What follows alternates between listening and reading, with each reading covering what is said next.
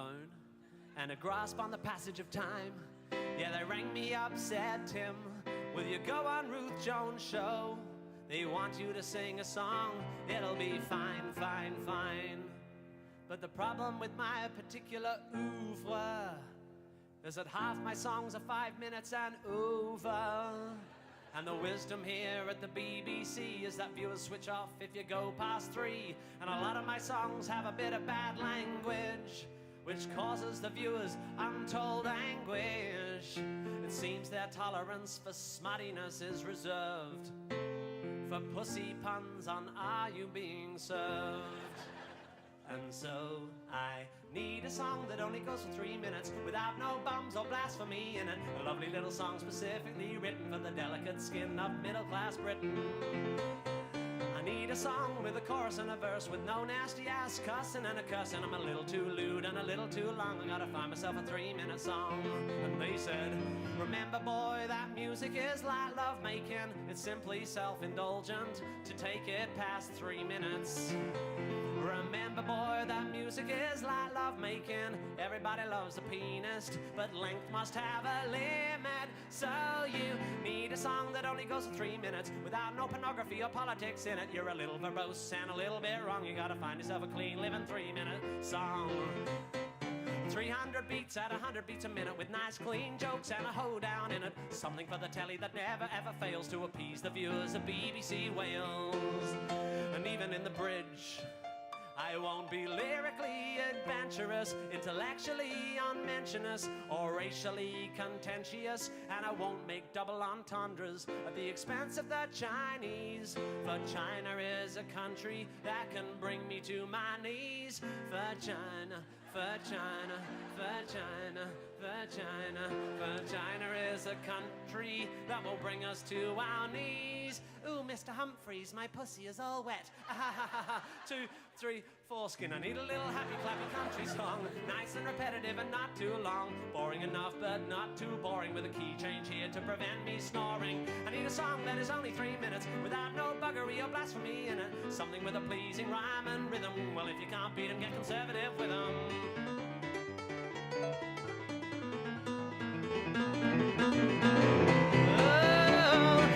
A song that causes no offense, to flog more tickets to my concerts by convincing the viewer that musical satire hasn't progressed since Victor Borger. You've got a telly and I wanna be in it, and apparently you'll only watch for 3 minutes. Yeah, apparently you'll only watch for 3.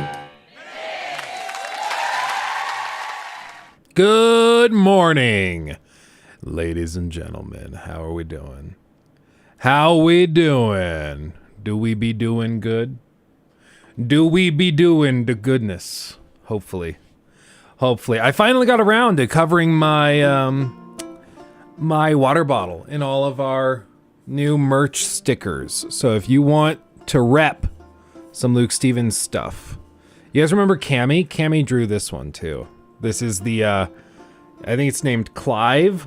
It's a pigeon playing a PS5 game. It's pretty good. This one's super secret, super special. Not almost nobody has this sticker. Very exclusive. But, Babe and Baby, Just Wow, I'm Vibin', Meow, Vil, Finley, Hermione, all the good ones. If you're interested, exclamation point merch in the chat. How's everybody doing? Enough about that. Rocky, I asked you how I should get you the controller, and then you never responded. Awkward. Oh, goodness. Oh, man. There we go. Okay. Let's see if the chat worked. Sure didn't. Okay. Well. Grr. Oh, man. One of the things I really miss about Twitch, I'll be real, is that these bots just worked. Like, if I wanted to put stream chat on screen, boom, it's a button, and then you're good. And here we are. Let's try this one. Paste.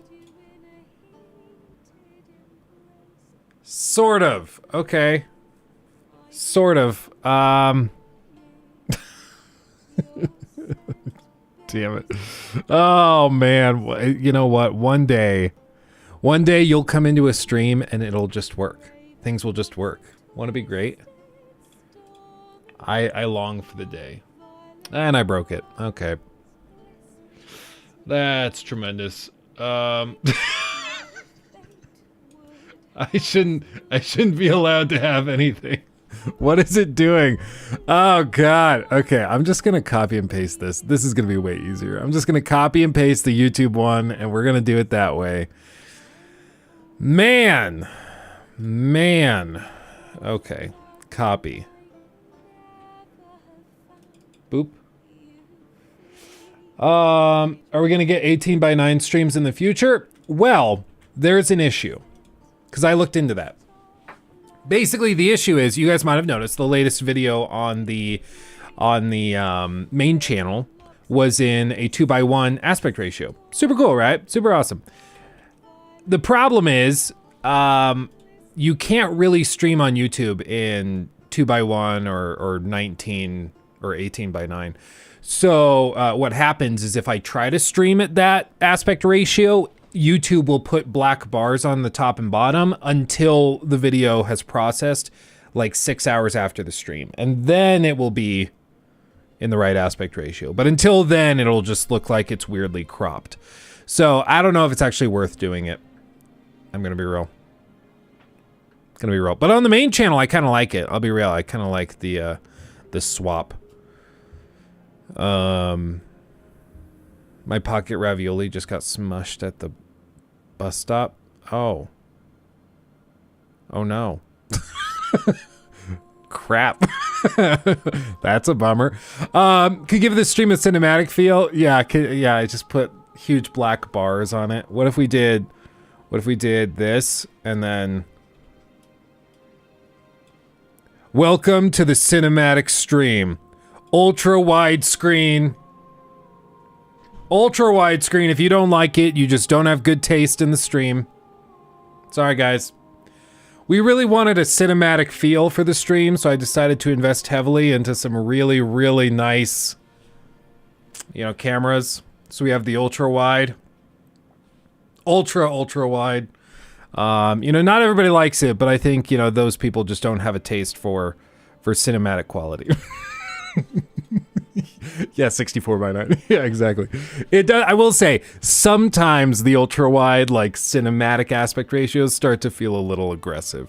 So, I think 21:9 for filming is great. I think 18:9 is a really good middle point for casual content like YouTube. But some of those movies, man, they go so widescreen that you can barely see anything. It's a little weird. Oh. Why are you like this? This is what you get. Crispy critters, that's somewhat. Dude, we need to keep crispy critters alive, for real. Crispy critters, dude. Crispy critters. Thoughts on the Indiana Jones movies? I mean, I'll be real. I like them. They're good feel-good movies. It always amazes me. Steven Spielberg is he's the king of films. He's made some of the most iconic films of the last 60 years. And he just does it casually. It's no big deal. He just boop, boop, boop, boop, boop. No big deal. When we went to Universal Studios Hollywood, he was apparently there in the Universal lot. They had whole SUVs lined up around the office space, because it's weird. They have the theme park, then they have the studio area where they shoot some stuff, and then they have basically office buildings that look like old houses, sort of. And apparently he was in there doing some meeting with producers for an upcoming film, which was kind of cool. Have you seen The Whale? I actually I was gonna watch it tonight. I wanted to go see it in theaters, but it was limited, and it was only playing in Boulder, which is an hour drive from where I'm at. And so I was I don't know if I can get away from responsibilities for an entire night to go and be super depressed. But I've heard it's great.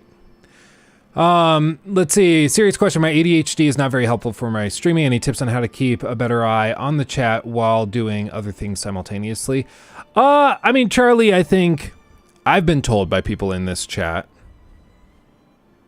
by you guys, that I probably have ADHD. I've never been diagnosed. I have no idea, but I do tend to be a little hyperactive with stuff. Maybe I'm just energetic. Maybe I have some mental thing going on. But what I will say is that actually some of the best streamers are actually, I would guess they have pretty severe ADHD. The best example would be somebody like this guy. This guy, hold on. You guys already know who I'm pulling up. In the dialogue, there's the recipient and the dialogator. I'm not balding. Dude, listen, man, my family, dude, has literally perfect hairlines. They had hair until like 90 degrees old.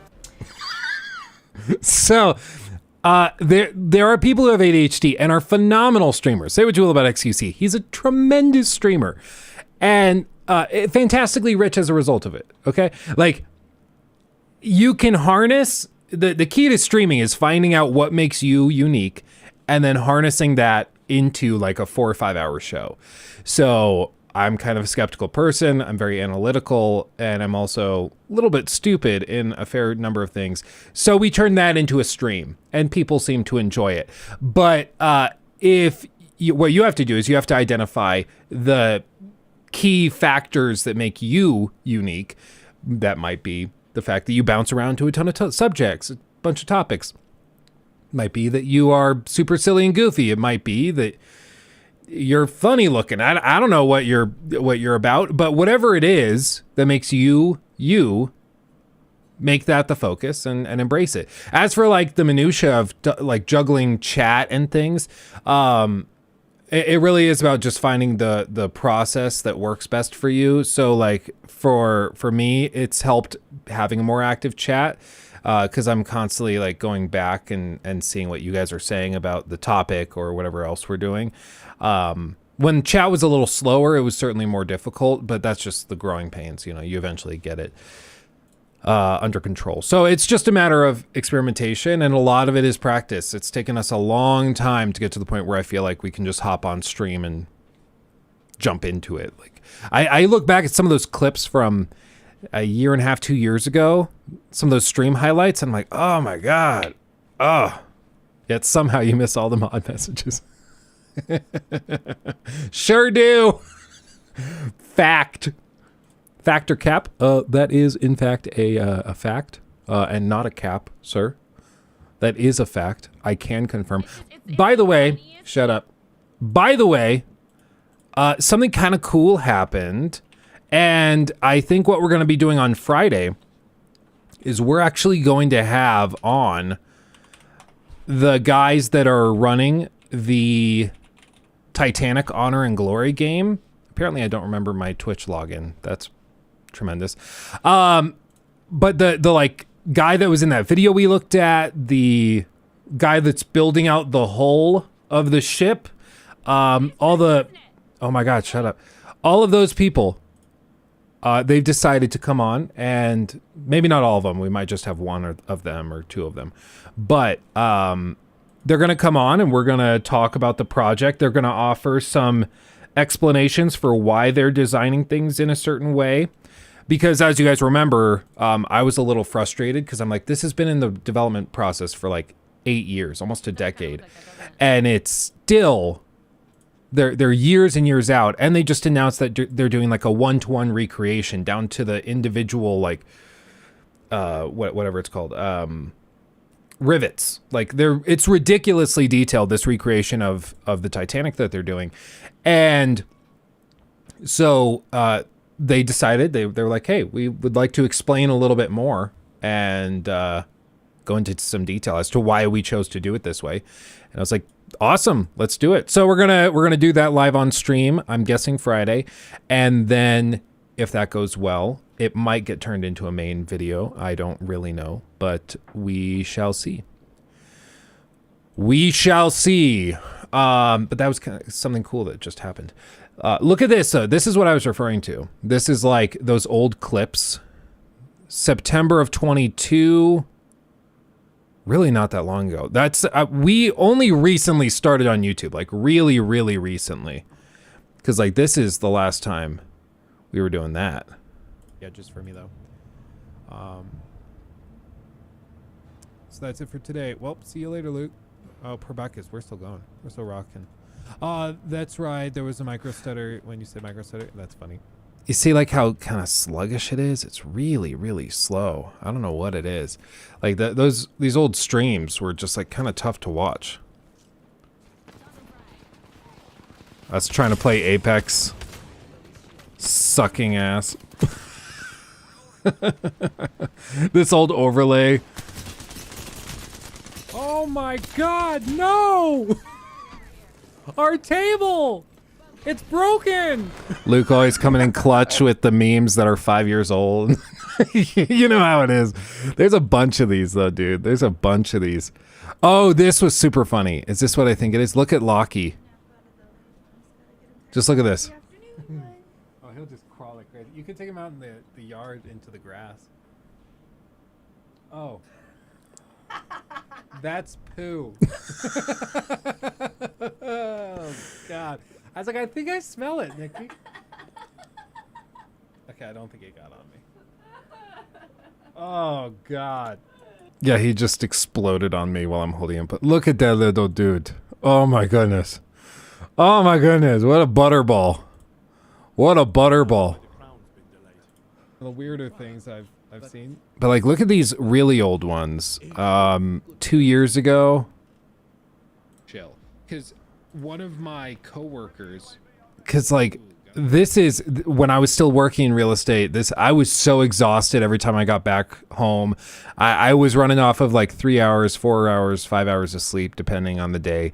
I was miserable. And so we'd hop on and I'd try streaming something like Warzone with Caleb, who's Iron Cyclops, and it was fun. Like we had good fun with it. This was when Warzone like didn't suck entirely, but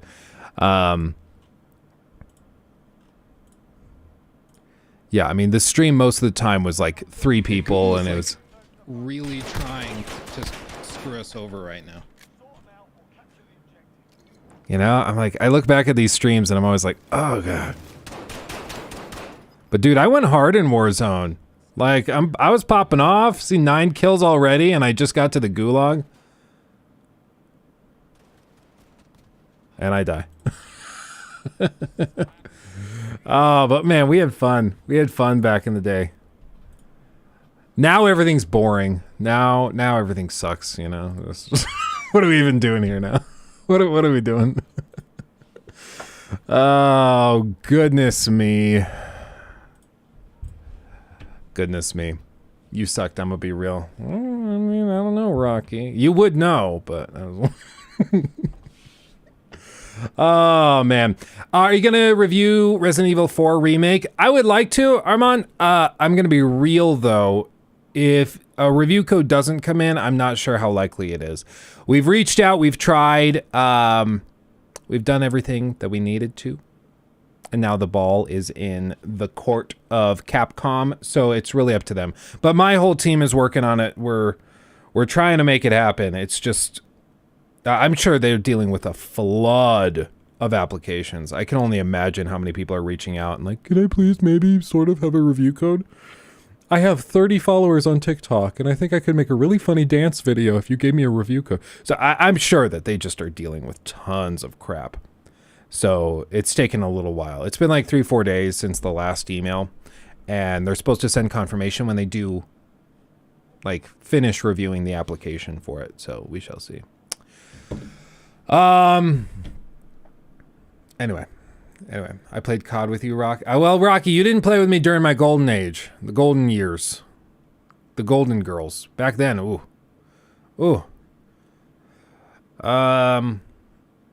There's a Reddit post that had possibly some quest details on the Cyberpunk expansion. It involves Alt and Falco from Edgerunners. Any thoughts or speculations? I mean, I would buy that, honestly. Why not merge the two? It's the same franchise, but the two ventures, maybe, whatever you want to say. I don't see why not. It makes sense. I'm not going to dig into that stuff because I'd like to go in raw, but no shame if you guys want to dig into that. Discord out. Okay, hold on. Boop.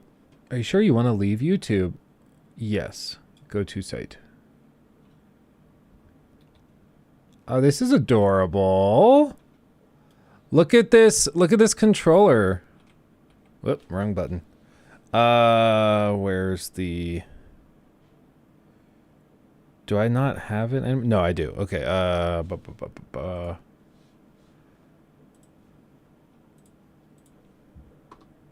Is this it? Nope, it's not showing up for some reason. Hold on. Professional streamer.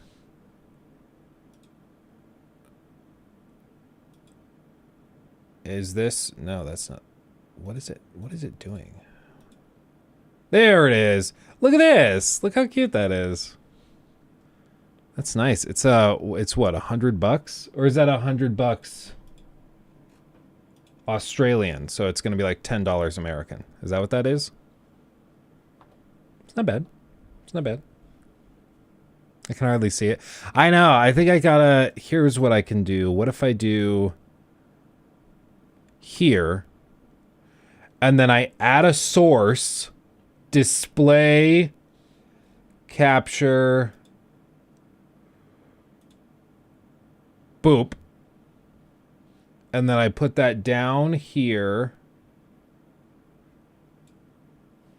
Voila. See how little it is? This is the little like 720p monitor that I use for like chat control and stuff. So this works. That works. And then I'll add a source for that. Anyway, that's beside the point. That's beside the point. That is a cute controller, Rocky. When you say sponsorship, what do you mean, though? Are you saying, like, you want me to get a sponsorship with Xbox to do a controller thing? Or are you just asking for a controller? You gotta be clear. I don't understand. I'm just a humble streamer and YouTuber. You can't come out with, like, big, complicated words. Let's see, this one, I have to fix this, no. React, that looks right, and then this one.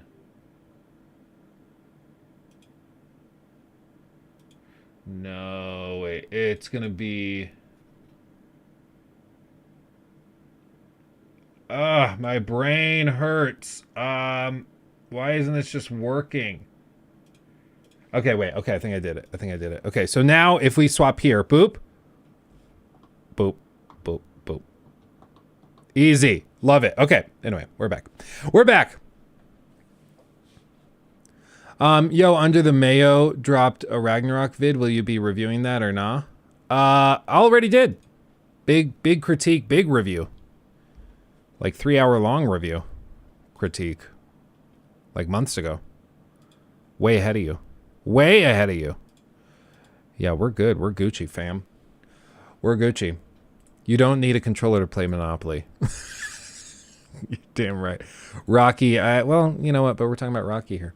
All I can say is I don't get the electric green one. I got one. It shows up dirt on the sticks, and there's so much even when you've just cleaned it and washed your hands. Yeah, it feels weird when you get a controller and you feel like you have to wear like latex gloves to use it. It's one of the things with like the white Series X or 1X. No, not 1X. Series S controller.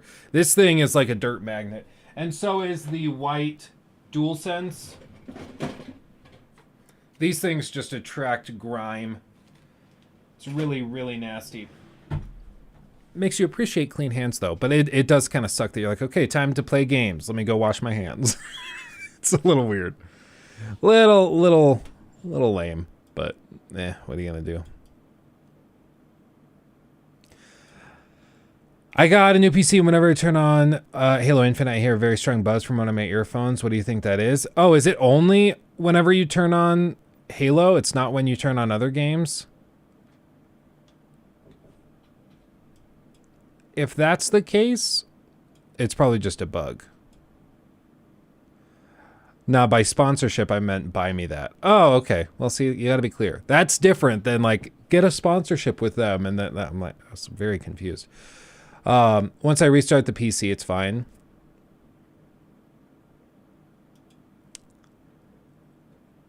I mean, it might be a ground loop thing. It might actually be an electrical issue. But if it's only that one game, then I'm guessing it's just a bug.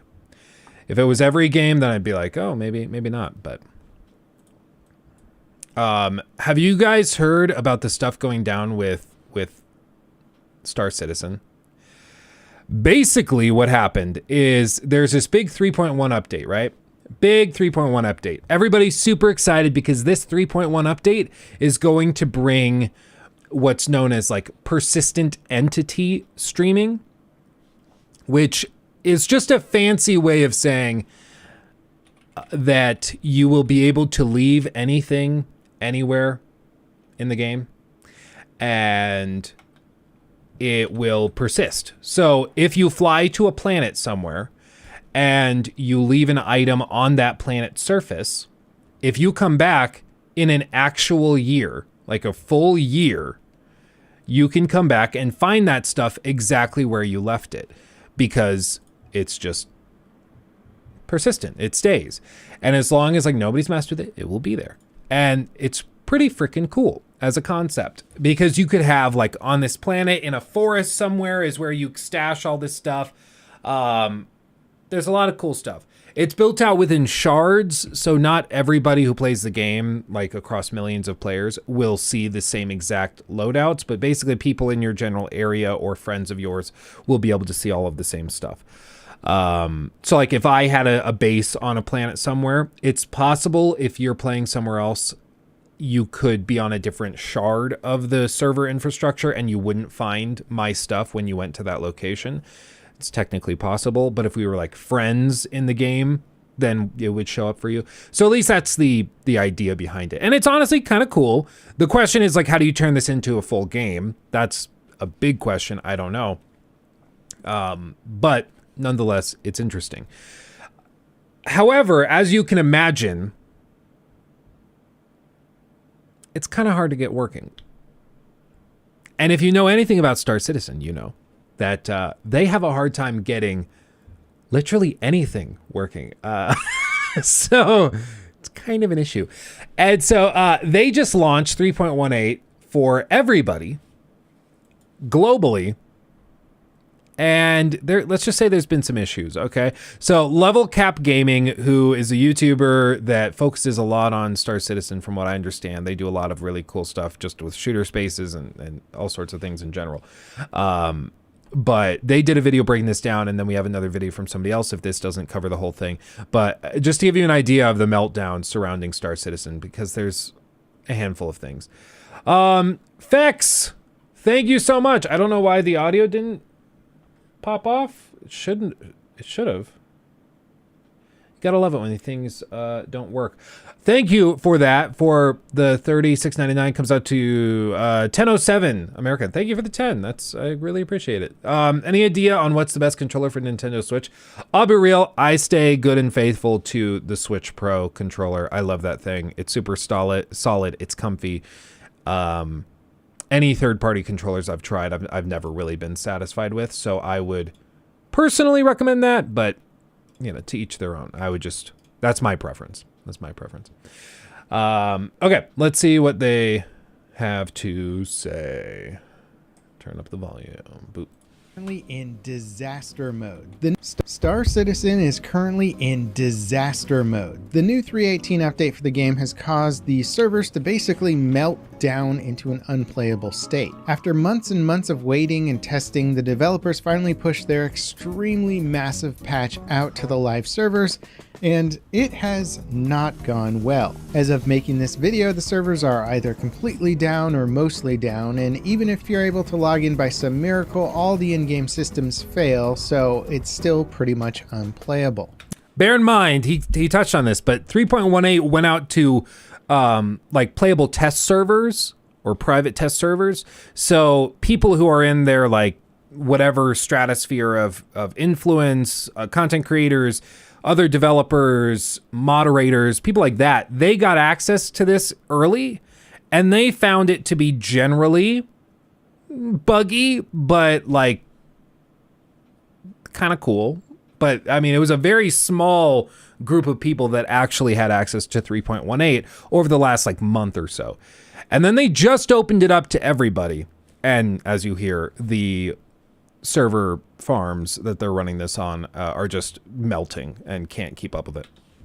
Now, there is, of course, a reason for all of this occurring. Whether or not it's a good reason is really for you to decide, but Star Citizen's 3.18 patch is not just some random update. It's fundamentally redesigning the entire way the game communicates with servers, in addition to other massive changes. Which means that while they were building the patch, it more or less broke just about every system in the game, which had to be painstakingly repaired. And which is important to note. Like, it's not as though they just tried to send out a like pretty menial patch to like adjust some balance issue and then they broke the whole game. That's what like Fallout 76 had. They would go out and they'd patch like, okay, we made it so now you can't just type into the console commands any item and get it infinitely in a multiplayer game. And they'd send out that patch for Fallout 76, and then in the process they broke the game physics somehow. They just broke it. That was I remember there was one patch they sent out for Fallout 76 where they were adjusting and improving frame rates, but in the process they screwed up the game physics because the game physics were tied to the frame rate, and they broke the connection between those two. So people were able to run at like 60 miles an hour. It was ridiculous just because of one stupid little patch to fix like, you know, and improve frame rates. It was ridiculous. So this isn't quite on that level. This is something where they're trying to do something really foundationally different. They're trying to rewrite a ton of code and do all of this. But as we know, when you take a game and its engine and then you rework it in a severe way, it's gonna launch, bro. It always does. It just always does. That's why Creation Engine, they ported that multiplayer stuff into it for Fallout 76, and it just broke. It just didn't work anymore. That's honestly why I'm more concerned about Starfield than ever before, because they're adding in this 1,000 planet dynamic system. That's something new and crazy and bold for them to do. And I would guess that causes a lot of issues. Maybe not, but probably. But anyway, enough of that. And the tech behind this patch has been in development for well over a year, and the testing phase has been massive. It's also been massively delayed, with the original projection targeting a launch in the third quarter of last year. You know what I just realized? Star Citizen is basically the Tesla of the gaming space. No cap. Finna bussin'. Real talk. They make crazy promises. They're very ambitious, but they rarely deliver in its entirety. It's still exciting, and they have a rabid fan base as a result, but it makes it really tough to be a long-term fan of them because they consistently overpromise and then underdeliver. It gets a little difficult. Yeah. It's like, I will be honest, I would love to be able to invest in Tesla and buy Tesla shares and hold that in my like retirement portfolio, but I cannot in good conscience do it when Elon's like, yeah, we're getting Cybertruck. It's really ready now. It's getting close. I've had mine pre-ordered since 2019, and if I got an email today saying it was ready, I don't think I would actually redeem it. I think I would just be like, oh, well, I lost $100 on that. Because like for real, it's taken so many years. But like when they announced the Cybertruck, there weren't electronic pickups. There just weren't. It was like the thing. Rivian was close, if I remember right. Like they were on their way, but it was a novel idea. Now there's an electric F-150. It's ridiculous. It's ridiculous. So like, that's what I feel like happens with Star Citizen all the time, is they promise these really cool concepts and ideas, and then they work on it. They're kind of the people that come up with the idea, and then other companies come in and then figure all this stuff out and get it working really, really well. And then they're left behind like, well, but we're still working on it, you know?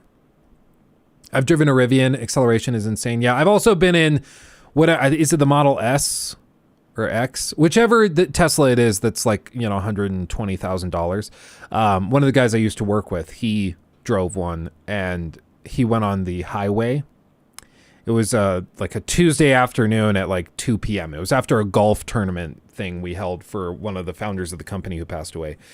And we loaded up in that thing, and he hit the pedal to the metal, and oh my God. If you've ever been on a roller coaster and you get that feeling of, it's that times 1,000. It was ridiculous. Yeah, you look like you play golf. I wish I played golf. I think I've in my life been golfing 3 times, maybe. I'm not counting like mini golf or top golf, but I would like to. That's probably why I look like it. I look like I would like golf because I want to like golf. I want to do it and get better. My little brother, Tim, he is actually like pretty into golf. He goes hard. So I got to work on it. I got to get back out to the course and work on my backswing. Is that what golfers say? I don't know. The work required to make Star Citizen function with this brand new replication layer technology has been hugely underestimated by Cloud Imperium, mostly because this tech hasn't been used before by pretty much anyone. The programmers are forging new ground in online gaming, and clearly it's been difficult and very hard to predict how long it's going to take. And with the patch launching on Friday of last week and it now being Tuesday, the multiplayer universe has been more or less unplayable the entire time. And again, those who have been able to log in haven't really been able to accomplish much. Thousands and thousands of players have been trying to log in, which has shown that 318 server tech cannot yet function at this scale. Nor could other systems. Prior to the patch even launching last week, the actual Star Citizen forums were crashing due to so many players refreshing the website while waiting for the launch announcement. And part of the reason that Cloud Imperium actually launched the patch in its current state was because they needed to test the patch at mass scale. And scale is exactly what they got, with CIG describing massive player login attempts, which is both encouraging that there are so many players that want to try this new update and disappointing that the update has failed so spectacularly. And I have seen some people suggest that CIG knew this patch would fail at this level, as they had already announced a major fix-it patch was in the works prior to launch, but They were already working on a fix. It's a conspiracy. They knew the whole time. Oh, man. Cloud Imperium, tear down your wall. I don't know. Of course they knew it was going to break. I could have told you it was going to break like a month ago. Every time they release a major patch, it breaks. Like, yeah. Guilty. But like, you'd kind of expect it, right? Because it's a pretty crazy change. Just the idea that if you do anything, like even if you have no idea about anything related to coding, which I don't really have any idea when it comes to coding, how this stuff works. My dad has like 2 master's degrees with various IT stuff, coding and programming and stuff. He explains stuff to me and I'm like, I have no idea. And even still, like, I could even say that this seems like a big change to make. Like, you're coming in and you're making it so I can drop an empty water bottle in the game in space, orbiting a planet, and it will stay there forever. Orbiting. So, technically speaking, I should be able to take my ship, fly up in 6 months, find that bottle in orbit somehow, pick it up and put it back in my inventory. That's what they're trying to do. And I'm sure you can understand why that's like kind of a big deal. Why that's not just like, oh yeah, we'll put out a patch, it'll be fine. Wave the red flag. Well, for me, it's like, at least they're being real about it. Like we're working on patches already. It's not going to work super great, but whatever. Bottles would crush in space. No, you take the cap off because it's empty. So you take the cap off and boom. And it wouldn't crush. It wouldn't crush in space because there's no pressure in space because there's no atmosphere or anything. So it would expand technically if it was like under pressure inside the bottle and it was used to like atmospheric PSI, it would expand. But if it's empty, then it's okay. Okay, Alfred, calm down.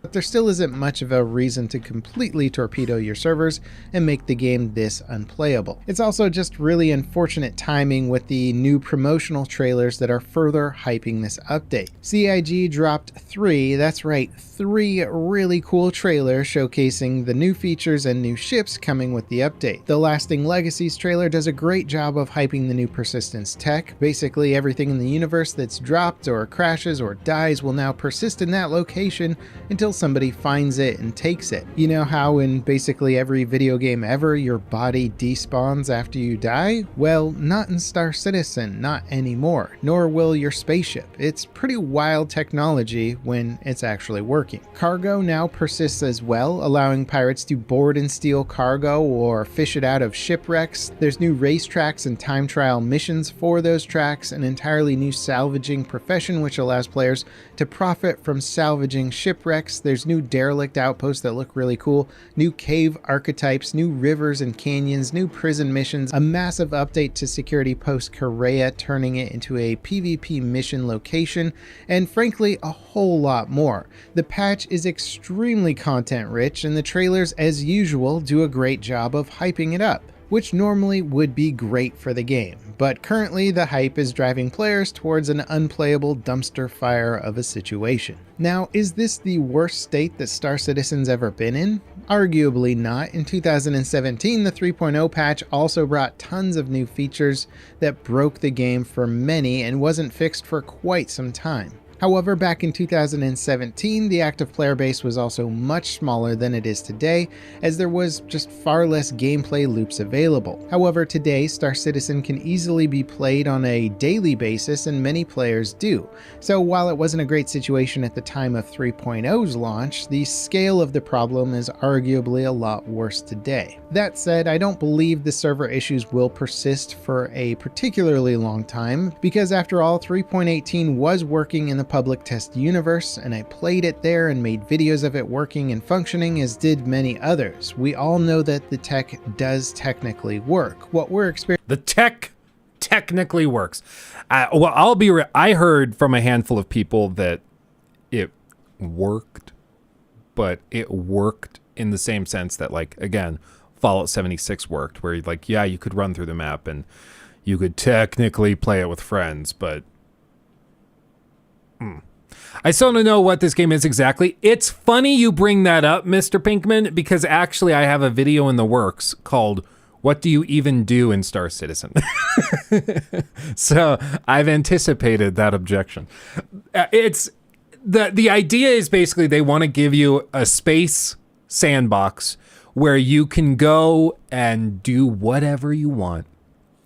Whether you want to be a pirate, whether you want to be a medic, whether you want to be a salvager, whether you want to be sort of working with the space police and taking down bounties and all this. They want to give you that sandbox to just have fun in. And it's an interesting concept, and I've played it and I've had a really, really good time with it. However, it's certainly it's tough to explain concisely what the game even is. So that's a problem. And it also regularly is having bugs like this. If I wanted to boot the game up now, you see the launcher bugged out. I have to log out and log back in for it to work. That's just dumb. Like, it regularly breaks itself, and it's just kind of really, really annoying.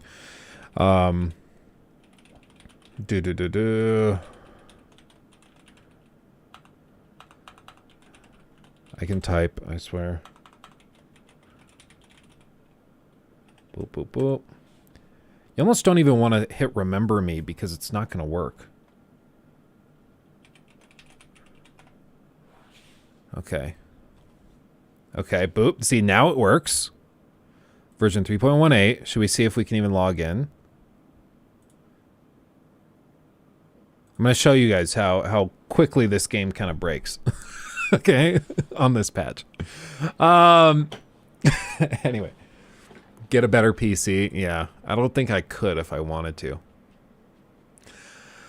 It's like this space game that does stuff and you kind of do things, but not really. And you can walk to things and fly, but kind of explode. Exactly, Matt. Exactly. Brandon, thank you for 5 months. Wow, 5 months. That's crazy. And we're on our way. 5 months, Star Citizen, an experience where there is more microtransactions than actual missions. I wouldn't even call them microtransactions. They're like, they have the volume of microtransactions, but at the cost of mega transactions. Like, okay, we're already breaking. Alt-Enter to force full screen. There we go. Okay, it went windowed. That's okay, though. Options, graphics, borderless. Okay. That looks right to me. Back. Persistent universe. Oh, it deleted my character. God, mother. Okay. That's only mildly infuriating. That's right. I remember it said it was going to do that, though. Lorville. I haven't been there. Let's do that. Best set as primary residence. Confirm. Let's see. I think Lockie just took a tumble. I can hear him upstairs. Poor boo-boo. Let's see. Yeah, not microtransactions, investments. Yeah. To be clear, like the ship I flew in that last video we did on the main channel, the space yacht. If you want to buy that, it's anywhere from $600 to $1,200 US to get that ship. $600 for a ship you fly in a video game that technically isn't done. And like we've all heard of whales in the gaming industry and gaming space, and there are a lot. And we've spoken to some of those people. Wow, we actually loaded in. I kind of wasn't ready for this. Let me go Windows G. Oh yeah, Lockie took a tumble. Why is all of this scaled so weird? You notice like the UI is really, really big. We're rendering at the right resolution.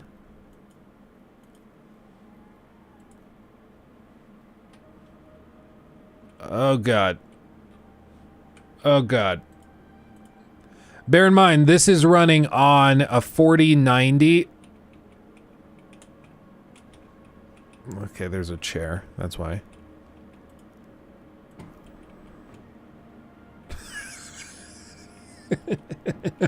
Everybody's standing on shit.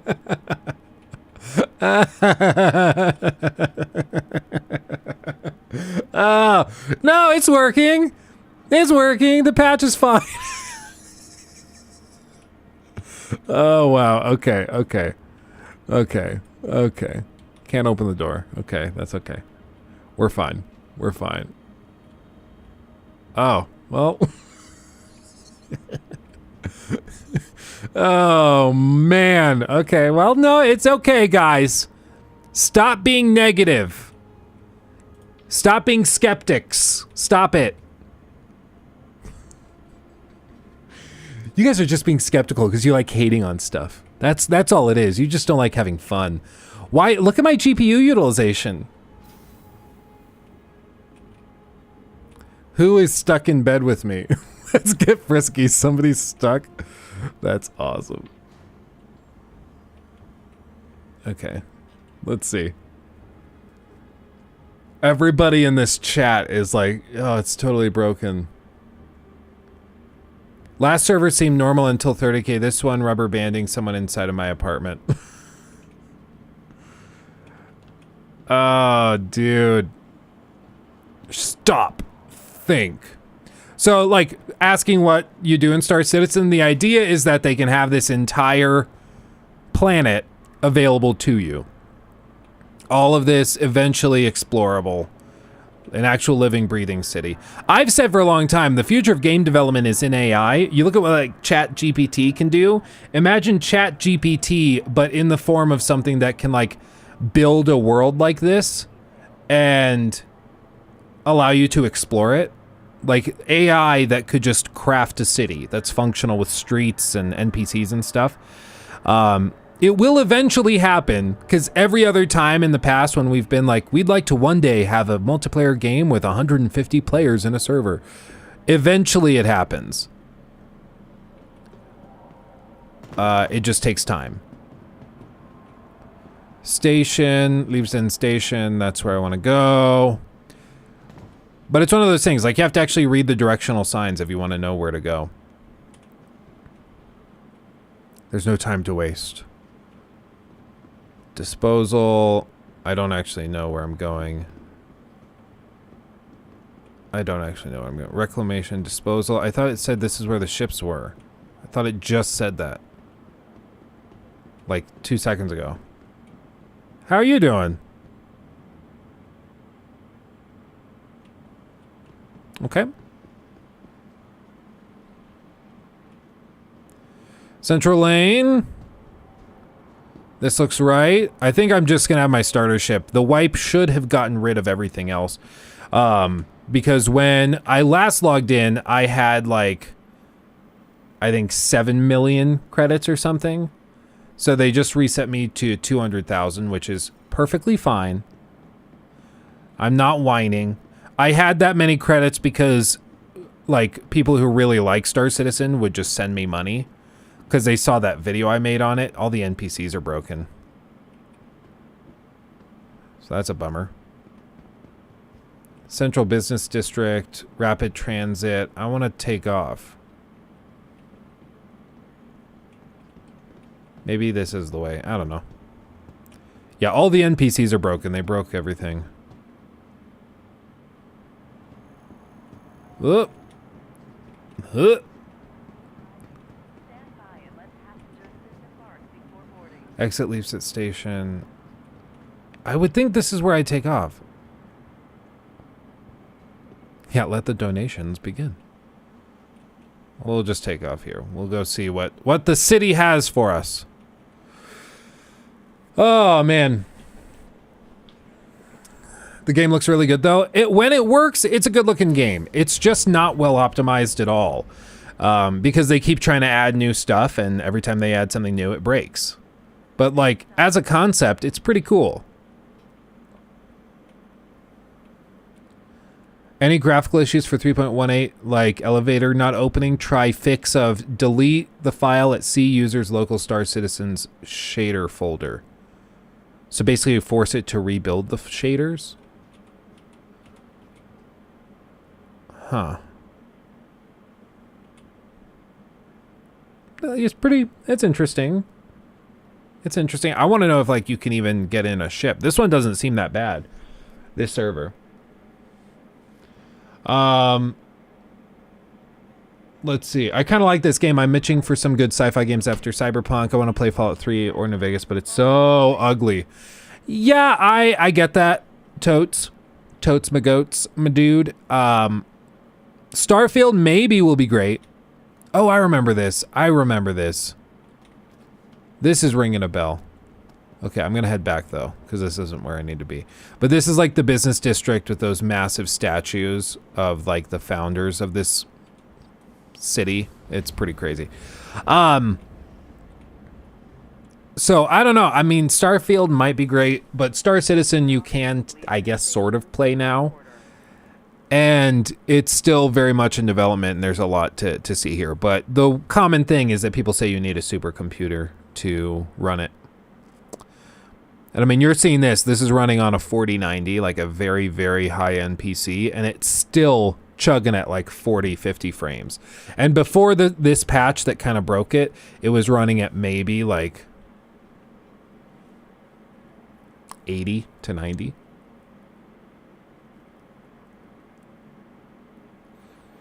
Michael Allen, Luke Stevens will stream I watch when cooking. Well, we will get cooking ourselves once I can figure out where I keep my ship. Because I forgot.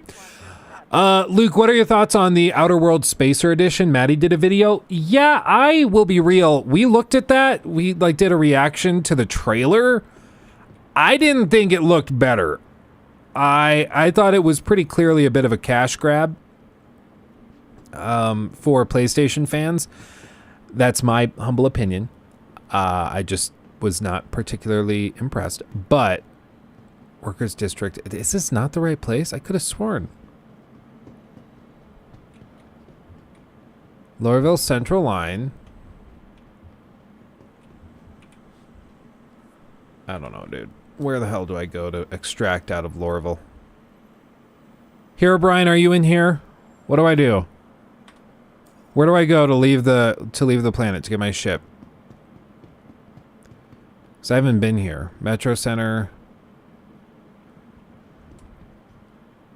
Workers District Production Quad. Okay, what's down here? Tammy and Sons. Oh, is it this down here? I don't know. I'm so confused. Anyway, I didn't think it looked that much better. I thought it was pretty clearly a cash grab. I'm a little bummed because because I would love another excuse to play it, but like even the stuff that they shared, it didn't look that much better. Like they went out and like did do color grading on certain objects, and that was better depending on what you like. I thought it looked worse than the original, I'll be real, but I don't know. You want to take the train to Tisa Spaceport? Okay. Then I'll head back to the Central Line. So I'm going to have to hop on like a different train than the one I was on, I'm guessing. Ugh. Once we take off, it'll be good. We just have to get in the air. Central District. I think that's the only train I can take, so I'm gonna have to just do it. Oh, Tisa Spaceport. That's where I need to go. That right there. That's where I need to go. Okay. So that is right. Okay. I'm with you. I'm with you now. I know where I'm going. Sort of. Not really. Treble Champ. Thank you for the $4.99. Can we get thoughts on the new PS5 Pro reported by Tom Henderson? I have not really looked into it. Let's pull it up while we're on this train. Let's do it. Hold on. Tom Henderson. He's the guy from The Verge, I think. Please hold just a moment. Tom Henderson. Let's see. Yeah, I haven't really heard about this PS5 rumor.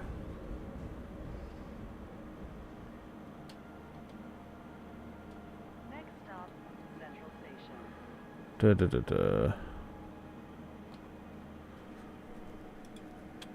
Yeah, you can't really see anything there when the screen's that small.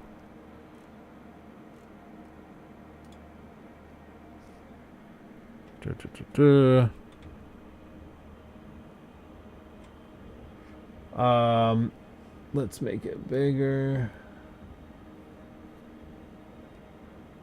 Oh, weird. Why is it cropping?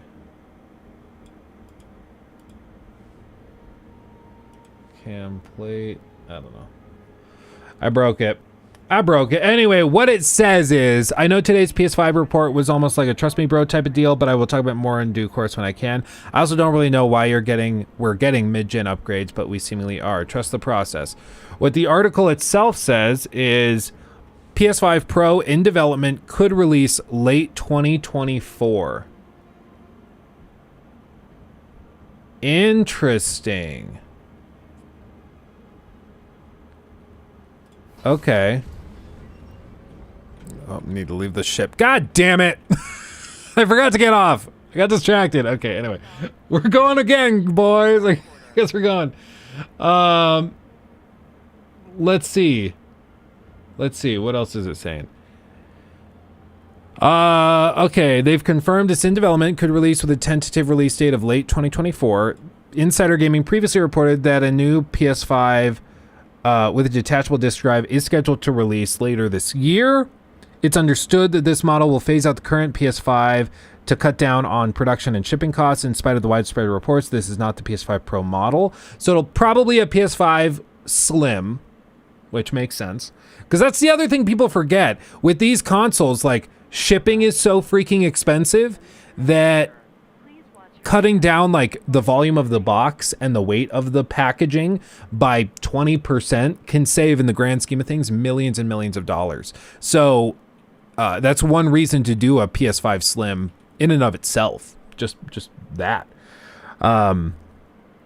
They go on to say, this is, quote, just the beginning of new hardware coming to PS5 users this gen, said one source. As for what the PS5 specs will entail, details are limited. However, a recently published patent by PlayStation architect Mark Cerny suggests that Sony Interactive Entertainment is looking to accelerate ray tracing performance in video games.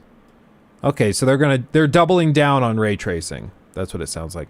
Just like the PS4 to the PS4 Pro, we can generally guess pretty confidently that the PS5 Pro will have increased visuals, performance, and speeds, but as for leaked details, we'll have to wait until a later date to release those. Insider Gaming understands that the next generation of the PlayStation 6, is unlikely to release until at least 2028.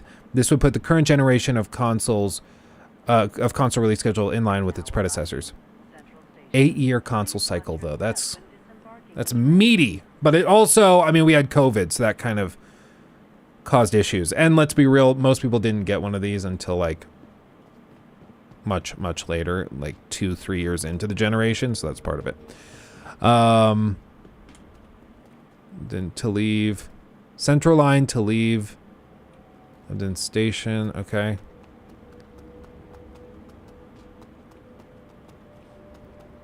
They go on. In February, insider Jeff Grubb said during the Game Mess Decides podcast that Sony was planning to host a new PlayStation showcase, quote, before E3, end quote. Although Insider Gaming cannot corroborate this report at this time, we do anticipate that it's very likely that a showcase is on the horizon to show off games including Marvel Spider-Man 2 and talk about its new hardware coming towards the end of 2023. The new hardware seemingly being transfers, maybe? That seemingly being the discless PS5 that they were talking about. Oh no, this is the ship store, I think. Yeah. It's like the finance section. It's kind of cool. Hello? Hello? You're fine. You want to say hi, dude? Hi, dude. You want to say hi? Hold on. Pause this, Jacob, this clip. Hi, good looking. Hi. You told Daddy Oh. that you got a boo-boo. You got boo-boo. I think I heard the boo-boo. What boo-boo? Couch. Oh, the couch. He fell off the couch. Hey, Lucky. You want to say hi to everybody? You Hi, want to come buddy. say hi? Go with Daddy. But then he can't play with the Legos. Here. You pick up one, like the Whomping Willow, and bring it to Dada. Show everybody. Can you You gotta show- show them the Whomping Willow. Go to Dad. That's a good color on you. Look how good this color fits him. Yeah, we're looking good in yellow today. Ooh. He has the Whomping Willow Lego. Can you show them? Show them the Whomping Willow. Hi, everyone. Look at that. Weird. Yeah, it froze for a minute. I don't know why that happened. I heard the scary sound. Uh-oh. Here's a branch. Part of the willow broke. And then the Whomping Willow fell. Let it fell. I don't know why it's been doing that. It like on Monday it disconnected a couple of times, and then today it's disconnected a couple of times. I don't know why. Is it because I lit a candle on the router? No. I don't know. It's weird. Are we back? We back? I think we're back. I think it is actually the ISP. I think you're right. Because it's the modem. See the blue light? The blue light is like the 32 channel download thing. You know, it tells you when it's at full capacity. And it turned green when the stream dropped, and now it's back. Which is weird. I don't really... Are we back? Oh my god. Put it in rice. Man, I do not know what's happening.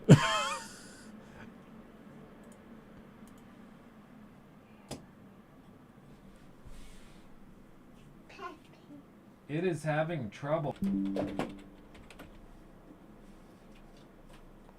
Chat's broken too, so maybe it is YouTube.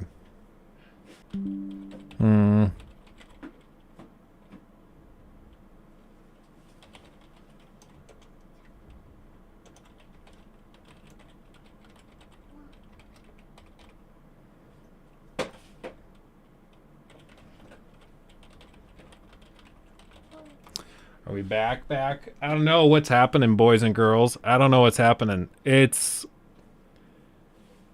bouncing all over the place. It's really bad. We haven't had this happen. I don't know what it is. It could be an actual YouTube server side issue.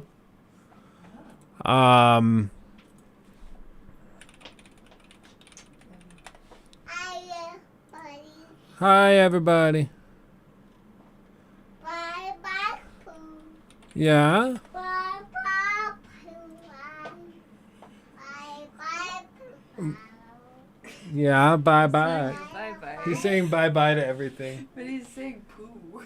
Bye-bye. Bye-bye, poo. Hi. You say, Dad, that I rolled right off the couch this morning. Yeah, We'll we take gotta be my careful baby when doll. we're on the couch, don't we? He's like, no, I live life dangerously. Okay.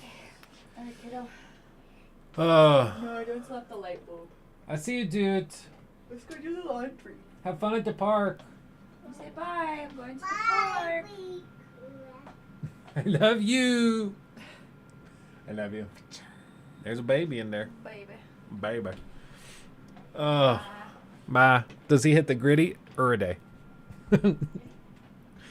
Oh, man. Okay, well, it seems to be back and stable the moment we shut down Star Citizen.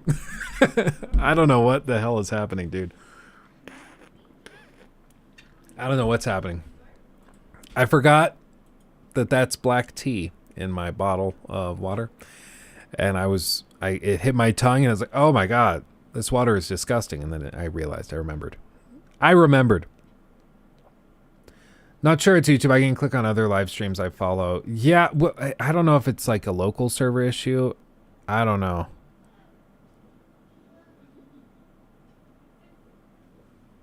I don't know, man. When do I think they'll release that game? I don't think it'll ever release. I think it'll always just be like this. Drinner, please don't move to Twitch. I mean, Twitch, I've noticed, is a little bit more consistent. I saw Rocky sent me a DM on Discord. He's like, "Oh, I have a live fix on how we can fix the YouTube problems." You want to know what Rocky sent me? Rocky sent me a thing just saying, "You want to try Twitch?" There's the fix. I don't know. It's one of those things. YouTube's phenomenal at processing the videos, but in terms of the live infrastructure and stuff, it's way more spotty, I've noticed. Like you guys know that we've had random buffers, we've had all sorts of weird things. It's really, really strange. You know, is it one of those things where we try Twitch like for a day? I don't know. People have always asked, like, but even this, I haven't been on Twitch. I don't think I've logged into Twitch in months. And look at just like all these people are following, and I haven't streamed on Twitch in like 6 months. Like, look at all these people are still following actively within the last like 2-3 weeks. And I've done zero promotion, but it's because people pop on Twitch and they're like, oh, I wonder if Luke streams on Twitch, because they just want to see it. I don't know. If we ever did it, to be clear, we would still, and then Bing Bang just sent me a whisper live. Bro, come back. Twitch better. Oh man. I mean, it's just, if we ever were to do it, to be completely clear, just for everybody who's like, oh my God, don't do it. Don't move to Twitch. If we ever did it, I want to be clear, all of the VODs and stuff would still be uploaded to YouTube. So it's not like we would just bail on YouTube. All the live clips, everything would still show up on the live channel. All of that would still happen. So it's not like, oh yeah, we'll just give up on all of that. So I just want to be clear. I want to be very, very clear. Anyway, the first time in one of your live streams. Well, Sean, we just had this big oopsie with the YouTube streaming servers having a crap. So I think today's Twitch's day. Not gonna lie. Oh man, I wouldn't be watching on Twitch. Well, Cowboy, I know that. I know that there's a lot of people who greatly prefer the YouTube streaming platform, and I totally get that. And you know, so I totally understand that. Sean, why can't you do both at the same time? Basically, because the only way that it would be reasonable to do, or the only thing that would make it make sense on Twitch to begin with, is to go over as a partner. I've already been offered partnership over there. So I would go over there, become a partner, and then we'd be good. But the downside of that is that in the agreement for partnership, you cannot co-stream. So we can't do YouTube and Twitch. It would have to be Twitch or YouTube. Stream on YouTube on Mondays, stream on Twitch on Tuesday, you know, that kind of thing. But what are you going to do? What are you going to do? I mean, right now, the splits for membership is really nice on YouTube. I'll be real.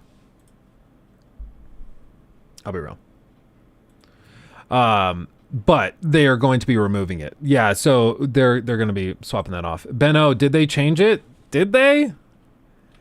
Can you what is it? Dual stream on Twitch as a partner? Multi-streaming, I think that's what it is. Twitch allows partners to stream on rival platforms. It's been updated. They've updated their partner exclusivity policy, meaning streamers can now live stream on multiple platforms, just not simultaneously. Okay. We still believe that Twitch is the best place for creators to build and engage with their community. We also recognize that the digital landscape has changed since we first introduced the partner program, and that many of you engage with your communities in many different places. So we're updating our policy. Yeah, and this, I believe, this was one of those things where they did this, and I think it was Dr. Disrespect, wasn't it? He left, and the policy basically made it so if, like, Tim the Tatman on Twitch streamed with Dr. Disrespect, he could be banned. Like, they couldn't even have his voice. They'd hop on Discord calls, and if Dr. Disrespect was on YouTube, because he was previously banned, he'd be booted. Like, you could be banned for talking on stream with somebody that they banned. Kind of insane. And then they also had the policy where, like, you couldn't co-stream and couldn't stream on YouTube if you're also a partner on Twitch. So if you were a partner on Twitch, my understanding is the policy was you couldn't stream, period, on TikTok, on YouTube, anywhere else, ever. Even if you weren't also streaming on Twitch, you just couldn't do it. You were an exclusive streamer with Twitch. Anytime you went live, it was on Twitch. I love the Twitch hate in here. Y'all are great. I mean, honestly, if you go over to Twitch, there's a ton of YouTube hate. People are like, oh my God, I can't stand YouTube. It drops out randomly during streams, you know? So it's all just a matter of perspective at the end of the day. But XQC has a huge Dr. Disrespect logo in his room, bro. Yeah, he's poking the bear for sure. But like if he ever had him on the stream, I think he'd be in trouble. But XQC is also so big, I don't think they could ban him even if they wanted to. He brings in so much money for them. Oh yeah, Moist Critical didn't apparently have a light skull with Sneeko recently because Sneeko was banned on Twitch. Oh, yeah. No, that would make sense. If you were to stream on Twitch, I probably wouldn't notice. Just being honest, I rarely go there. Well, yeah, and honestly, I also don't like regularly watch content on Twitch, but I watch stuff on YouTube all the time. So I totally agree. Is Twitch like biased towards women? I've seen some stuff on that. I don't know. It's just they're very inconsistent with rule application. So sometimes they apply stuff to people that they don't apply to others. The one group I've seen a lot of content on, and I'm not like a big conspiracy theorist, but there's certainly a pattern that they hold black male creators to a much higher and stricter standards than they hold like straight white women who are doing hot tub streams and stuff. Like there was one black creator I saw on TikTok that said, at least he claimed, he was banned or put in like a suspension for streaming, and then his wife beater shirt tank top thing was like kind of cut weird, and so he had a nip slip and he was banned. And then he showed like clips of all of these girl streamers doing the hot tub thing, where let's just say you could see a lot more than that, and it was fine. You know, those people have 10,000 subs and it's no big deal. So it's just, you know, it's one of those things where I think it's pretty inconsistent. I want to see you react more to XQC's compilations of constant brain farts. It's hilarious to see your reactions. He's so fascinating to me. He's like a walking contradiction. He bedevils me. He bedevils me.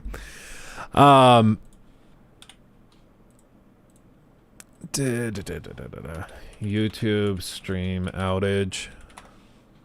We also I need you guys to tell me, have you guys run into this? We have seen it in VODs where after we stream, if you go to the stream VOD on YouTube for like 5 days after, the audio will be out of sync by like 10-15 seconds. Like pretty bad. Have you guys seen this too? Or is this just something like me and a couple of other people have seen? They have started putting mirrors in the back to show the whole show. Oh, there you go.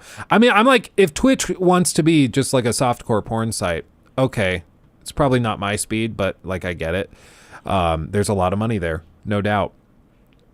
But yeah.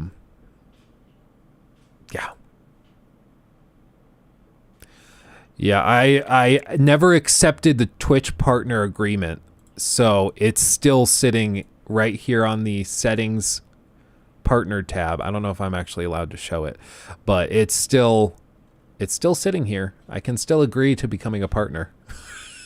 They never got rid of it, even though I got offered partnership on Twitch after I had moved to YouTube, which I just find so funny. I find it hilarious.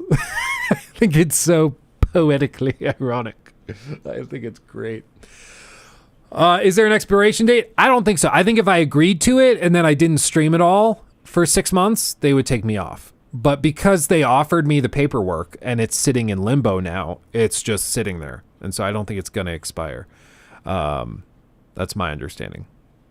But Prince Crow. So Luke, I got a PC from a family member and I replaced the motherboard and fans and I had to reconnect everything and it worked before the upgrades, but now it won't power on. Everything is brand new. Placed the motherboard and fans and had to reconnect everything. It worked before the upgrades, but now it won't power on. Everything is brand new. Do you get any post codes? Because like if you don't even get post codes, then stuff's just plugged in wrong. But if you get post codes, then just look up the post code. I had a post code elsewhere. Actually, I was replacing something in my PC. Because you guys know me, I constantly change stuff. So I was trying a new camera. And this bad boy, which is the Decklink Quad HDMI recorder, which in theory makes it so you can have 4 ports at 4K 60. So you could have 4 4K 60 cameras and stream it like 4K 60 and it'd be badass and awesome. It's a pretty bad piece of tech and it works very, very well. But I was plugging this all in and I plugged it in and I booted up and I got some post code issues. that sort of fix themselves weirdly. I turned the PC off and back on again, and then the postcode errors went away. Don't really know why. But this thing's pretty badass. What I realized, though, is this camera, this thing right here, is like the A7S Mark IV, or A7 Mark IV, not S. Very nice camera. It does like 4K 60 stuff. It's very nice. Problem being, if I wanted to fully move the stream over to 4K 60, I would need probably one more of these. And they're like $3,000. And so I'm like, do I really care that much? Do I care that much? Do you care that much? Somebody commented on one of our live streams from like last week, and they were like, oh my God, you still stream in 1080p? Is this 2010? I was like, dude, they like 1080p streaming is actually pretty new. 2010, you were lucky to be at like 240p. Like, what are you talking about? Like, what is wrong with you? But anyway, it's a very nice camera. I love the camera. It's very nice. And this thing is super sexy. But to do the whole thing, the whole get up, I could have the one camera and be like a normal streamer and just have one camera, because not many streamers have like boop, boop, boop, multiple camera angles, and then an extra camera just sitting on their side table because they forgot to put it up before the stream started. So I grant you, I'm part of the problem. I'm an issue, okay? But if I wanted to like actually upgrade to 4K 60, I'd have to get more of these. That's very expensive. And just not super, super practical a lot of the time. Though I will agree, it will make the streams look a lot better. However, like talking about Twitch, I don't think Twitch even supports 4K, doesn't it? I don't think it does. And when we tried streaming at 4K on YouTube that one day, we had buffers like crazy. I wasn't having issues sending data to YouTube servers, but YouTube couldn't actually process the data fast enough. It was weird. It's just odd. Why do we have multiple cameras? Well, because like here, when I go to this angle, boop, wrong button, boop, the camera's a little bit more face on. If I tried to do this with the secondary camera or the other one, hold on, sorry. This right here, video capture, boop, webcam, I think this is it, yeah. So if I try to do it like this, then this scene would look like this. And so when I'm looking at the screen, it's just like a straight side profile. And even if I take off the glasses, it's a really weird like side angle, you know? And I don't really like it. Like this is the straight on camera, but like, see this? It's just a little bit too aggressive for me. So if you go to the other angle, boop, and then we're here, then it's a little bit more face on, so it feels less like I'm just at a total angle, you know? You kind of like it? I don't. Oh my God, we're split. Oh God. Oh God, no. I know some of you guys do really like the wide angles, and I appreciate that you like the wide angles, but look what the wide angle does to this, okay? Take a mental note of this angle, okay? Of what you're seeing here. You ready? Oh my God, I almost dropped the very nice lens that would have been... I would have just started sobbing on stream. Okay, I'm going to put this lens on. Buckle up. Ready? Take a mental picture. Camera's going to go off for a second. No signal. No. This one goes on. Click. And click. If I can actually get it to stay. Click. Okay, there we go. Camera back on.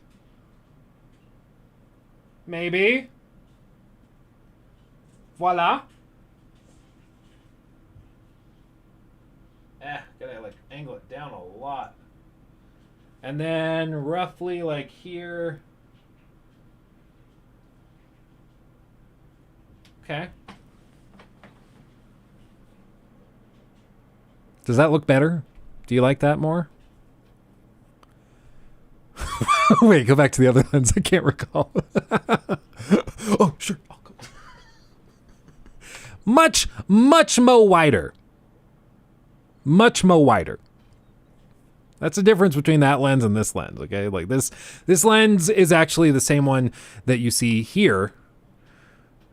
A little tighter. This one's very wide. So, yeah, I don't really know which to stick with. Let me know. So much room for activities. Oh, we could finally play, like, Just Dance. One kiss is all it takes. Oh, I have to kick my computer. Hold on. I'm not going to do that. There's already a lens cap on that. Lens hood. Do a poll? Okay. Okay. Wide Luke?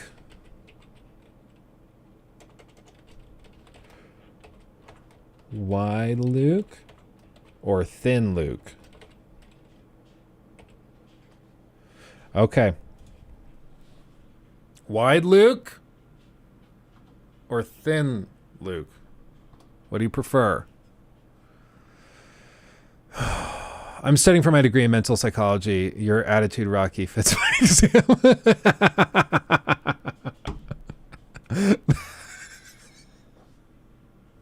That's awesome. I love that. Oh, man. Thick Luke. We'll see what you guys say. It's pretty evenly split. In the meantime, do you want to see Vil? He's out. Do you want to see Vil? I'm going to show you my lizard. I'm going to show you my lizard.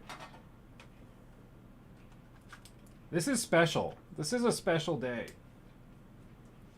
You ready? Oh my god. Give me the cable. Hold on. Plug that in. Okay. And then switch to this. Oh, oh. There he is, the man, the myth, the legend. He made a mess of his breakfast. Look at all that. Wow. But yeah, that's the dude. It's the Vil view. The Villain Trentonmirth view. That's the dude. That's Melania. And that's the Cyberpunk Collector's Edition. That's the Lego Pyramid of Giza. Because why the hell not? That's Grandma Sue. Rip. Ellie. My sword. All sorts of good stuff, right? Oh. It's important to be candid with your audience, as it were. Spherical and yet pointy in parts. 24/7 Vil stream. If we could get the internet to work, maybe. Man. Okay. 66% of you say wide Luke. 34% of you say thin Luke. I'll be real. Personally, I kind of like the thin Luke. I like the soft bokeh. I like it, feeling nice and tight. But I can't blame you. I know that the wide angle tends to be a little bit more candid. People like this for streams because it gives you more of a view of the space, and that can make it feel more personal, I guess. Wait, Luke, did you exit the train? The entire game crashed. But yes, I did. But yes, the entire game crashed right before that. Nice and intimate, nice and long. A mua. Next time I see Maddie and talk to him, I'm going to be like, so Maddie, a mua? He's going to what the hell are you talking about? Live, Luke, important. The mods have lost their abilities, can't filter messages in and out, can't ban or time out people. What? How? Because you all still are marked as moderators.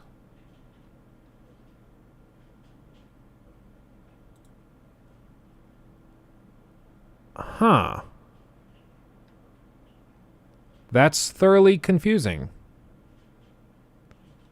Chat's just broken. That's tremendous. It says error. I just tried to re-add you as a moderator, and it tells me error as well.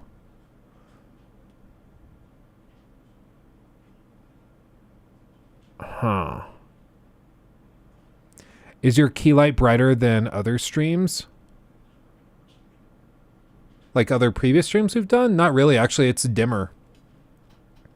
It's dimmer because I wanted to be able to see more behind me. Because what I could do, like, look at this. You want to see this stupidity? You want to see how bright this light can be?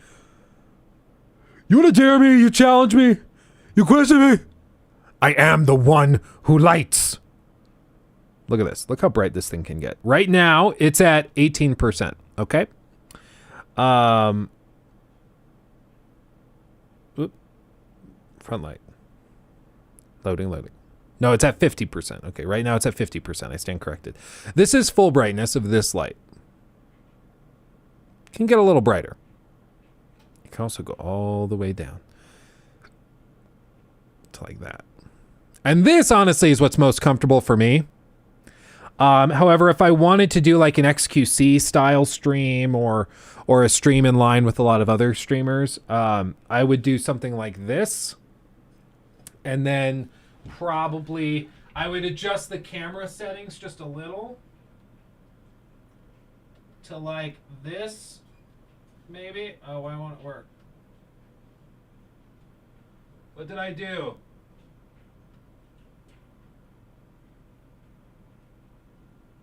Come on. Well, I broke it. Oh, it's because I'm on the wrong camera. Damn it! What am I, mother? Okay, well, this is what I would do. There we go. Hey guys, welcome to the Luke Stevens stream. I'm a Twitch content creator. I really prioritize high production value. I want to make sure the stream looks the best that it possibly can at all times. So you know what? Yes, I do make $600,000 a week, but you know, I think it's important to be candid with your audience and real and genuine. Also, eat the rich and subscribe to my OnlyFans. Still too crispy?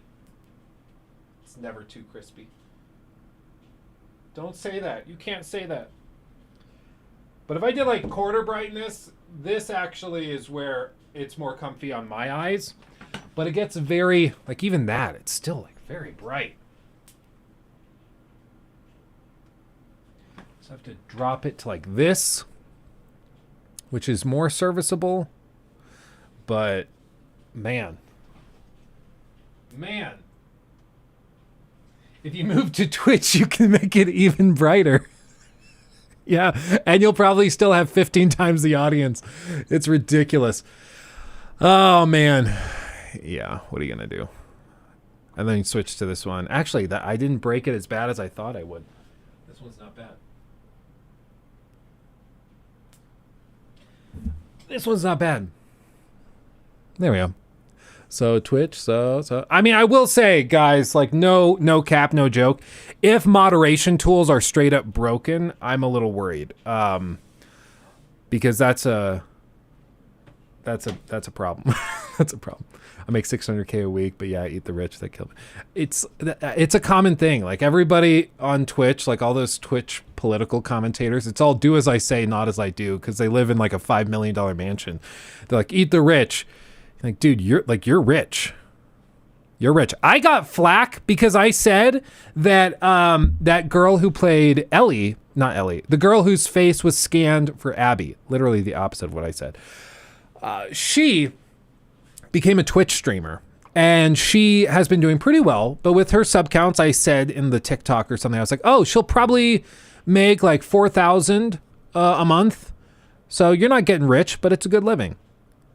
And dude, you would have thought that I said like, I did have one of those takes where I'm like, 100K is not a lot of money, man. It's not a lot of money. Your life, I saw one from a guy that was like, your life doesn't begin until you're making 400,000 a year. I was like, what a prick. But like I said, 4,000, like you're not getting rich off that. For me, rich is like a millionaire. If you're a millionaire, I would consider you rich. Maybe not wealthy, but you're rich if you're a millionaire. Before that, I think you're doing well. And then before that, I think you're comfortable. And before that, you're probably poor. 4,000 a month comes out to about $48,000 a year, which is, I believe, just about the median U.S. income. U.S. income.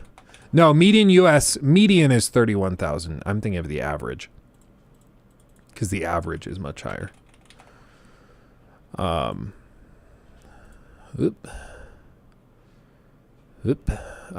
median is the number that's actually useful. But median U.S. income is like 32,000. And then the men median income is 50,430 or 9. I can't read. 50,391 in 2021, while women earned 36,000. And I don't know what any of this has to do with anything. The median income about 40,000. So I was like, yeah, no, after taxes, like 48,000, you're probably about on average. You're not getting rich. But some people were like, oh my God, dude, that's so cringe. It's like a lot. I'm like, it's certainly a lot more than I was making like in high school or not high school, like right out of college. I'll grant you that. Yeah. It's more than I was making at the bank when I worked at the bank. But I wouldn't call that rich. But then you see like Twitch streamers who are making, $150,000, $200,000 a month. And then they're going, eat the rich. Like, dry up, you prick. What are you talking about? Anyway, Drinner, thank you for the 10. Sorry for the randomness. I bought a 4090 and I want to know if you use the 12 VHPWR cable adapter that came with the card or something else. Also, are both your CPU and GPU water cooled, or is it just your GPU? First things first, yes, all included adapters. Didn't try to get fancy with it with like private stuff. Part of the reason this PC took a while to get up and going is because the initial adapter was recalled, so they had to send a new one, but we used the factory ones. And then the CPU and GPU, the CPU is water cooled with an AIO. The GPU is not water cooled. I've heard horror stories of trying to water cool 40 series cards, so I just didn't want to risk it. And I have the Zotac one, and the Zotac one has a monster cooler on it, so I didn't feel the need to. So I never did, but that's just my personal opinion. Let's see. Champagne, thank you for 1 month. Just wanted to say I found your streams from your Last of Us 2 critique and have been hooked ever since. As a remote worker, you helped me get through the week. Thank you, my friend. I'm glad you're here. That's awesome. And yeah, that Last of Us 2 critique. Ooh, that was a big boy. There's a video on XQC's channel about women finding out that median is 50K or so and they wanted 500 earning dude. That channel is baity, but XQC's reaction was hilarious. Caleb, thank you for becoming a member as well. We should probably see that, shouldn't we? Because I think I've seen something of that.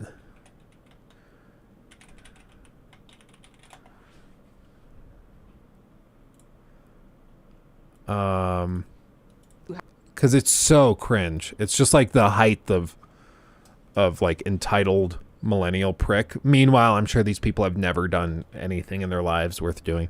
Let's do a reaction to a reaction. I just want to see this. Trust me, I'd rather just be single. Thank you, though. Well, somebody's gonna have a sugar mama. If your wife can spend more than you make, like you need to make more money. So I was just having this conversation with... Let him cook. Already, these women are insufferable. She said, what? more than you make. Thank you, though. Well, somebody's gonna have a sugar mama. If your wife can spend more than you make, like you need to make more money. So I was... Boom. You could have $1 billion. They could spend that in instantly. One tap. Just having this conversation with my friend, and she was like, you have to Thank manifest a bounce. husband, girl. Hi everyone, welcome back to my channel. If you're new here, Oh, yeah. Turn 27. Don't care. sure. What % of the family income do you personally want to contribute? Like, do you want to be 50%. the breadwinner? Do you want to contribute 50-50? Do you want to be a stay-at-home wife or mom? I would be comfortable contributing 50-50, but I would prefer that it be more so like 40-50. Then what are you going to do to make up for that extra 10%? Okay, well, and she's about to come out and be like, yeah, and I want a man that makes like 150 or 600,000 or something. Guy or girl to make up. And also, like, wait, what did she actually just say? 40-50? 40-50. Okay, I didn't even catch that initially. Okay, yeah, no, she's a gem. She definitely is going to be making 40% of the household income with math like that. That's funny. I just assumed she's like 40%, like 40 to 50%. But 40-50 is the split. And then 10%, yeah, the kids will earn that. 40-60? Like you the 40, them the 60? But why? Wait, but why? I'd be okay with. You know, I never thought of this. I don't know. These weren't the things that I fixated on the most. In my opinion, if your response isn't an instant snap 50-50, or you have a legitimate good reason for, you're just fucking brain dead. You have a problem, dude. What else? You have a problem, actually. Most when I envisioned my partner. But if I had to throw it out there, like maybe half or a little under half, I'm probably. Why under? Top. Yeah. Okay. Ooh. So I personally, I would not mind contributing like majority, but I would say no more than 70% of household income. So I really want to be. Wait. This whole thing where they're like, I wouldn't mind. And meanwhile, you know that their entire income is based on. Okay, I won't say anything that like is particularly mean, but it's just it's cringe. It's really cringe. What? I would say no more than 70% of household income. So I really want to be a stay-at-home. Yeah, Rocky's having a mental breakdown. I understand. I understand, Rocky. I really don't know why YouTube moderation tools are broken right now. I have no idea. Also, by the way, Jacob, don't bother turning this into a stream highlight of a reaction. We'll just keep this on the stream. This is more just for shits and giggles. Mom, so like no more than. If that doesn't work out with the person I'm with, then it doesn't work out. But that is like how I picture myself as a mom and a wife. So I guess I wouldn't be contributing financially. I don't want any of my income to be needed in the family. I want the man to be 100%. Chat, this is a complex topic because that would be a late game when you do have kids and when you do get there, right? But what about before though? Whenever you meet somebody and you have a household, you're not immediately into fucking a kidhood. So what are you gonna do while you're waiting? You say, oh, maybe you live for free because we're gonna have kids one day, and what is this shit? Yeah, that's actually a really good point. Yeah, you have to work. You have to work your way up to that point. You don't get to just like start dating and then you're like, I like this person. Move in, quit your job, and then just have him pay for everything.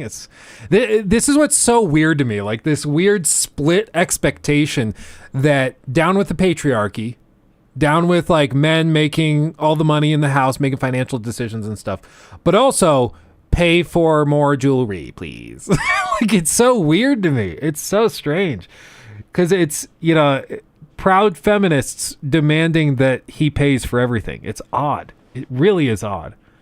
It's like a late game build in the family. And it's possible.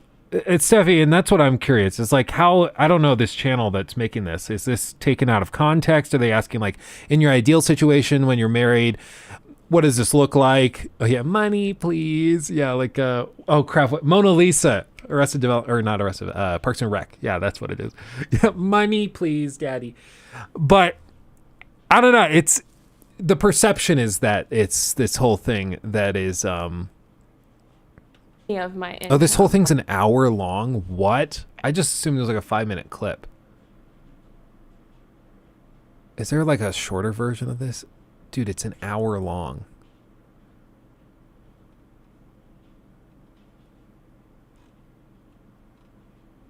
I don't know, man. I can't see that.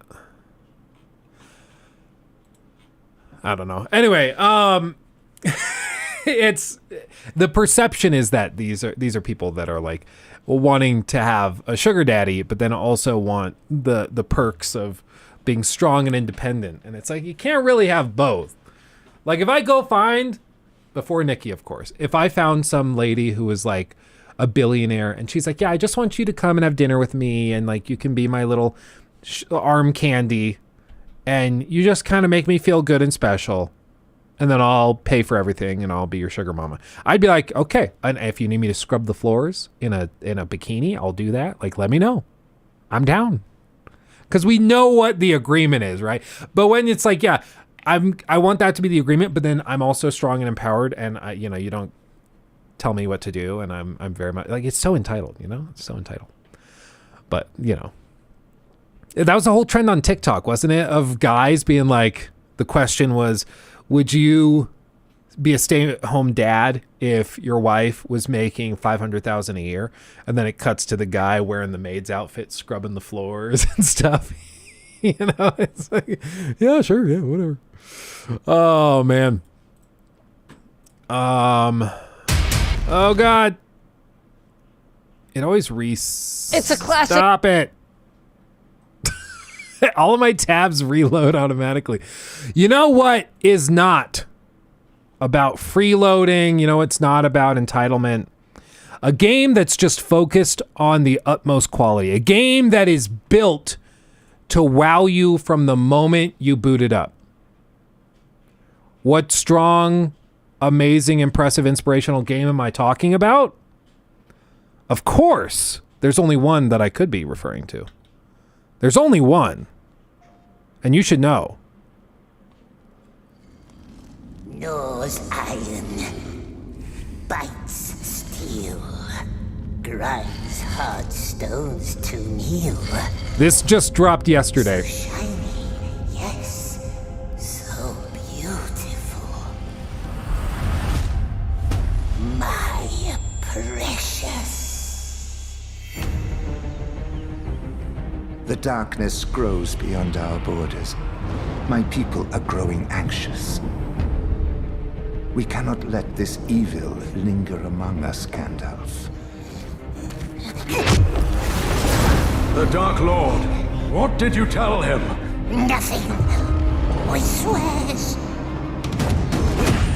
The Lord sent me, his emissary, to oversee matters in person. The creature, bring it back. Kill it, if need be. We must find help. He mustn't see us. No, not him. Don't be scared.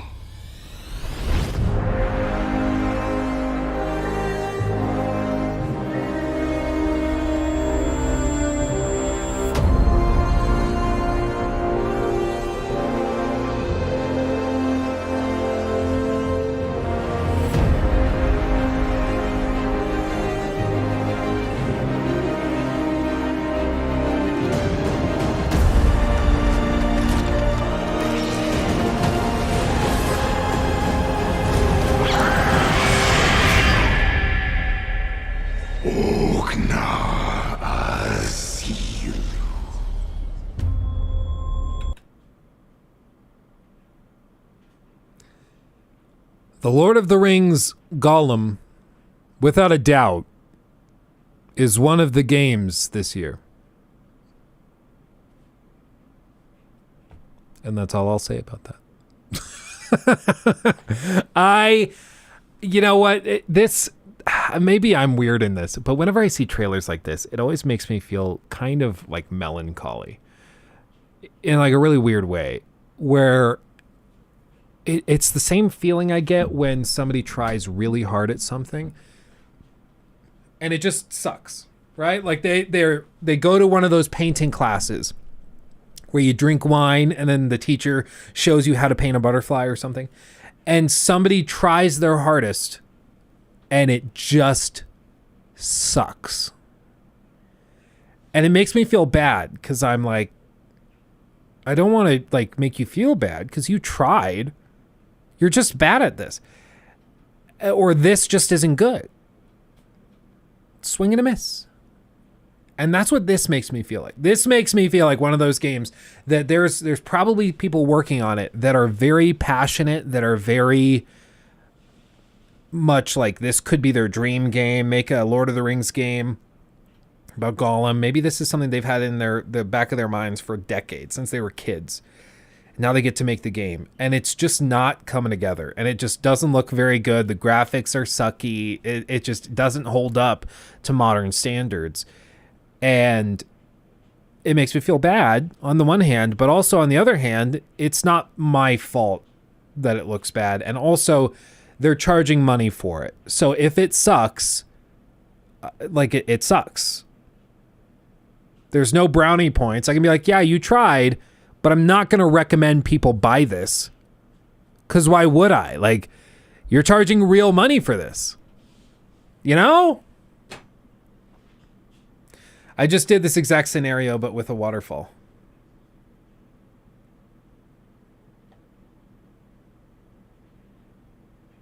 Okay. I don't really understand what you mean. But I believe you. I believe you. Hold on, let me adjust this. Okay. Much more better. What is this?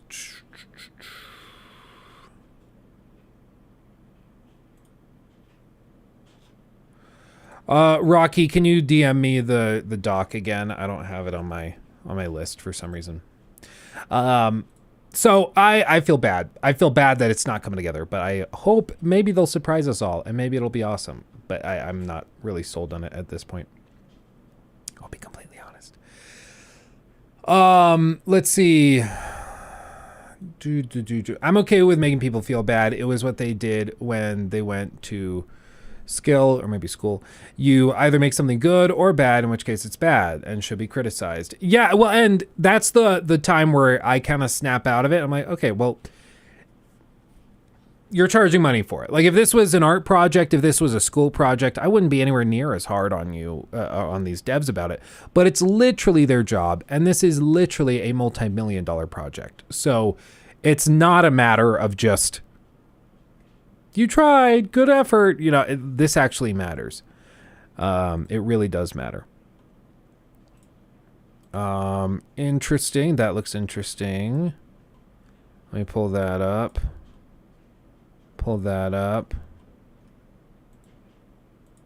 And then this one I'll put there. Okay, let's tackle these one by one.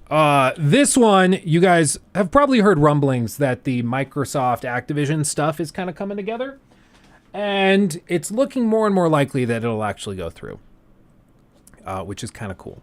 I'm glad to hear it. I think that it's about damn time Sony has a taste of their own medicine, and I'm saying this as somebody who's a fan of PlayStation stuff. I like my PS5s and I like my Sony exclusive games, but they've been very comfy for a long time. And what I've been trying to warn PS fanboys about for a while is that the story of PlayStation for the last 20 years has been that they come out, they release something that does kind of sucky, for various reasons. It could be that it's anti-consumer. It could be that it's just not very powerful. It could be that it's hard to code for, or any number of things.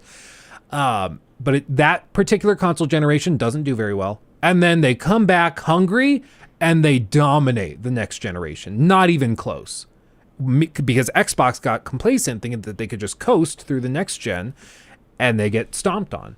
And then PlayStation becomes the complacent ones. They release something the next year that maybe starts well, but over the course of the generation, they lose their footing and it swaps again.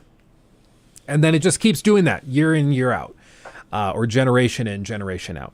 And it seems like the exact same thing is happening this generation, where Sony started the PS5 generation at an all-time high because PS4 was so successful. They had so many amazing exclusives, and it really just dominated, if we're being honest. And then they kind of got comfy. They slept on this Game Pass thing, not taking it super seriously, not creating a competitor to build value. And now Xbox is coming out swinging with these acquisitions to basically speed up the process of getting exclusives.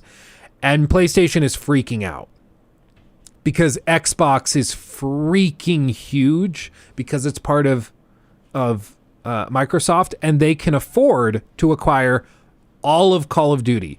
And playing the long game, even if the Call of Duty franchise comes to PlayStation for 10 years, at the end of that 10 years, it's going to be exclusive. There's no doubt.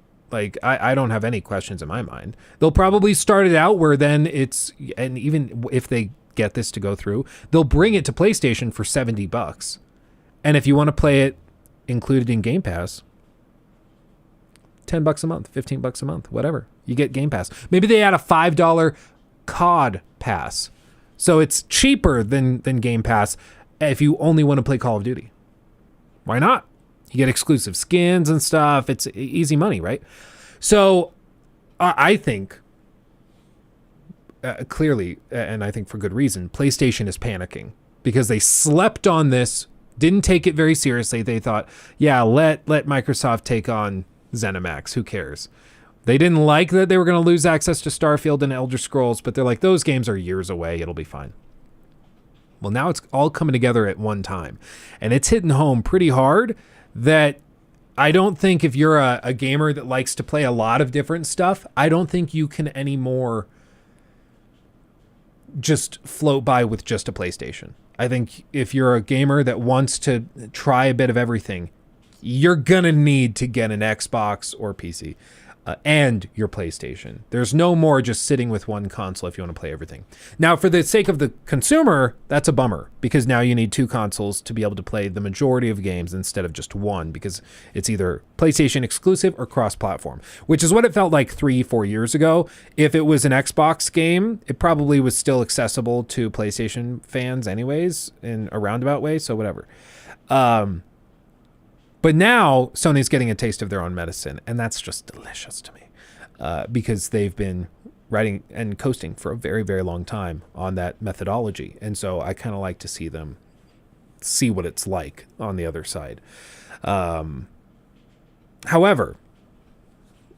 for the consumer, it's a bit of a bummer. However, the other side of this is with Game Pass being such a tremendous value, the hope is that as Microsoft comes out and they come and say they bring Call of Duty to Game Pass and then they bring Diablo to Game Pass and all these huge games that come day one to Game Pass.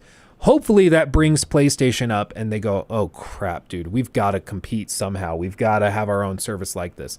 Because PlayStation has shifted. Their methodology is that we charge $70 for the game and you buy it once, it's yours, and that's it. Whereas Xbox is of the mind that we're going to instead give you access to hundreds of games for a monthly fee that is like, a fraction of a regular full price AAA game.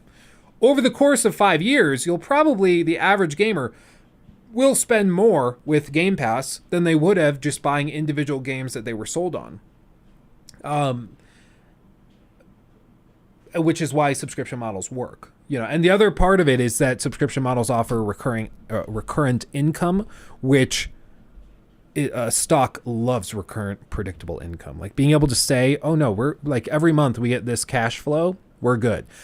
Investors freaking love that. So that's a very, very good thing, I will say.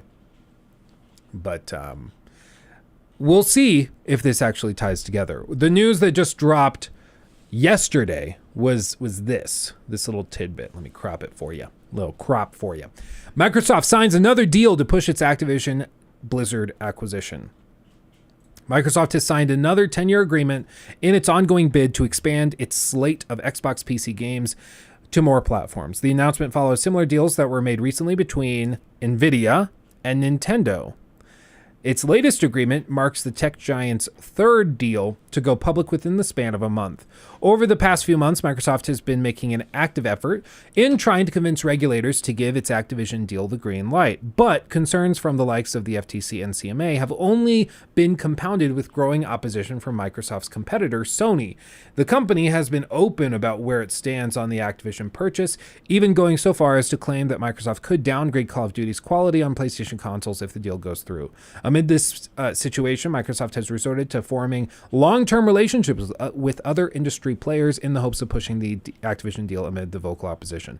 And this was brilliant, to be clear, because what Xbox executives figured out pretty quick, what Phil Spencer and his team figured out, is that PlayStation was never going to, I think, debate or argue in good faith, for lack of a better term. And like the COO of Activision Blizzard came out and said that weeks ago or months ago, Jim Ryan, in a closed door meeting that he didn't know was going to be made public, he said, I don't care about the deal going through, or I don't care about the 10-year agreement to bring COD to PlayStation for a decade. He said, I don't care about that going through. I just want to stop this acquisition. Full stop. He's like, I don't care about this. I don't care about bringing Call of Duty to PlayStation. I just want to keep you guys from buying this company. Which, I mean, everybody already knew that, but to hear it reported pretty clearly that this is the case is pretty telling. And it's been undisputed as far as I'm aware. Like, Jim Ryan has not tried to deny it publicly or anything that he said that. He's like, yeah, I mean, I did say that, whatever. If I'm wrong on that, I apologize. But as far as I'm aware, he has not denied it or offered any sort of refutation. And so what Microsoft did is they were like, okay, well, Sony's not going to play nice and Sony's going to keep screaming and kicking and hollering. So let's go to other massive players in this industry and get them to side with us. Let's go to Nvidia. Let's go to Nintendo, make deals with them to bring games to their millions upon millions of players. And then we can pitch it as, no, the whole industry is in for this. It's just Sony being a crybaby because we threaten their business. And that's a much more compelling case. And you've seen them do it now with 3 huge companies, as you see they go on. According to the company's announcement, Microsoft has signed a 10-year deal with Ukraine-based cloud gaming platform Boosteroid. The agreement will bring Xbox PC games like Activision Blizzard's titles Call of Duty to the platform, which hosts over 4 million users worldwide. While Microsoft hasn't offered specifics, the deal will likely play out similarly to Nvidia's, where players can stream games bought on the Windows Store and third-party titles with streaming rights to Boosteroid. Following the announcement, Boosteroid CEO states that the partnership is a result of his company sharing Microsoft's vision of bringing games to as many people, places, and platforms as possible, and it fulfills the goal of enabling gamers to experience, quote, their favorite titles on any device close at hand, end quote. Again, a really good look when the competition, Sony, is coming out and being like, no. No. I don't want you to because I don't like it. Stop it. No. So I think this stuff is growing more and more convincing by the day.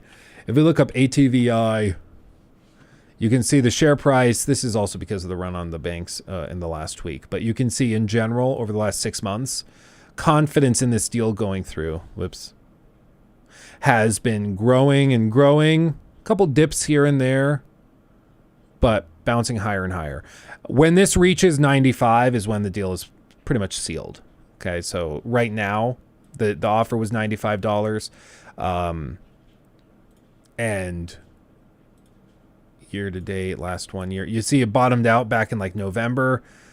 People were really not confident in this going through, which is why they were trading lower, because if the deal goes through, this will be a perfect 95. So, it's interesting to see. I think that they're going to start winning this over, and I would not be surprised at all if the Activision deal ends up going through. It would be very, very unsurprising to me. Meanwhile, look at the performance of Ubisoft stock. was at one time in 2018 trading close to $100 a share at one point euros. Over 100 euros a share. And in the last, since then, it's dropped 78% because it was trading at just over 100 euros and now it's down at around 22. But Yves Guillemot, bear in mind, Yves Guillemot doesn't know why this is happening. He has no idea. So weird, guys. I'm doing my very best. Dry up, Yves. Who cares? Who cares? Not me.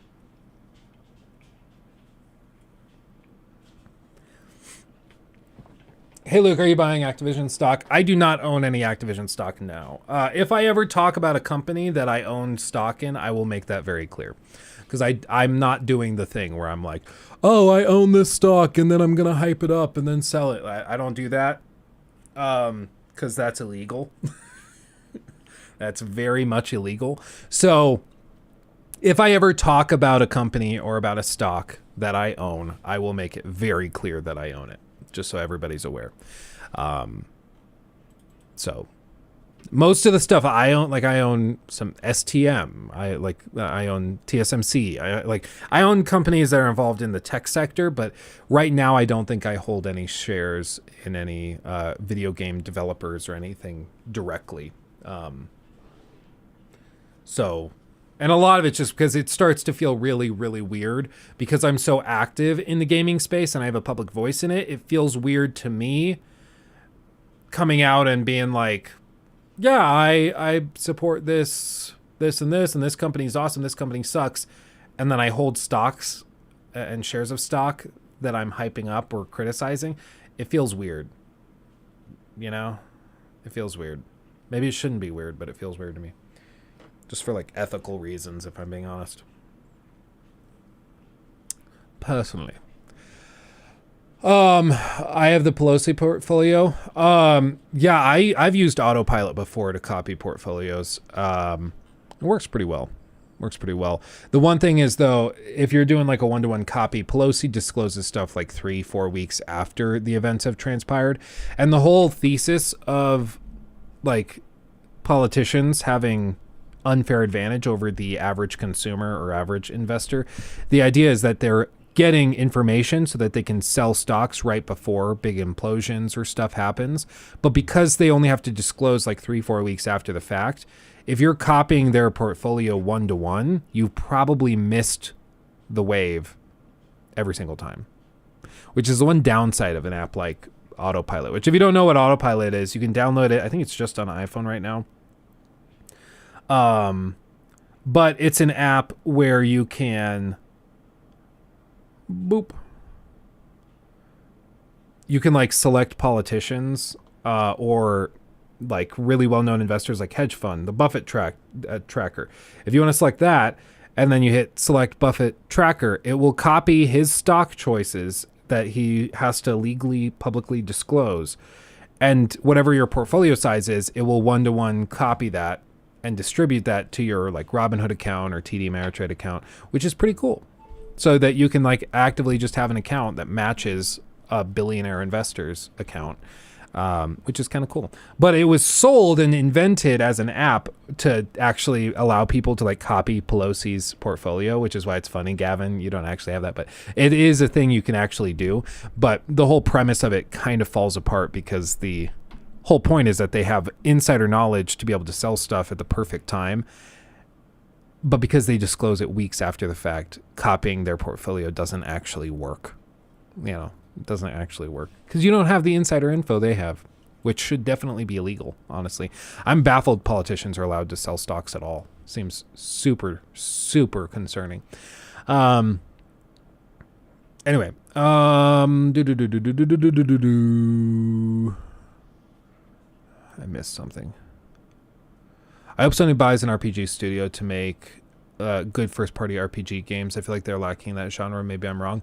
I think they're lacking in that genre and then also probably the shooter genre right now in terms of exclusives. There's a reason that everybody has the perception that they are the third-person adventure game developer. That's kind of their thing. But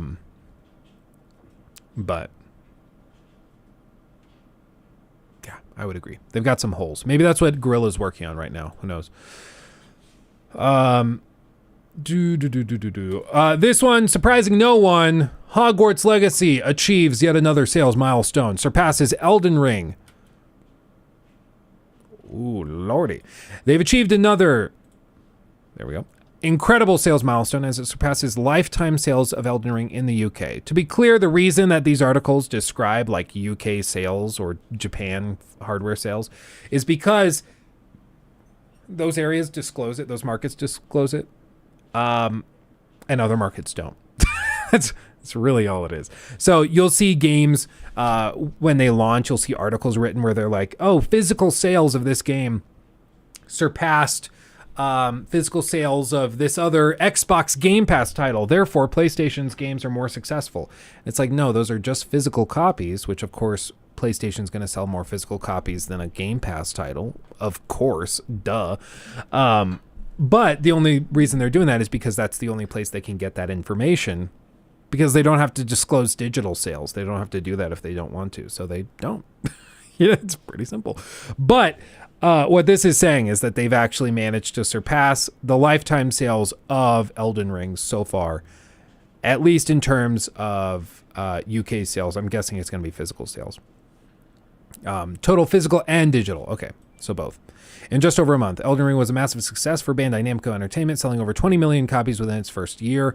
It was also one of the best-selling games of 2022 in the US, surpassed only by Call of Duty Modern Warfare 2. The fact that Hogwarts Legacy has already outsold Elden Ring in the UK in just a month makes its market performance even more impressive, especially considering that it's yet to launch on all platforms.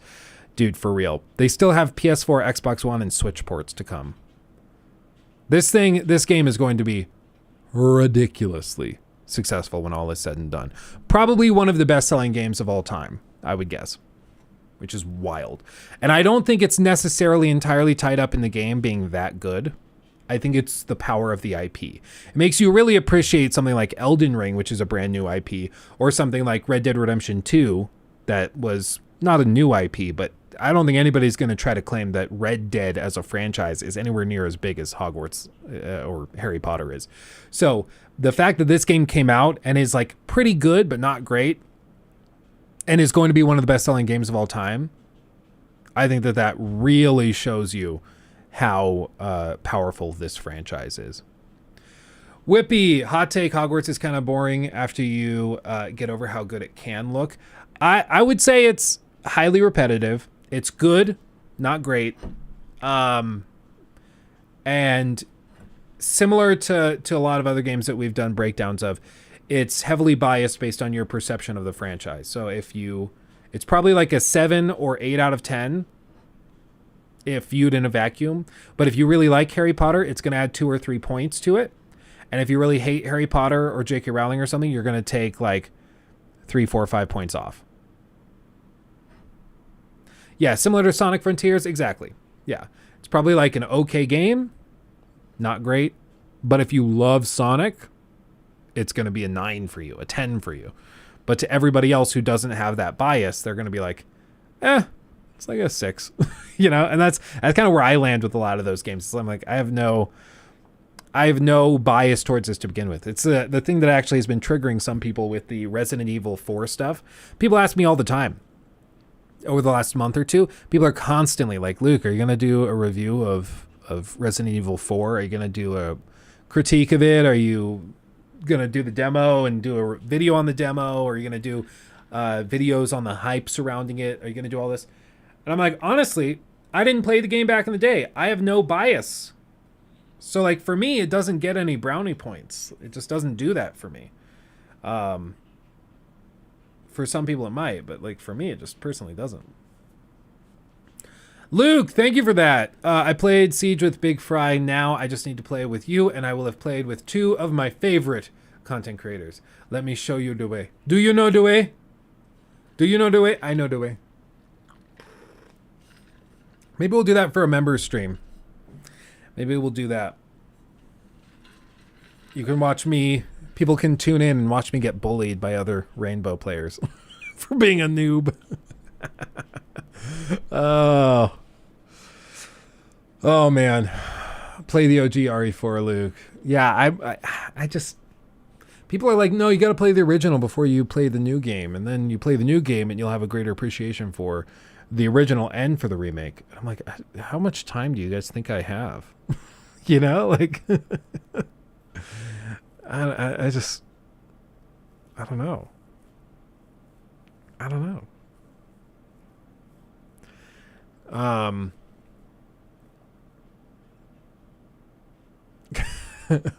New kid just tuning in. What did I miss? Luke is like my new AM news feed.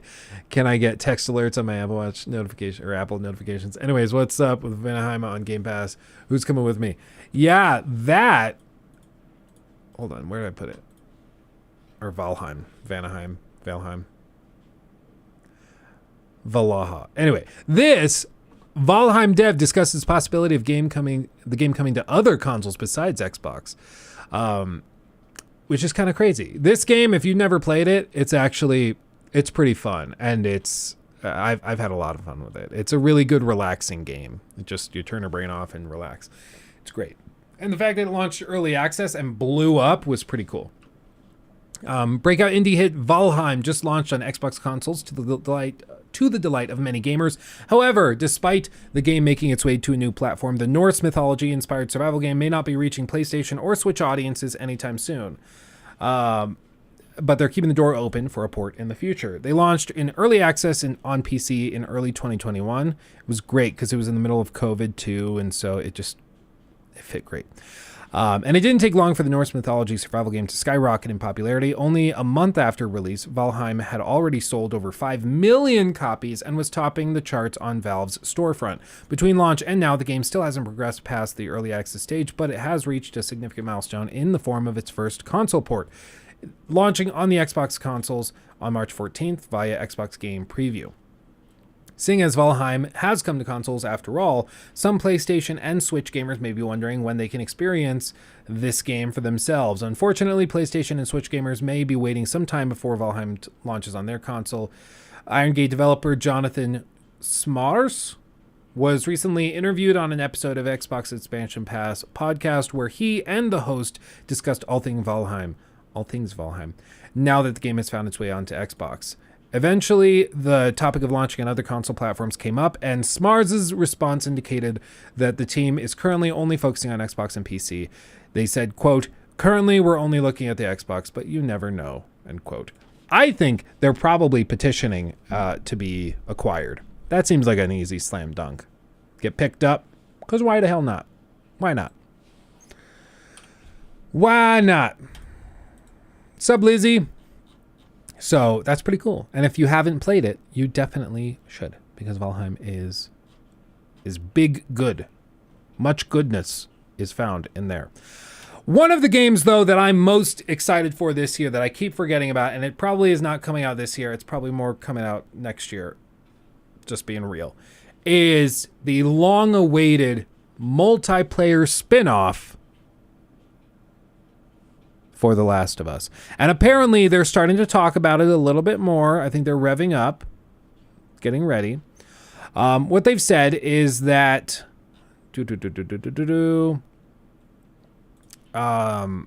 let's see. Originally developed as a multiplayer mode for The Last of Us Part 2, the game has since been promoted to a full standalone experience while still taking place in the overall Last of Us universe. This change, which Naughty Dog revealed during summer of 2022 at Summer Game Fest, is planned to be as big as anything that Naughty Dog has done to date. The game's setting, which occurs in another part of America from that which the other Last of Us games is set, further cements the game as its own unique spin on the established canon of The Last of Us as a whole.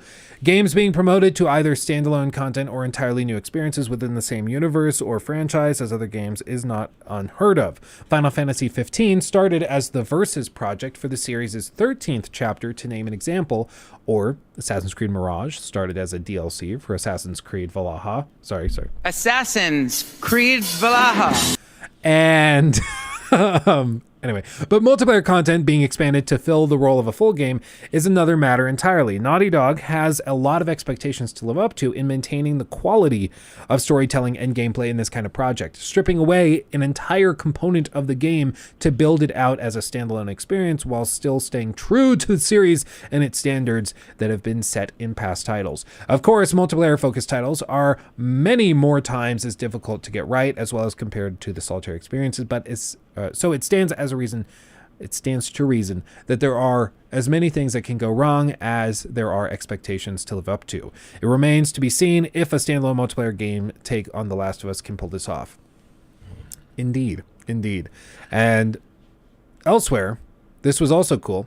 Neil Druckmann says that Naughty Dog has in fact chosen their next game, and but notably does not say it's The Last of Us Part 3. And they've been very wishy-washy on discussing The Last of Us Part 3. Recently, they said something that made me think they weren't going to do it, which is interesting, so we'll just have to wait and see. What he said was, quote, "I know the fans really want The Last of Us Part 3. I hear about it all the time. All I can say is that we're already on to our next project, and the decision has already been made. I can't say what it is, but that is the process we went through. There was a lot of consideration of different things, and we picked the thing we were most excited for. At the end of every project, we purposefully explore several different projects. Some of them might be a sequel, and then a bunch of new ideas. And then we feel like, where do our passions lie?" I read that, and honestly, my impression is a new IP. That's my impression. I would put, I'm not a betting man, but if I were, I'd put $10 on that. I think they're doing a new IP. They're going to do something fresh. I've said before, my dream is for them to do a realistic, gritty narrative pirate game, like the story of Anne Bonny in the golden age of piracy. I think that would be awesome. But I know that's very, very unlikely. There have been rumors that have gone around before. People have suggested that they're working perhaps on a medieval game. Who knows? As of right now, nothing's leaked as far as I'm aware. And after the leaks surrounding The Last of Us Part 2, I think it very likely that they're going to be cracking down pretty hard. I would guess. I would guess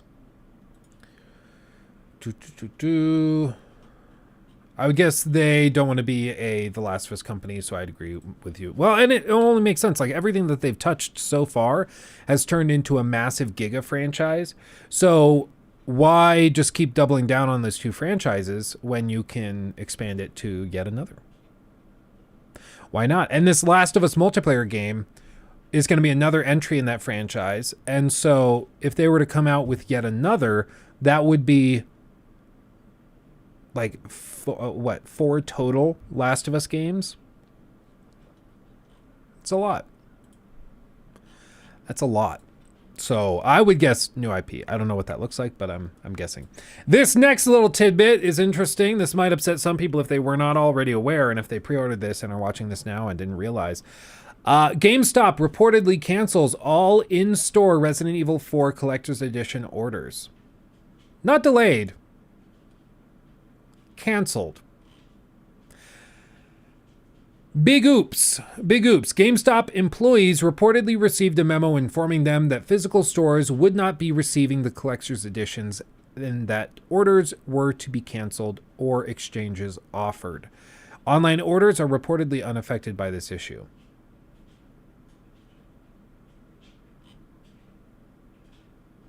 What? Big oops. They just issued a memo stating that the collector's edition won't arrive in stores and will not be fulfilled at all. I don't know how they do this. I really don't know how this happens. It honestly is like they got, say, 10,000 pre-orders for the collector's edition, and they were like, okay, 10,000. And then GameStop executives were like, okay, so we got to let the manufacturer know that we're going to put in an order for 10,000 to fulfill all of these, and we'll be good. And then some guy forgot to send the email. And then they're like, he checks it, wakes up in the middle of the night. He's like, oh my God, I forgot to send the email saying we needed all those. And then they check it, and all of a sudden it's too late to order them, and they just aren't going to get any, not even, they're not getting some of them. They're not getting any in store. That's ridiculous. I don't know how this happens. How does that happen? I don't know. Oh yeah, we'll sell this thing, never arrives. I can't fathom. Because honestly, probably what it is, because it's saying if you went in store, you put the $5 up for the collector's edition in store, and you pre-ordered it that way, you won't get it. They canceled your order. But if you go online, or if you went online and pre-ordered it online, you did get it. So there's some sort of difference in how they, like,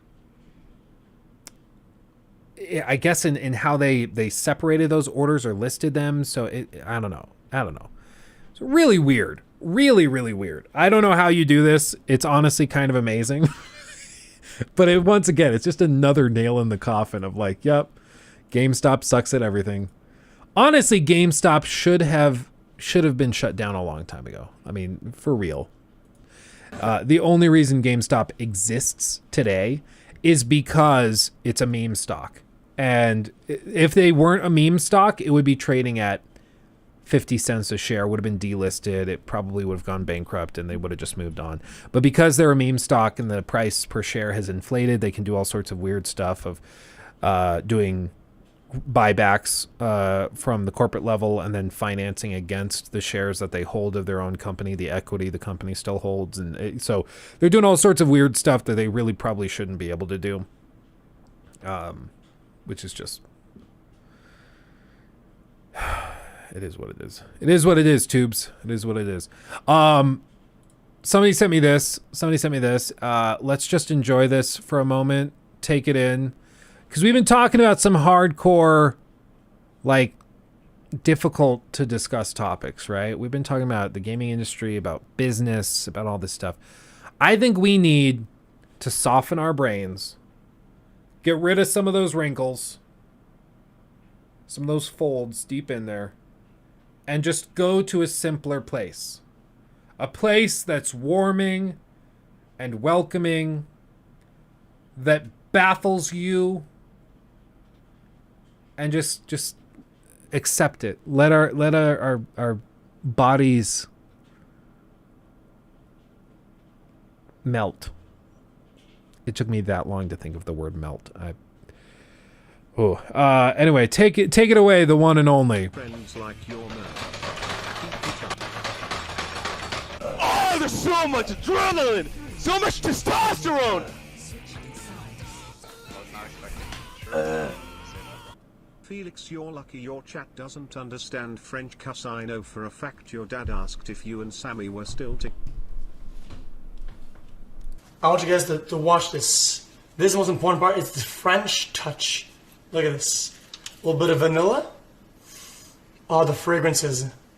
Dump it. Easy. That's so much.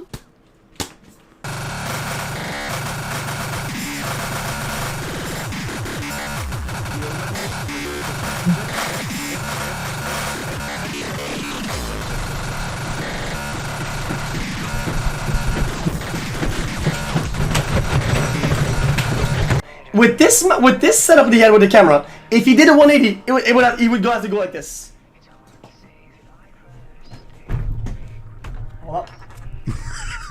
Foot cam. Like that. You know what I mean? That's a 180. Dude. Who the fuck is he, 12-year-old little bitch? The fuck you say to me, you little shit? Holy fuck. How are you not in fucking school? You kiss your mother with that mouth? Dude, fuck it, I'll just hack the patch. I don't give a fuck. Let's do it.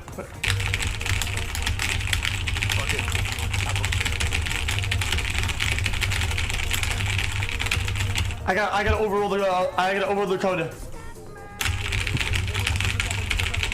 I have to get access to the main servers and I have to inject the fucking the entry code.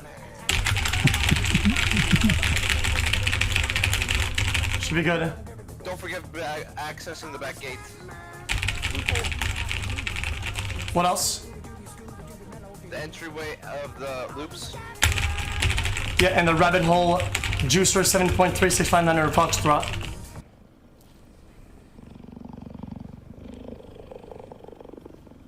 Cheeto. It's a Cheeto. Doesn't that just make you feel good? You just open your heart. He takes you to another place. Cheeto. Just the way he so confidently says it, you know? It's just... Oh, man. Another place we need to go for sake of loosening up a little, okay? Because we just have to go here. You guys know, the one and only. The King, who lives very close to me. Hey, YouTube. This is King Cobra JFS in the video. I got paid Wednesday, and I thought I had to work at 11:30 today, so I called for a ride and got my check cashed early. Which Nice. was really nice, you know, and all that. Oh, it turns out I also work till 5 tonight, so I went and did a little bit of shopping and bought me a Monster. I finished that off, you know. Good. Got a pack of cigarettes. I got more flints for my Zippo. Nice. I got Good. some iHome headphones, the retro style. Phenomenal. And they got a nice sound quality to them, so hopefully these fuckers will last. Love it. Here's the case. So I got some hair dye. I'm gonna do that in a bit. Some Axe Dark Temptation cologne. Me when I was 20 12. orders. Dude, I hope that some of those like home videos, you know, never come out because they're so cringe. They're so cringe. The question is, who asked? Rocky, you missed the point. He is a king. This is royalty. You don't get to just like dismiss him. How dare you? And this is one of the best videos he ever made, I'll have you know. Okay? Because he decided to do some hair dye. And it's going to go just about as well as you're going to expect it to go. Okay? Ready? Ooh, it's got a gnarly scent to it. Weird too. So what you're gonna do is just gonna pour this in there like that. So, if you're wondering, yes, he's about to dye his hair while sitting in his living room in front of his computer. I've never dyed my hair, but I know for a fact that you do it like in the bathroom, sitting in the tub, because the ink is going to get everywhere. Like you don't do this anywhere where you don't want it permanently stained. Hello? Oh, what are you saying? No, I was shopping. Got a call. It gets so good. Just wait. Oh, Jesus Just wait. Christ. Oh my God. I'm all at the apartment. Son of a bitch. Wow. Well, I feel like an idiot.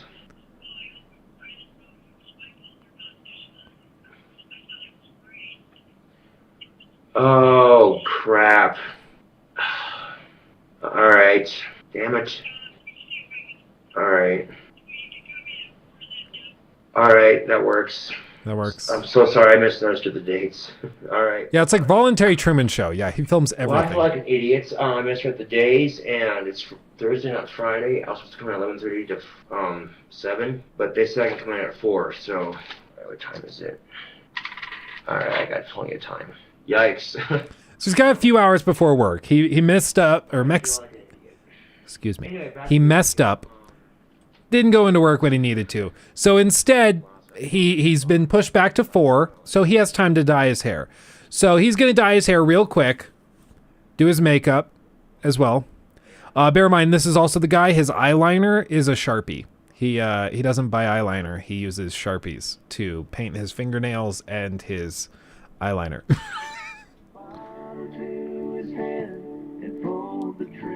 He also loves Whiskey Lullaby. He listens to that all the time. Where the hell is that thing? Oh, here it is. Okay, let's see the hair dye, Cobes. We shake it up, we let it sit, it turn black like it's supposed to. Cool shit. You guys will also hear me occasionally use this on the soundboard. That's most definitely what's up. That's King Cobra. It's like basically his catchphrase. He says that's most definitely what's up all the time. Okay, this little thing, just a little bit in your hand. Just a little. Around. So you notice he starts with just a little. You just need a little. Now, you should use over a kitchen sink or a towel because it's very messy, but I'll take my chances. If anybody's ever had their hair dyed, you're probably screaming at the monitor. Okay? Just wait. So a lot cheaper and a lot better for your hair than doing it in the salon. I can guarantee you that. A lot better for But your you hair. totally don't have to get in the shower and get completely naked. I can just rinse my hair out underneath the shower head. So, again, this does sound good right now, but I gotta go to work in a couple hours, so that's not gonna happen until I get off work. Let's do that. Also, this dye will dye your skin. Oh, man. Yeah, it's a chick product, but you know what? Fuck it, I don't care.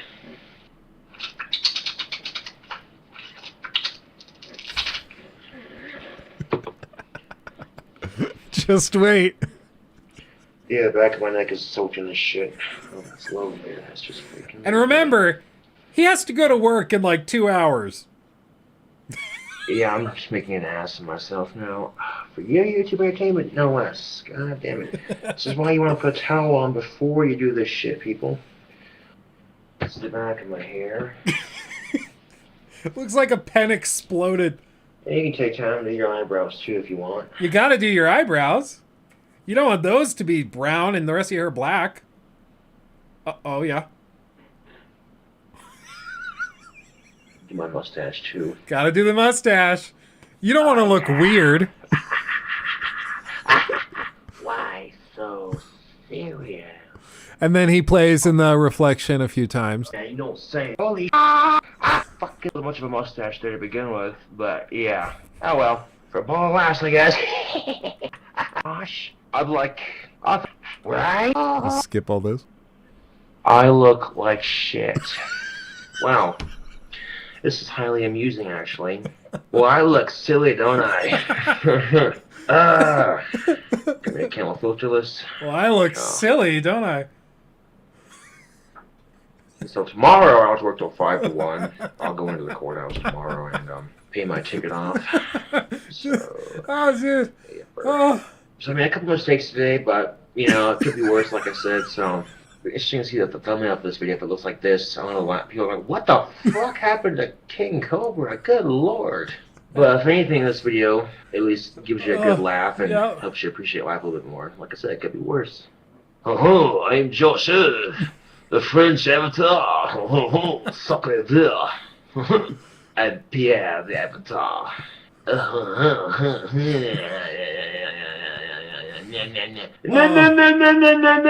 Really annoying orange, really, Josh? Really? Hey,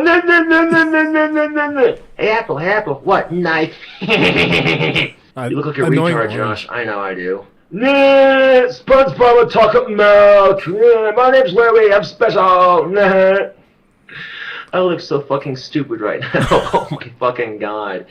Oh, man. Oh, I look horrible. I mean, I should dye my chest hair black too, and then I'll look really stupid. It'll look like I'll have blue boobs or some shit. Blue boobs! Bear in mind, he had to go to work like this. So, but like, this is why I liked King Cobra, because he started like this, and he was like kind of endearing, actually. He's just a silly, goofy weirdo. But like, he didn't take himself too seriously. Nowadays, it's honestly kind of sad. This is him like today. It's no regular meat, plain extra. This is what happened in literally 10 years. So that video we just saw was him 10 years ago in like 2012, 2013. And this is him now. Like, all of his hair is gone. He's a straight up Gollum. He hasn't brushed his teeth in probably 4 years. He's a chronic alcoholic and drug addict. He huffs cologne. It's actually like pretty tragic. Yeah, the hair was like, what did you do to me? And then the hair bailed. So it's honestly pretty sad, because it's just somebody who's like thrown his life away. It's really, really honestly kind of tragic. It's like watching a real life version of, you know, an old Greek tragedy in real time. This was also a stream that happened the other day where he was streaming and then the trolls sent him like 7 or 8 DoorDash orders for random stuff like feminine hygiene products and like Subway sandwiches that are just bread and then mayo and stuff like that. It's kind of funny. But yeah, he's really fallen off the deep end. It's pretty tragic. But he did dye his hair again after this, but he refused to film it because of how the last time he did it, it went viral. And he didn't, all he posted was like a 7-second clip. I'm about to show it to you. And you'll see why he didn't film. You'll see why he didn't film the whole process. Oh, good. Whatever you're expecting, it's way worse. Oh, man, you ready? I'm going to show you what this latest round of hair dye did to him, okay? 3, 2, 1.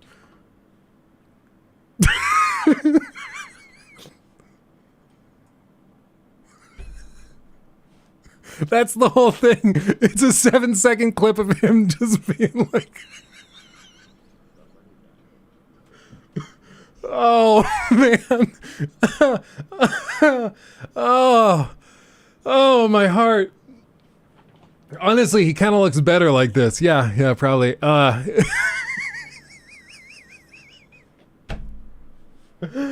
he's going to kill me. Oh, man. He looks like the villain from Mulan. Or a weasel from Suicide. Oh, you're right. He does kind of look like the weasel from Suicide Squad. Hold on. Let me pull that up. Hold on. We'll keep that full screen. Look at this. Okay, weasel from Suicide Squad. The weasel from Suicide Squad. Images. Where is it? Dude, that's such an apt comparison. Okay, here. This. Okay. Yeah, react.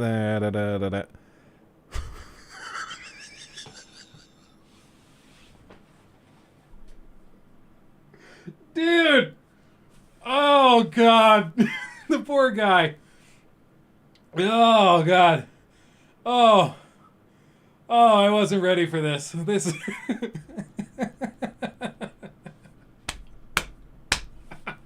Oh, goodness. Oh, man. Oh, I gotta calm down, man. Oh, goodness me. Woo! But yeah, that's King Cobra JFS for you. That's King Cobra JFS. He lives in Casper, Wyoming.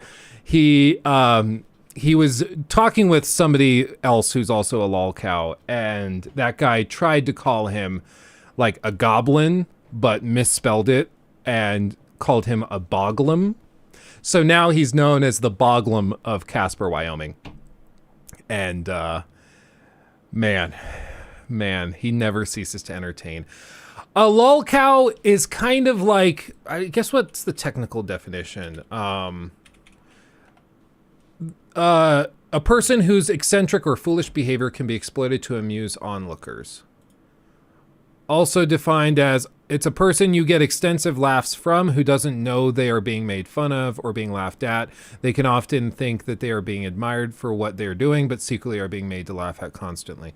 So an example would be like Chris Chan back in the day,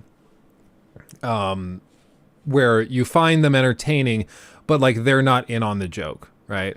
So, and sometimes they are in on the joke. And honestly, like back in the day, King Cobra in like 2012, 2013, I wouldn't have called him a lol cow. Like he was just a goofy kid that was trying to figure out life as somebody with like severe Asperger's and stuff.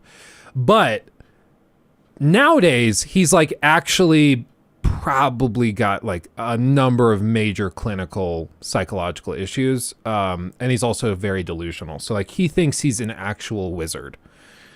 He like will go around with a wand and will try to change the weather.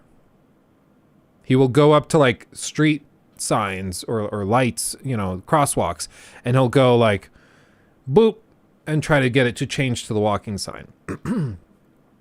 He also thinks that he is like the next Ozzy Osbourne. He releases albums. And it's, you know, I'm sure you can guess that the music probably is not that great. Not that great. It's basically GarageBand loops, and that's it. Like, this is his version of Jingle Bells. When a one-horse open sleigh, over the fields of weed we go, smoking all the way. Cobra's clock tower bells ring, making demonic spirits rise. Oh, what fun it is to sing a song on Easter not tonight. So, like, he puts out this album thinking that it's really, really good, and people find it really funny, but he doesn't get why it's funny. That's what makes him a lol cow, is that he put this out thinking it's awesome and just not being in on the joke. You've heard worse? Like this?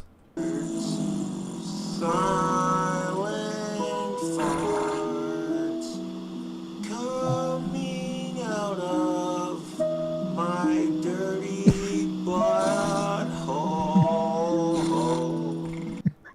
So just a really quality entertainer. We'll call it there. Yeah, basically DSP. Yeah. People have called like XQC a lol cow before. I'm not sure if I would call XQC a lol cow because I think he's in on the joke. And I think he hams it up. I actually give XQC a lot of credit for what he's been able to do. I wouldn't call XQC a lol cow, but some people have, because XQC will just like talk and then he's hilarious, but he's not trying to be funny. It's just that he's so outrageous and crazy that it's funny and it's entertaining, right?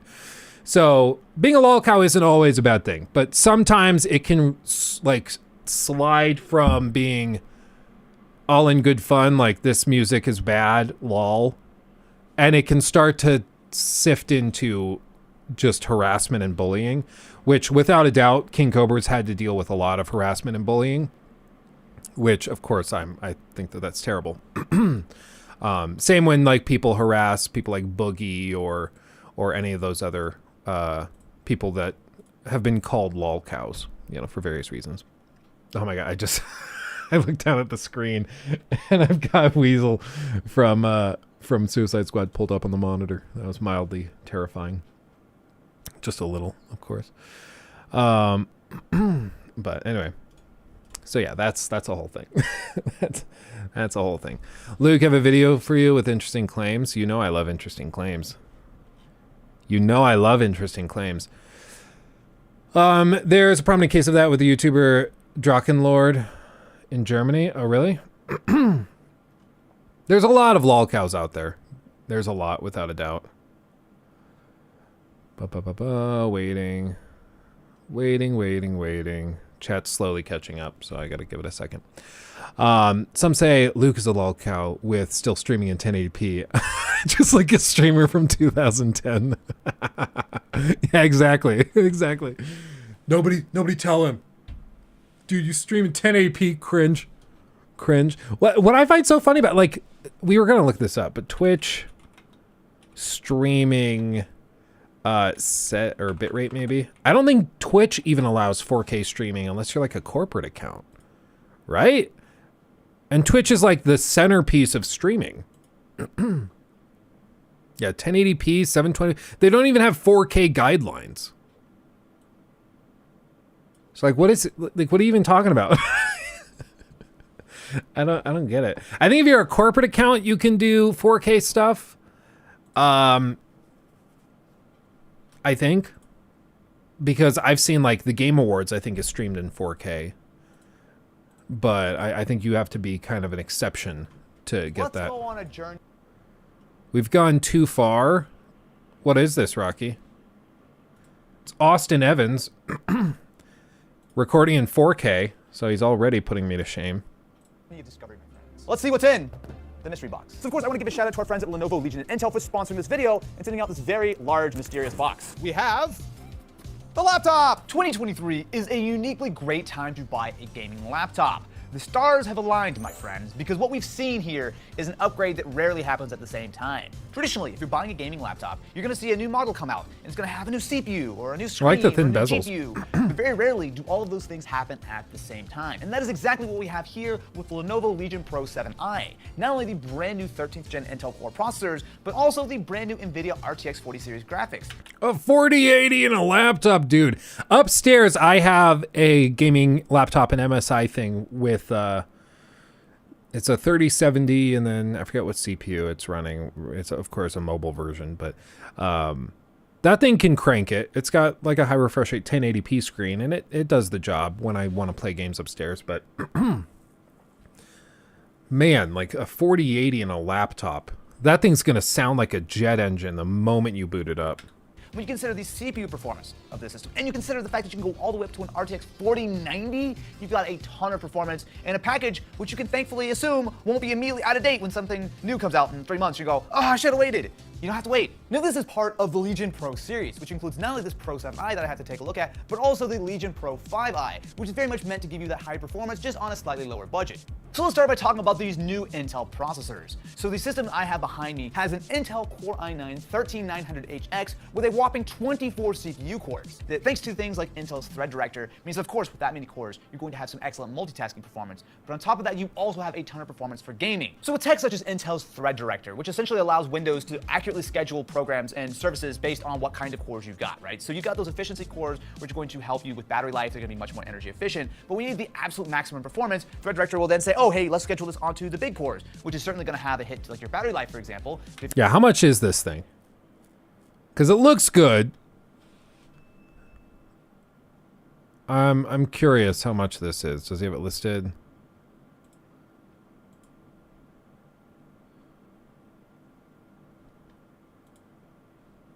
I think that he said that was a 7. View 7 series. 30 series. Oh, so they do they not even have it out yet? Because these are all 30 series. Maybe that was the 5 series. Did I make an oopsie?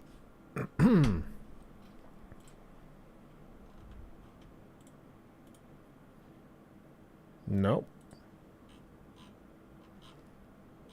Okay, maybe it's just not out yet.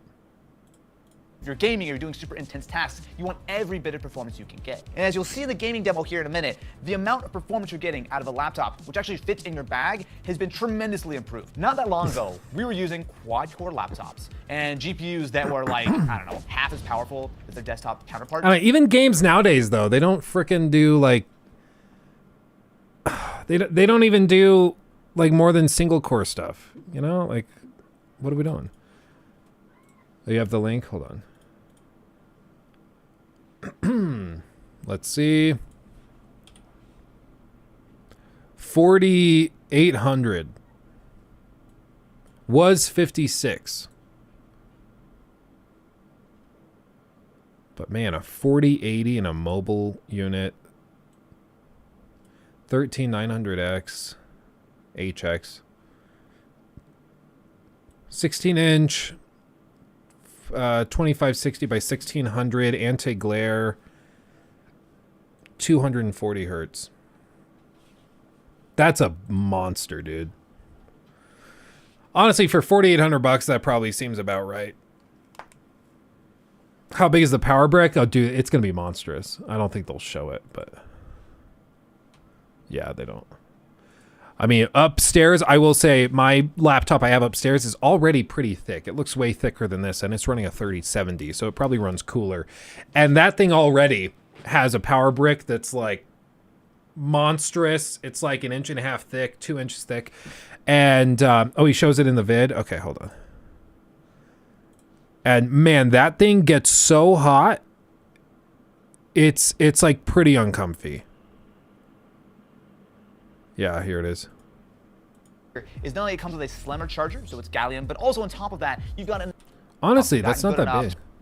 serving the rear ports. So last year, I made a video discussing why I personally think that gaming laptops have gotten good enough to replace desktops for a lot of people. And the big reason for that is just how portable this performance is. What you're getting here is not only it comes with a slimmer charger, so it's gallium, but also on top of that, I actually, so like that is a bold claim, but let's be real.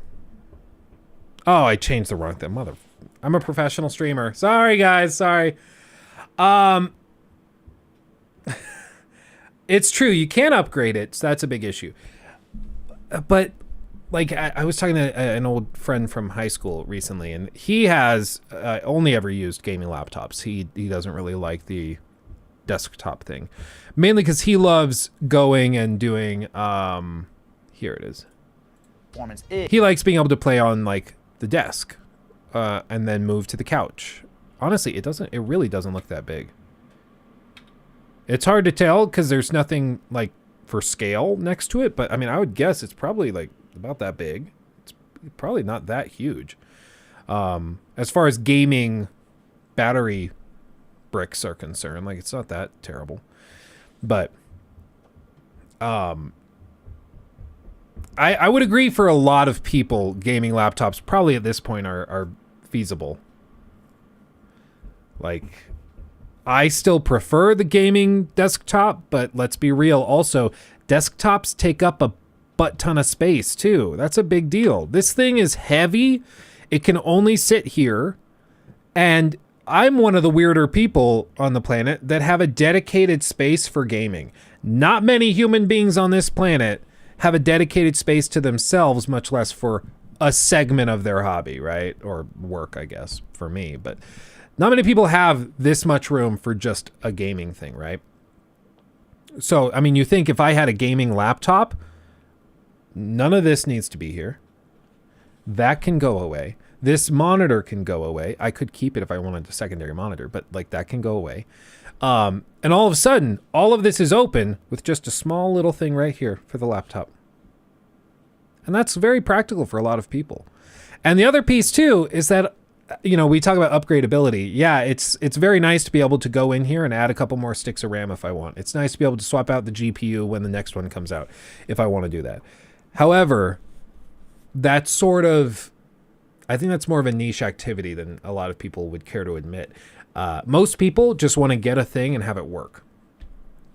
And I think that that's true of PC gamers, and I think that's true of console gamers. And so I think it's often not even necessarily a net benefit to be able to do that. The ease of just having a gaming laptop and it just is good to go is a huge, huge perk for people.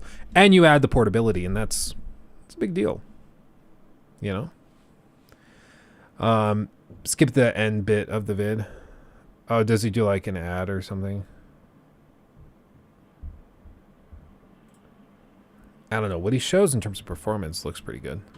2560 by 1600 display, which can run up to 240 hertz, which especially with a 4080 inside is important because you really want to be able to take advantage of all of the performance that your laptop is capable of. Now we do have a display here and I'm going to play on that in just a second, but honestly, if you're pushing anywhere close to 240 frames per second games, it's very difficult to really find the need for an external display. Unlike a lot of older gaming laptops where the displays were just kind of okay, this is terrific. This is incredibly good. All right, let's go, let's go, let's go! Oh, I'm not gonna make it. I'm not gonna make it. I'm not gonna make it!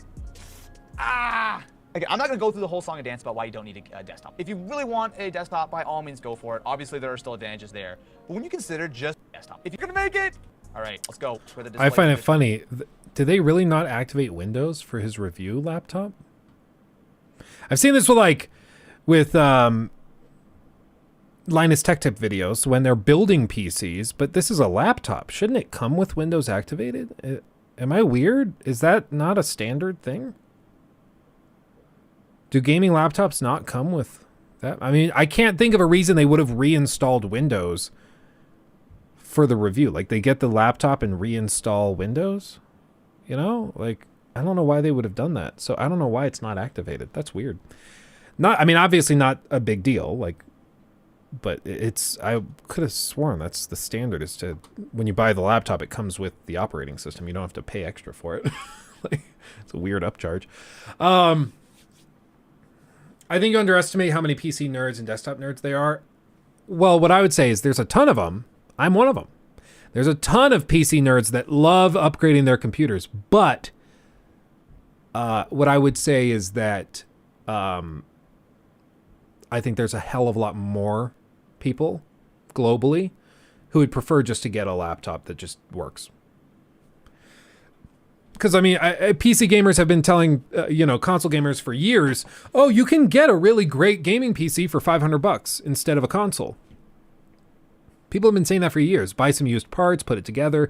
You can get something that's comparable to a console in terms of performance to play games, and then plus you have a PC, right? Like this has been a thing for a long time. However, I've never met somebody who chose to forego a console in replacement of like a $500 PC. Generally, people choose to go the route of just buying the console because it just works until you get to that higher price point. And so I think that it's just, there's a flood of more people. Digital Variable, thank you for the 550. Hi Luke, found your channel last week when I was looking for Suicide Squad news. Ended up watching a few other vids. Love them. Cannot wait for more. Awesome, my friend. I'm glad. And thank you for the donation. Appreciate you. Titanic crashed into the pyramid. I see. I made a decision to move Hogwarts up onto that. But to do that, I had to wiggle the Titanic out of the way. So it's like hanging off slightly. Barely fits. But it fits. The Hogwarts is slightly hanging off. I'll be real. But it's stable. It's just slightly hanging off. However, you guys know that we have this... here, hold on. Let me turn on the camera. I know it's off. I know. Boop. All my cables are mixed up. Come on, Mr. Camera. There we go. You guys know... Hey, Bill. Sup, bro? Sup, dude? Good to see you. So you guys know that this little enclosure for Vil and all the random camera crap I have down there, like old light fixtures and lenses, are packed in that backpack, all that good stuff. And an Assassin's Creed Valhalla Collector's Edition, too. You gotta love it. But with all of this stuff, this is all going to be out of here probably in a week or two. So then I'm going to have space to really expand all of this and move it over and center it a little bit more. So we're going to have more wiggle room in the room. Because Vil, who I love dearly, as I mentioned probably a month or two ago, my beloved bearded dragon, he is going to be moving to my brother in his place. And Tammy is going to start taking care of Vil for me, at least for the near term, because for one, we're headed into the summer months, and he is extremely hot. He has heating lights and stuff, and it makes this whole room like 85 degrees at 7 in the morning, so it's not super practical. And I'll just be real. I would like to be able to take him out more and play with him more and do stuff with him and keep him active.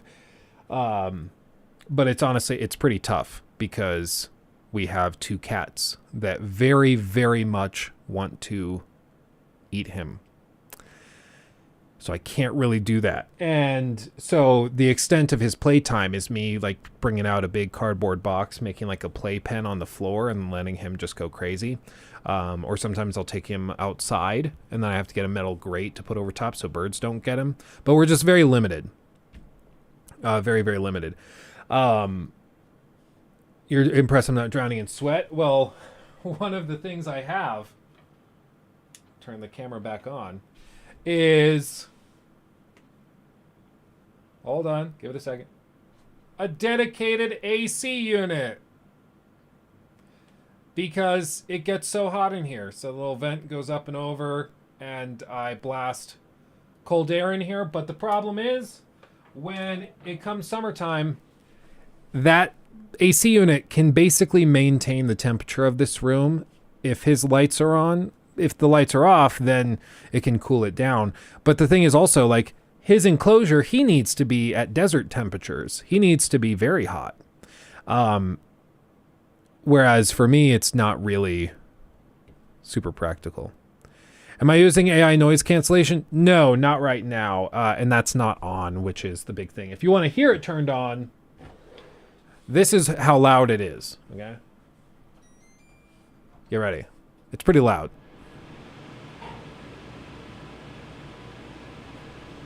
Oh, but that feels good though. The cold air coming in finally. Oh. So it's loud. You can hear it. But it gets the job done. I'm down for a stream of that sound. For the summer, I always have to do it. Whenever I film in here, whenever I do anything like that, we have to do it. Yeah. For relatability. Yeah. It's just like, oh, his setup is not perfect. Yeah, this is the one fault of the small space, is that it just gets stupid hot. Sound pads, where did you buy it from? Amazon. I don't remember exactly what they're called, but I don't have any spares laying around. But yeah, they're just sound foam pads. To do an entire wall like this is pretty expensive, and it's probably going to be a couple $100. But as you can see, that's why I only put them where you can see them, and they aren't anywhere where you can't see them. So if I swap here, right outside of the frame, the foam stops. So right outside the frame, you can't see it. I didn't put it up there because you can't see it. Those are the lights, by the way, that make all the magic happen. Very toasty. And then this is where the magic happens. And that's the picture Lockie drew me. So. Oh, and then the picture of him. He's a good dude. He's a good dude. Evil man lair. Yeah, basically. That's nice diffuser. Yeah, these, I would like a bigger one. They make a one that's like 4 or 5 feet, which is, I love it. I think it's way better. These are the Dome Minis, and they look fine. Not my favorite, but they get the job done. Mr. K, can you adopt me? I'm only 33.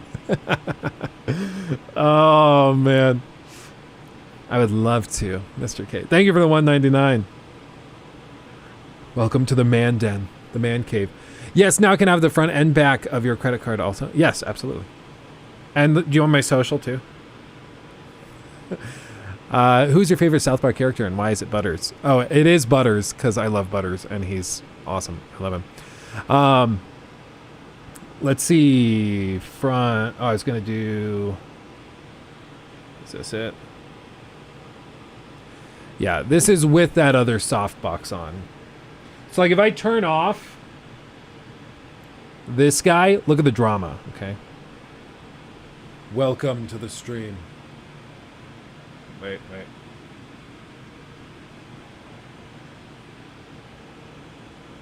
Welcome. Today we're talking about, I don't know. Or this, I can do like the straight top down.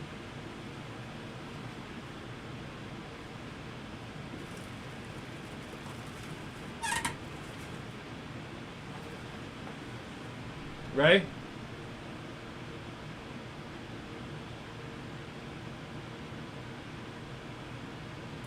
Hold on, I'm adjusting the brightness. Hello. Welcome. I like it. I like the top down. I'm gonna be real. I know a lot of you guys think that it looks like I'm just trying to be like a super villain, but I kind of like it. I'm gonna keep it 100. I'm gonna keep it 100. Yeah. There's stuff we could do here, but I don't know. We can see the nips. Yeah, the cold air started blowing. It's gonna happen, man. Luke, thank you for the $2 again. Appreciate you. You should buy the ABCs of Gaming for Locke. Actually, Daniel, one of our longtime mods, really our one major longtime mod over on the Discord, sent me a pet care package to my P.O. box with a bunch of books and things, graphic novels and stuff. And one of the books he sent was the ABCs of Gaming for Locke.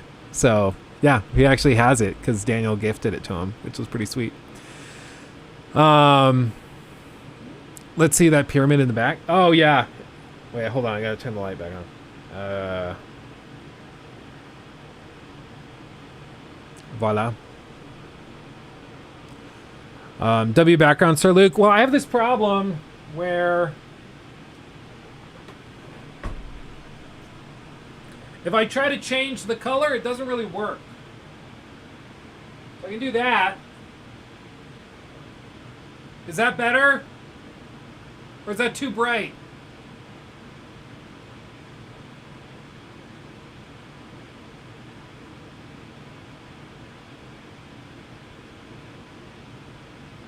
Reddish?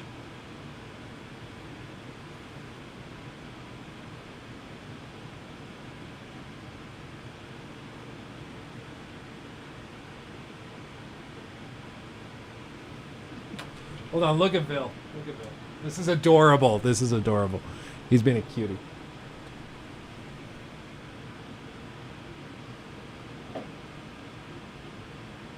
So,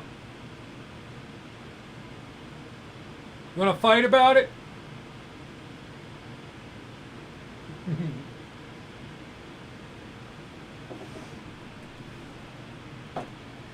Is that Bill or Vil? It's Vil with a V because his name is Villain Trentonmirth.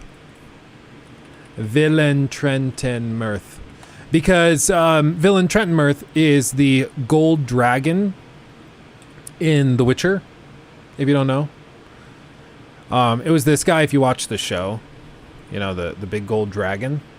His name is Villain Trentonmirth. So I named him Villain Trentonmirth, but he goes by Vil.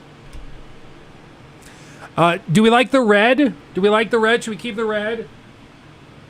Or green?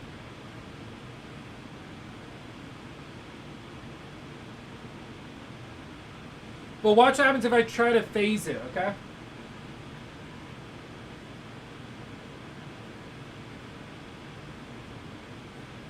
See that? To me, it looks smooth. It doesn't look like it's flashing or strobing. But for some reason, the, like, color changing, it causes, like, the camera with the shutter speed to capture it as a flicker. It's really weird. It's really, really weird. Yellow? I can do yellow. What does RGB look like in order?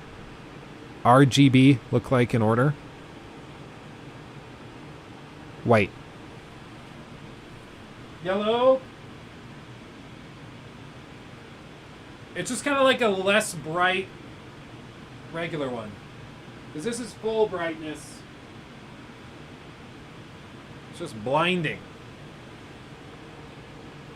It's blinding. Really helps you see everything in detail, though. You can actually see Mjolnir, which is kind of fun. Oh, man. Oh, you mean 3 lights, so red, green, then blue. Oh, okay. I thought you were being tricky. Red, green.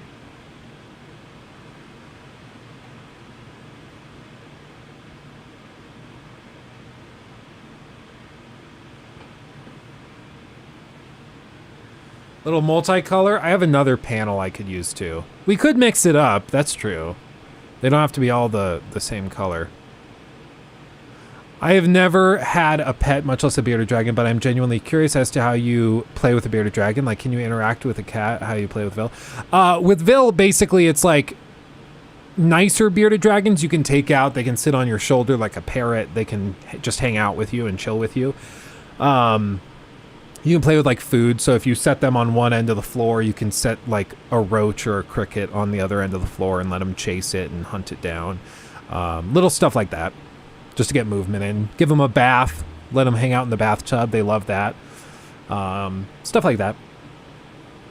They're really good swimmers. I know you wouldn't think so, but they're actually really, really good swimmers. The Titanic model is, wait for it, nice and long. Like a Muamua. A Muamua. Thank you again for the 199. I keep checking my setup to see where the weird noise is coming from. Turn it off, goddammit. Oh, good. Oh, the AC. Well, it did cool the room down, so I will do that. I love it when the AC unit works. A lot of the time I turn it on, it doesn't really work. So, yeah, that's doing the flickering thing again. See? It would be nice if it just let me change the color. I could just change it to whatever, but half the colors do this and start flickering, and it's really annoying. It's really, really weird. But like solid blue, looks like that. It's a safe bet. I'm being real, but if I mix a little red in. Little red, little blue. Make it look like an American flag. Am I gonna have to pay you to show me that middle screen? Middle screen? What do you mean? Because probably not. Unless it's sexual. Maybe Rocky's available. Oh, maybe. Yeah, no, definitely. Need a picture of Vil on the front of the Titanic. Yeah, or we'll get like a little minifigure of him and we'll put him up on the Titanic bow. Oh, my main monitor? Oh, yeah, no, I can show you the main monitor. It's boop. It's a big 45-inch curved OLED from LG.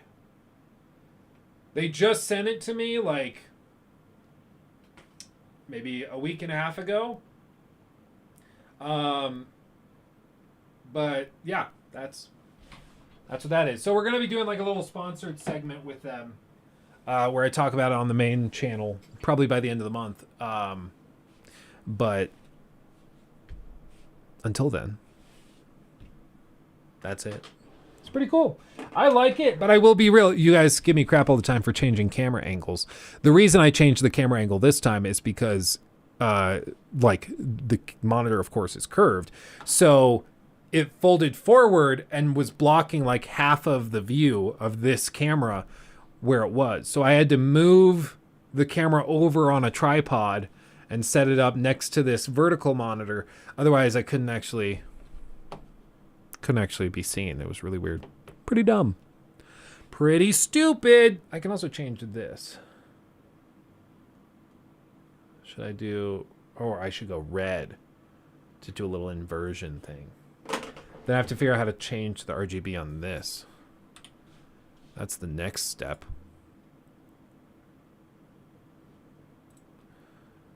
Changing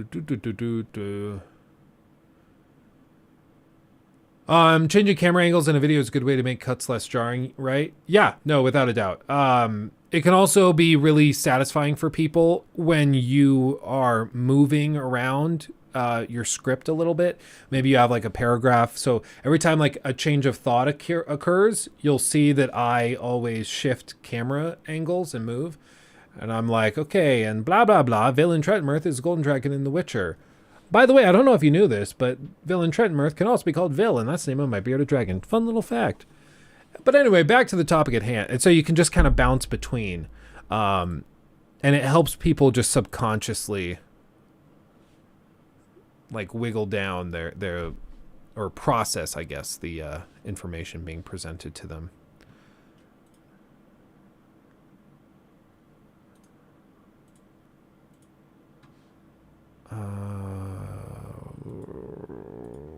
This is not what I thought I was opening. That's not great. Maybe this? I don't know. Thankfully, you're not ADHD. Otherwise, it'll be tough to watch with the camera angles. Possibly. I've actually heard the opposite. People are like, I have ADHD, and it helps me having camera angles change constantly instead of just one that sits there. So I don't know. Luke, do you think Rocky is a good mod or a great mod? One of the best. One of the best. What is this? Hold on. It's going to wait till chat catches back up. See this? See, it just slowly chugs along. Twitch wouldn't have this issue. Twitch just work. Granted, I'd have to be half clothed to be popular, but still. Come on, catch up.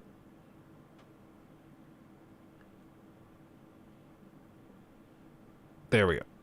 Boop. Hello everyone and welcome to Xbox On. I'm Charlie, but this guy here really doesn't need any introduction. It is of course head of Xbox, Phil Spencer, who is joining us for a chat today. And he has reminded me that you guys out there need to subscribe to Xbox On if you haven't already. It is the place to go for anything news, gameplay previews, anything. So make sure you hit that subscribe if you haven't already. But have you hit the subscribe? Absolutely. Okay, good. I just thought we'd get that out of the way. Yeah. How have you been otherwise? What have you been up to? He's like, do we own this? Why are you talking like that? He's like, is this one of our companies? I have no idea. It's been busy times, Yeah. but it kind of always is. Getting games done, developer direct was fantastic. Doing a bunch of regulatory stuff. Finally, kind of out on the road, meeting with teams. We're here in the Bethesda building. How awesome is that? Yeah, right? yeah. I've never been here. It's my first time. I think we're going to have to see if we can blag our way back in, because this room is just one of very, very many cool rooms. Oh, we're stealing some stuff. We are totally taking taking some stuff home. On and they'll know that we've taken them out. We won't tell them.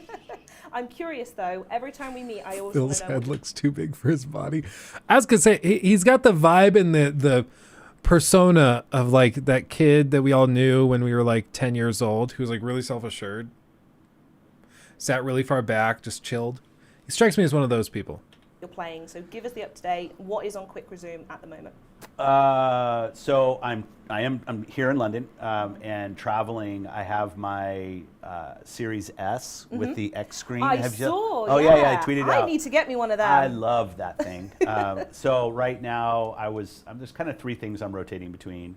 Vampire Survivors, I just can't stop playing. I haven't got to Queen Sigma yet. No? But my friend Gio works on the game and has showed me what she's capable of doing, and it makes me want to get there so bad. The game is fantastic. I was playing a little Hi-Fi Rush yesterday, Nice, which is a great game. The game, though, that I'm probably going back to the most right now is Age 2 on console, which I'll freely admit I wasn't kind of expecting that would be the game I would go to. I love co-op games. I have a friend that I play with. I love the controls. I think the team did such a fantastic job with mapping a older PC RTS game to controller. PC, absolutely. Yeah, the fact that I can right-click and reset my whole allocation for for resource gathering is just like, I'll never play an RTS that doesn't have that It's again. nice to see it come into sort of 2023. Right? I grew up playing H2. That was the game of the series, and it's so nice that the game is still loved and polished and is now available on a brand new platform. Yeah, no, it's fantastic, and I love it. Like Halo Tactic? I don't know what he's referring to with H2. Does anybody know? Age 2. Oh, okay. Age of Empires 2. Age 2. That would make sense. Is that on consoles, actually? No cap? Finnabussin? Like, I love the co-op campaign, so Hitman and I was going to say co-op. Is this versus or... Real talk?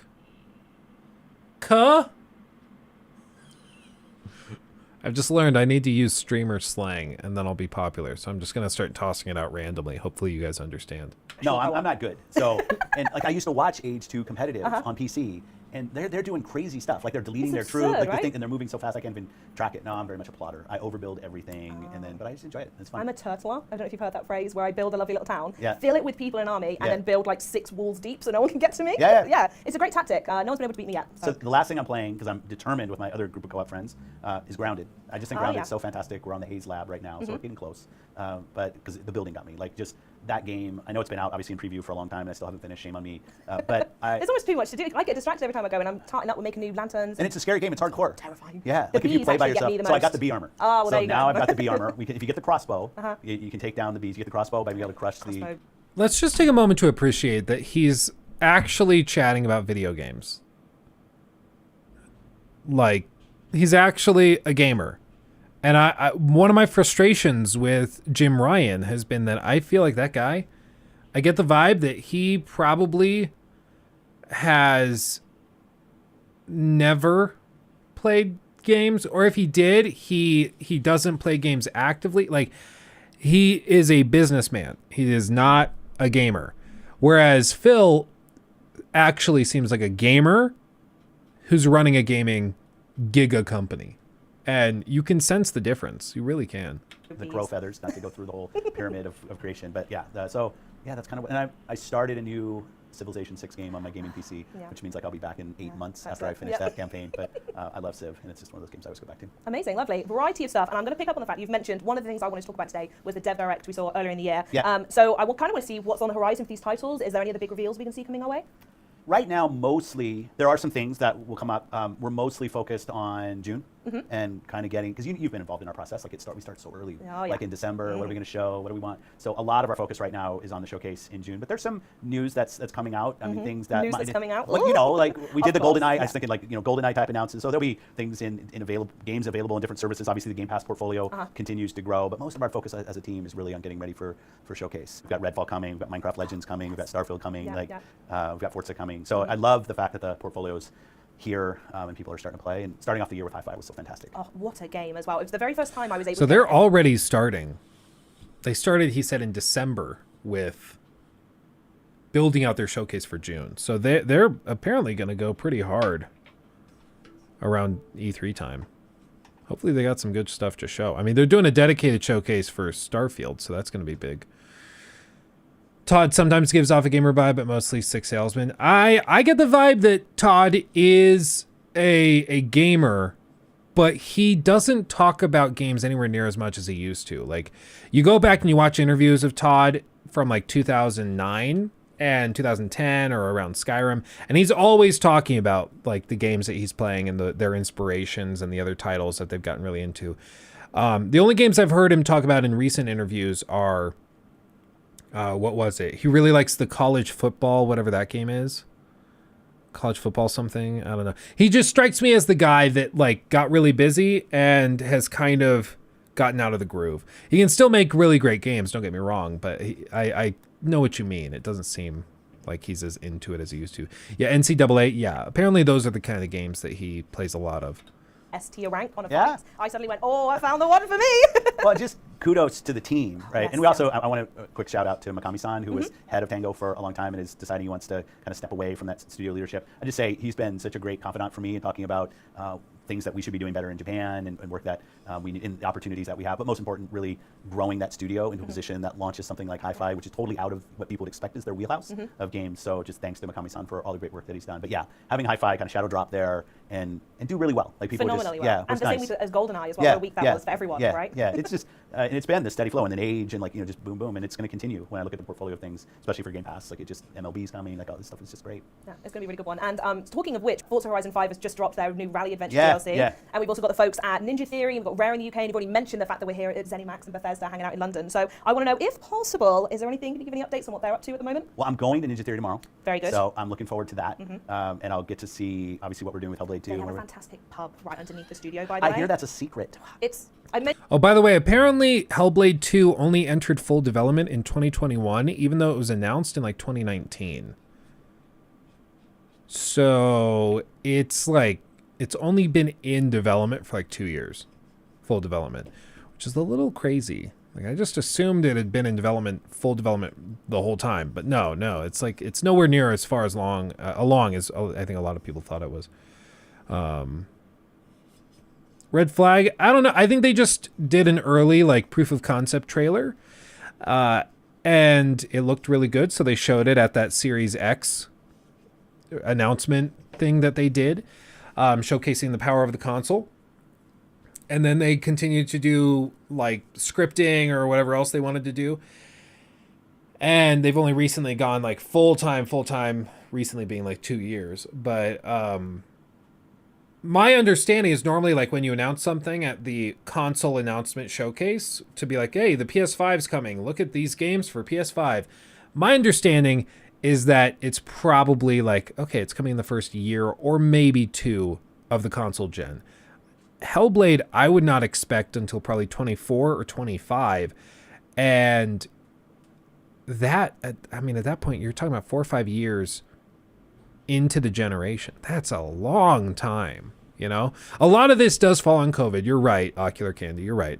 A lot of it falls on COVID. And a lot of people basically have said, just think of COVID as like the 2 years that just disappeared.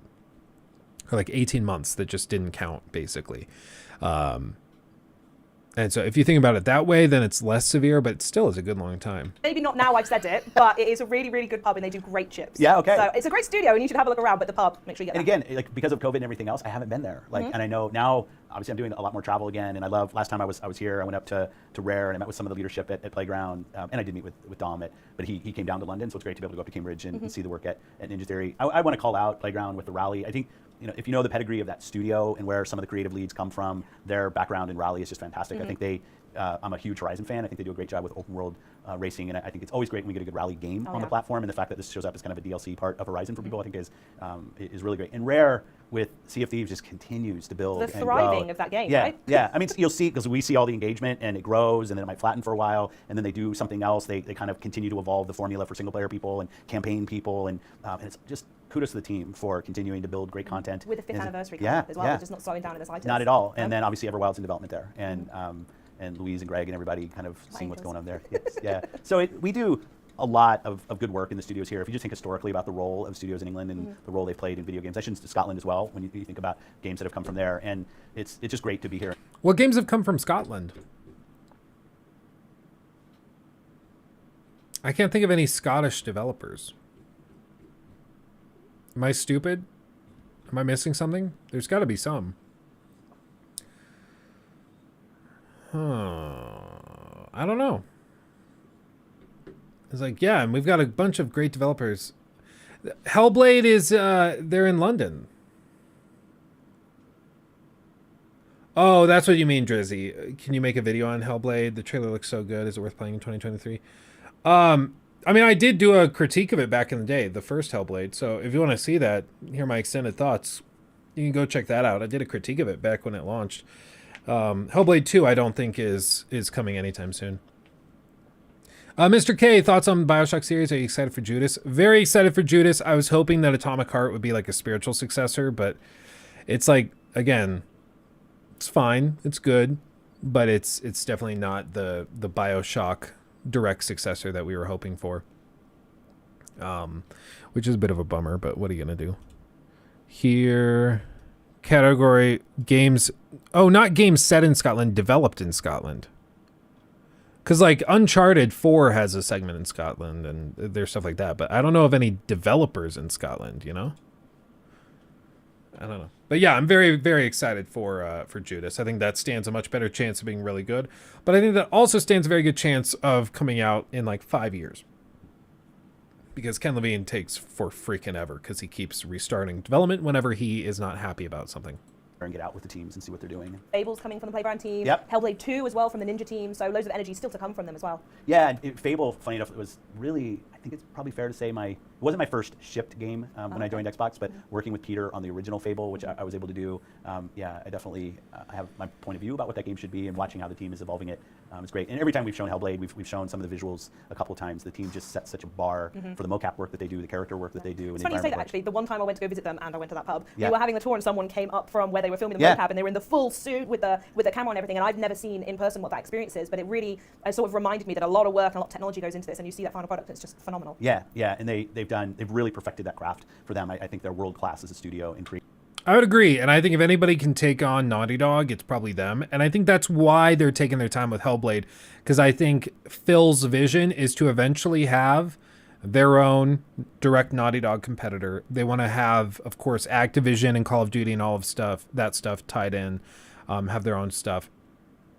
They want to have all of this stuff, figured out. So they'd like to be industry leading in these different segments. Reading playable character that's so believable inside and out, kind of emotionally, as well as just kind of seeing the physical movement on screen is great.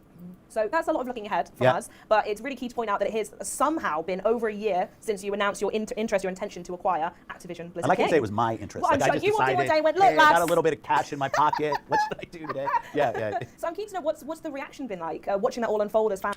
That's an interesting thing. Was it like, do you think it was actually like Phil? Do you think it was somebody within their upper management team? Like, do you think it was Satya's idea? I don't know. I mean, I will say one of the reasons people love Satya as a CEO of Microsoft, he's the CEO of Microsoft. One of the reasons people love him is because he's been so amazingly accurate with acquisitions. No other CEO on the planet has been as in tune with what companies and investments are going to be so good in the future. Like, Satya is a genius with it. He's the one that went and bought 49% of ChatGPT, and now ChatGPT is gigantic, and it's only going to get bigger and bigger as they launch more and more features. So I wouldn't actually put it past Satya being the one that's like, hey, I was at a corporate retreat and I met the CEO of Activision, Bobby, good old Bobby, and he wants to discuss an acquisition. That could work. He does his research and he's like, this works. Then he calls Phil up to his office. I think we should acquire Activision Blizzard. And Phil was probably like, oh my God, yes, let's do it now. Yesterday, let's do it. It could very well have been Satya's idea. I wouldn't actually put that past him.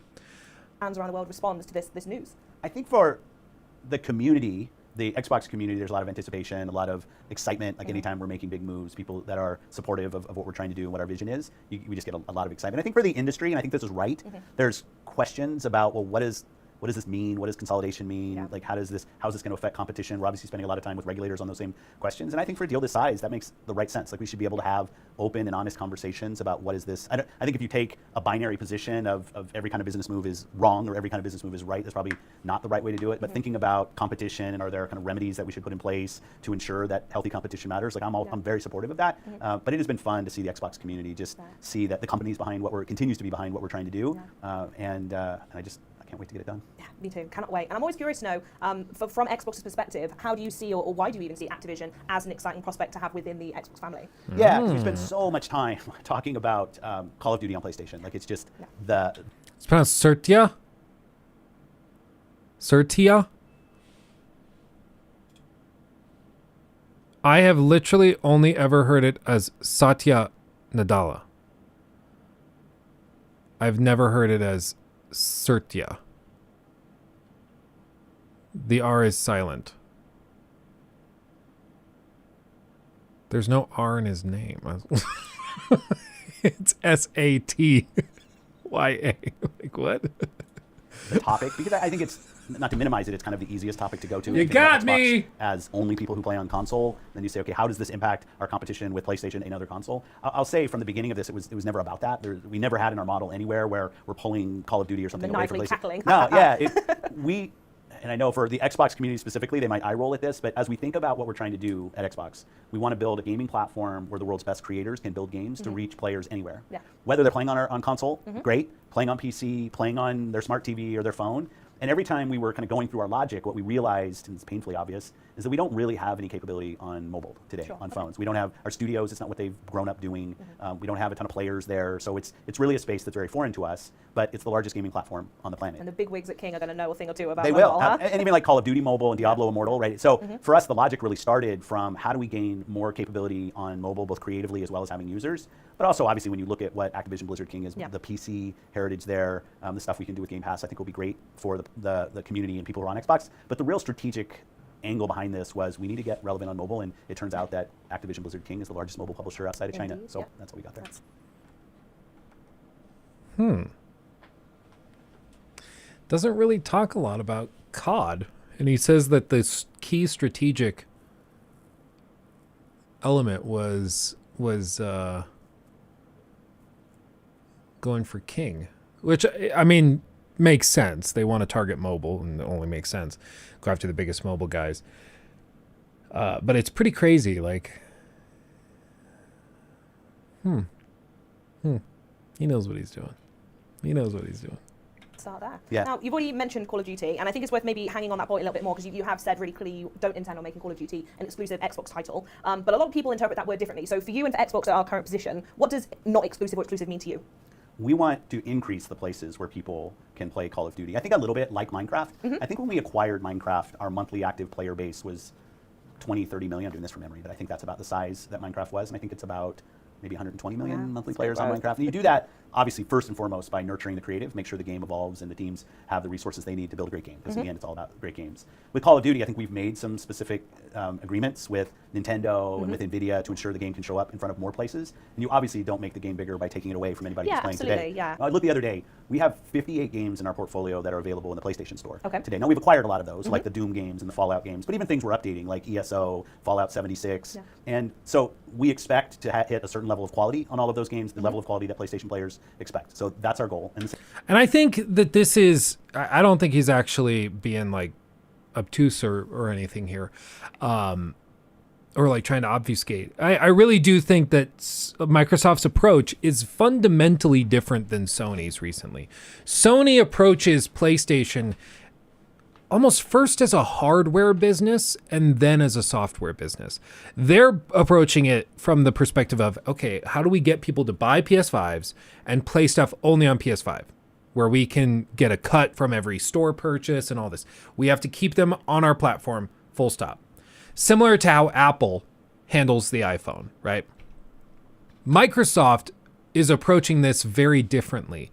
Microsoft is a software company, and they're approaching it like a software company, not like a hardware company. And so their goal is to get this software developed in a high quality way and then distribute it as widely as they can, cast as big a net as they can, and then collect all the fish from there.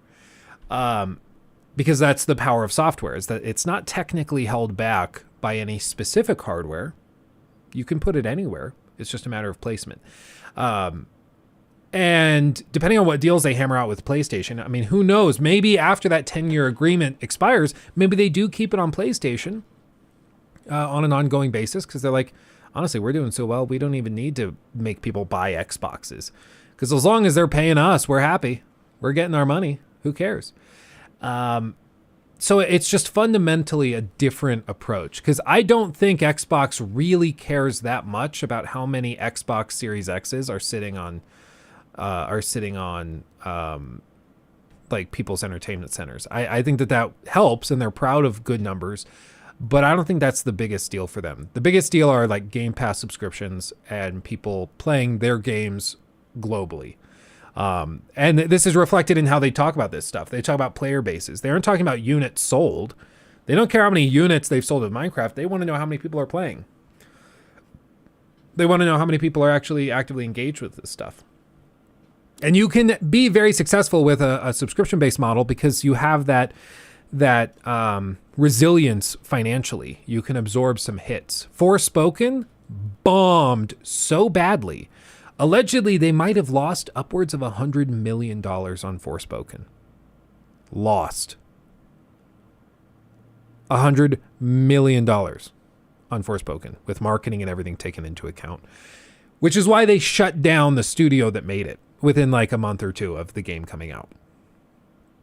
Pretty bad. You got to screw up pretty bad for them to just come in and shut down the whole thing. Like that's a lot. Yeah, that's a big oopsie. So, but that's the downside with doing, having your business model tied up in one release. And if that one release doesn't nail it, you lost all that money. Whereas on Game Pass, Forspoken could come and it might do okay.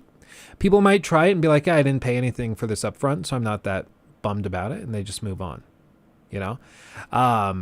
It's really just foundationally a different approach. Same thing on PC and the same thing on Nintendo. And so when we say available everywhere, I will say it would be really funny to see Call of Duty on Switch.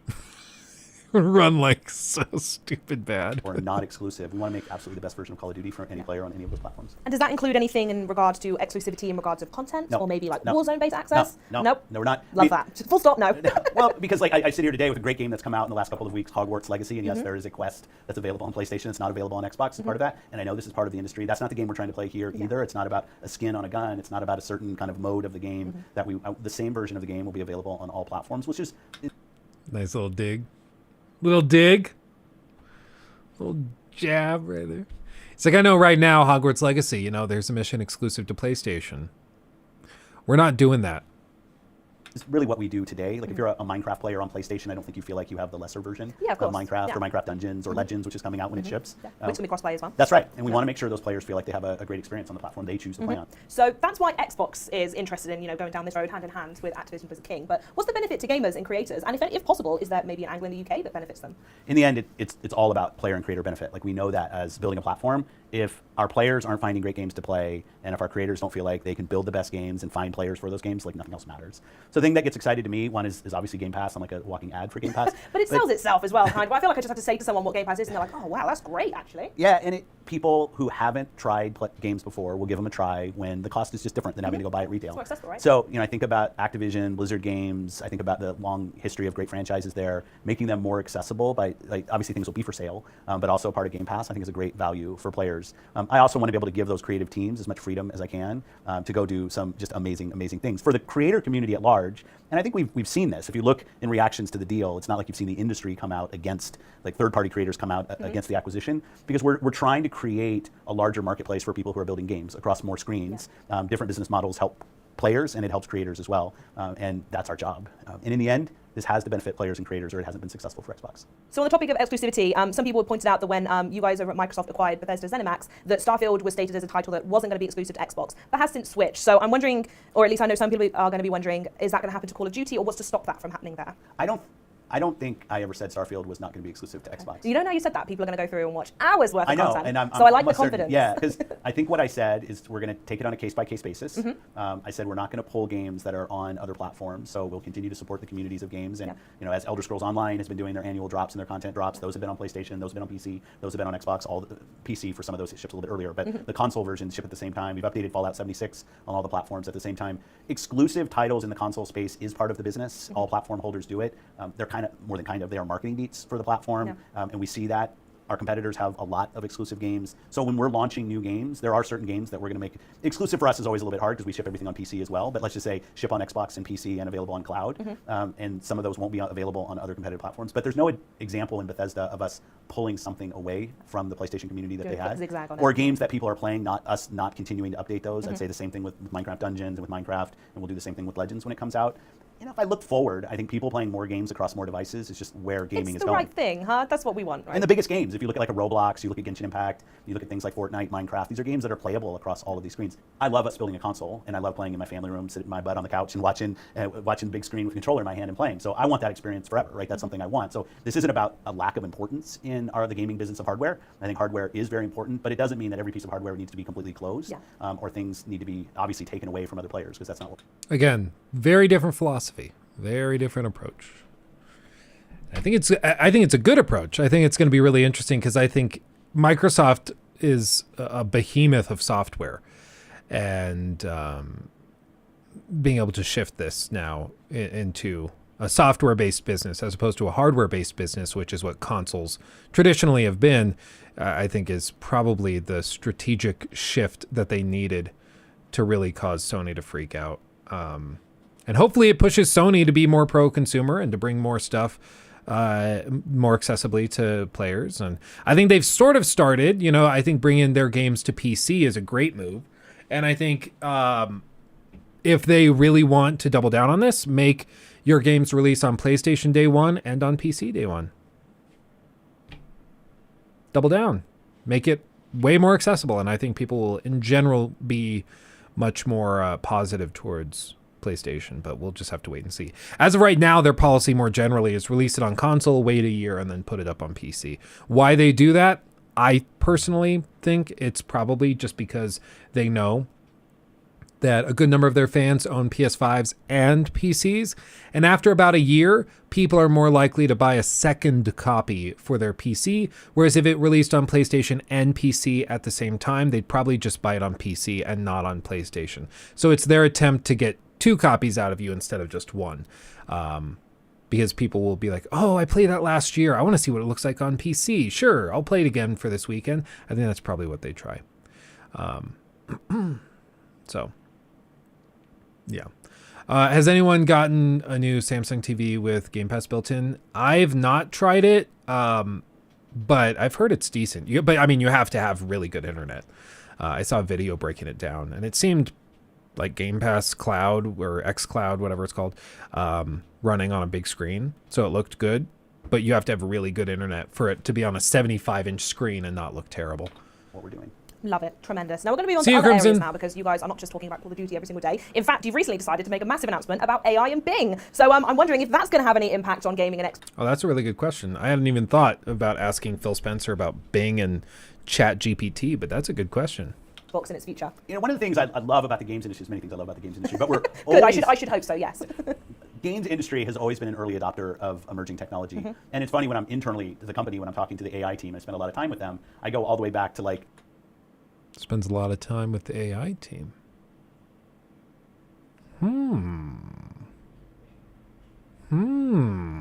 Yeah, the first time I played Pong and there was an opposing computer-controlled like battle on the other side, that was AI. Like if you think about the role of AI, not large language model AI like the chatbots, but just in general of the computer or our consoles being able to play games as human with NPCs and or co-op bots or other things that we were playing with. The intersection of AI and gaming has always been there. And now the AI capability on the planet is just getting bigger and bigger with things like the Bing announcement, the work we're doing with OpenAI.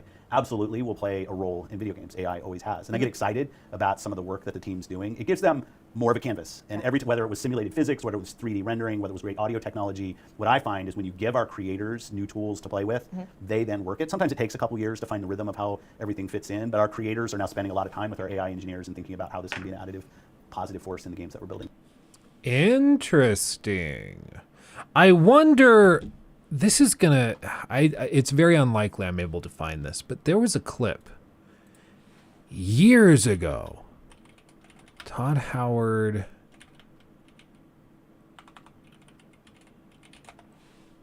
And it was Todd Howard speaking of AI and what he thought it could do for their future RPGs. Yeah, I don't think I'm going to be able to find it. It was within like an hour long. I think it was his DICE presentation that he did or something. Yeah, I don't think I'm going to be able to find it. But it was a really interesting interview. And if I recall correctly, basically what he had said was that he felt that the future of their RPGs tied itself to AI. And their hope was one day to have a system where AI could generate responses in real time to actual conversations with players. So in other words, you could go up to a shop owner, ask the shop owner, I would like to sell all of the junk in my inventory and I want to be able to buy upgrades for this weapon. And they want the shop owner to understand that and be able to react. Or if you go up to an NPC and you say, I'm looking for Dandelion, the musician that has been missing in this town or in Oxenford for weeks. Can you direct me to where I might find Dandelion? They want the NPC, even though it wasn't scripted, to understand that question and then be able to reply with, oh, yeah, I've heard that he plays at this pub every weekend. You should check it out. You know, stuff like that. So the goal is to have this type of real dynamic conversational stuff take place.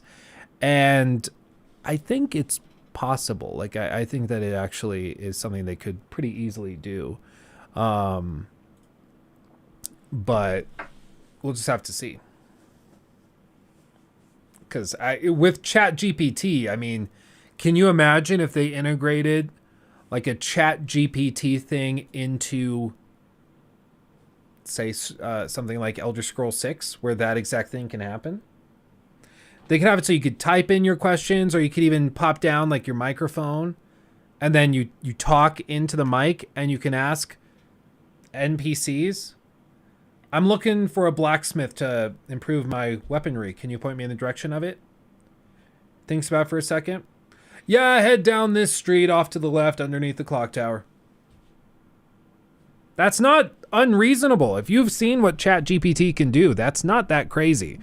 And just reworking that and implementing that into a game is not that outrageous of an idea. Like, talk about Xbox separating themselves. If they use their platform of AI to improve RPGs and stuff like that, every other developer would look like pansies in comparison. They'd be like, they have no idea what they're doing. Man, it would be crazy. And there's no reason to think that they couldn't actually pull something like that off. It's just a matter of time, money, and effort, and commitment to that particular feature. So I think that they probably could pull that off.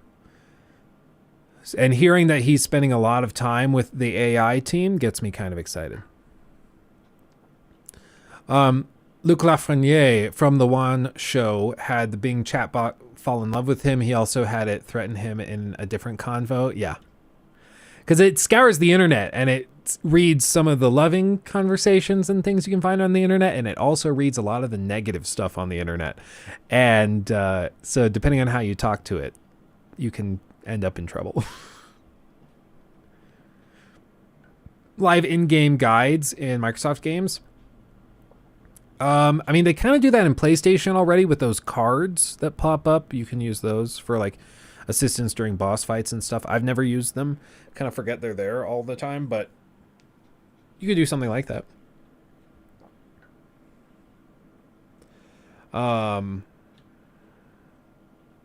Let's see. Single player squad shooters would be fun with that feature. Yeah, being able to tell, one of the squad mates, get down and press them from the right. And it understands that, and then it can do it. Like, fundamentally, this stuff is about, the toughest thing is teaching a computer program to understand what you're asking it.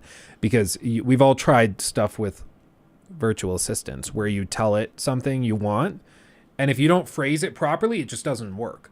What these big language model based AI systems are able to do, and what makes them so cool, is that you can ask things even in clunky ways and it can figure out what you mean. And so there's no reason to think you couldn't do something like that, where you take that voice input and then you could actually change it. Of course, it brings up questions like, okay, well, if the dialogue system is tied directly to talking, some people don't want to talk out loud when they're interacting with a game. Like, some people are playing games with headphones on late at night and they don't want to talk, right? Some people don't want to do that. So how do you open it up? So, okay, well, do you type it in? So now you type in all your dialogue. I could see that getting kind of tedious. It's like, okay, I ran into this NPC. I'm going to ask him some questions. Okay, where do I find the blacksmith? I need to upgrade my sword. And then you just wait for it and then it does it. Like, that would be kind of tedious, especially in longer conversations. So do you shift it then to, like, maybe it gives you the option to have some pre-worded questions like a regular dialogue system? Probably. Maybe it's like there's 4 pre-selected or pre-written dialogue options, and then there's one kind of ask your own question field where you can either ask it verbally or you can type it in. You do that. What about privacy, bro? Well, yeah, I mean, that's a concern. I think if you're playing a game, I'd say this is already kind of too far gone. If you're playing a game like Overwatch or Valorant or any of those games, they have the right in the terms and conditions to save the audio recordings of your voice chat. And they do that because they want to be able to tell if you're using like the N-word repeatedly or bullying or harassing people. They have the recordings and then they can delete your account. So that's already kind of a thing, privacy. As far as voice stuff in the multiplayer games, yeah, you signed that away a while ago. a good long while ago. It's one of those things like, I don't know. I'm not saying anything bad in voice chat, so I don't really care. Yeah, like everybody's freaked out about AI listening to people and like, oh, well, Amazon's actually been listening so they can recommend you products. I'm one of the weirdos that's like, oh, so like my virtual assistant, I'm not going to say her name, otherwise she'll wake up, but my virtual assistant is listening to me so she can recommend me products I'll like. Cool. I'd rather be recommended products I like than products I don't like. Like, awesome. I love it. You know, I'm one of those people that, yeah, I'm willing to sacrifice that element of my freedom for that. You know, I don't have a problem with that. Like, it becomes a problem, I guess, if you're talking about, yeah, shill. L-take, bro, L-take. It becomes a problem when people are coming along and like, you know, they're recording and then Amazon walks up to you and blackmails you and it's like, you're going to sign up for Prime for 3 years. Otherwise, we're going to release this recording we have of you playing Minecraft and then getting jumped by a creeper. Is that what they're called? Whatever the green guy is. And it blew you up and then you freaked out and you said a mean word to that green creeper. You called him a creeper, man. And now we're going to cancel you if you don't buy Prime. Like, yeah, I have a problem at that point. But if you're telling me, like, it listens for keywords and then recommends keywords. So, like, I was talking to Nikki about needing diapers, and then it recommends me diapers. That was kind of helpful. Cool. Sweet. It's always funny to me when it's like somebody living in a trailer in a van down by the river, and they're like, oh, but you know, I think Joe Biden's listening to me. I'm like, no, you're really not that important. You know, have you noticed the people that always freak out about privacy have nothing going on? They have no reason for anybody to listen to them. I think it's this like mental construction that they've devised where they can feel special. Because it's like, oh, I'm being listened to because I'm so important, so special. It's like, no. you're just lonely and bored. That's most of it. My home is a safe haven from ads. I have 3 layers of defense, stopping all ads on all devices on my network. I get comments how nice it is from visitors. That's actually really funny, Tim. You have like the router-based ad block and all that stuff. That's cool. That's fun. I mean, if you know how to do it, props. But I also appreciate good, useful advertisements. I'm okay with being advertised to so long as it's stuff that I'm interested in. Like, do I inherently have a problem with being advertised to? I don't. Advertise to me. If you show me something I'll like and that I can actually use and will improve my life in some way, do it. You know? The problem is bad ads that are intrusive and distracting and annoying. You know, we've all been to those websites where it pops up and you have to wait for the timer to count to 0 and then you can hit close and stuff, you know. Privacy is not just important for listening in and making active discrimination. It shows up as subtle issues like job advertising to poor people. I'm researching this in my PhD. Interesting. It shows up in subtle issues like job advertising to poor people. I mean, yeah, so obviously information being gathered can be used for nefarious purposes.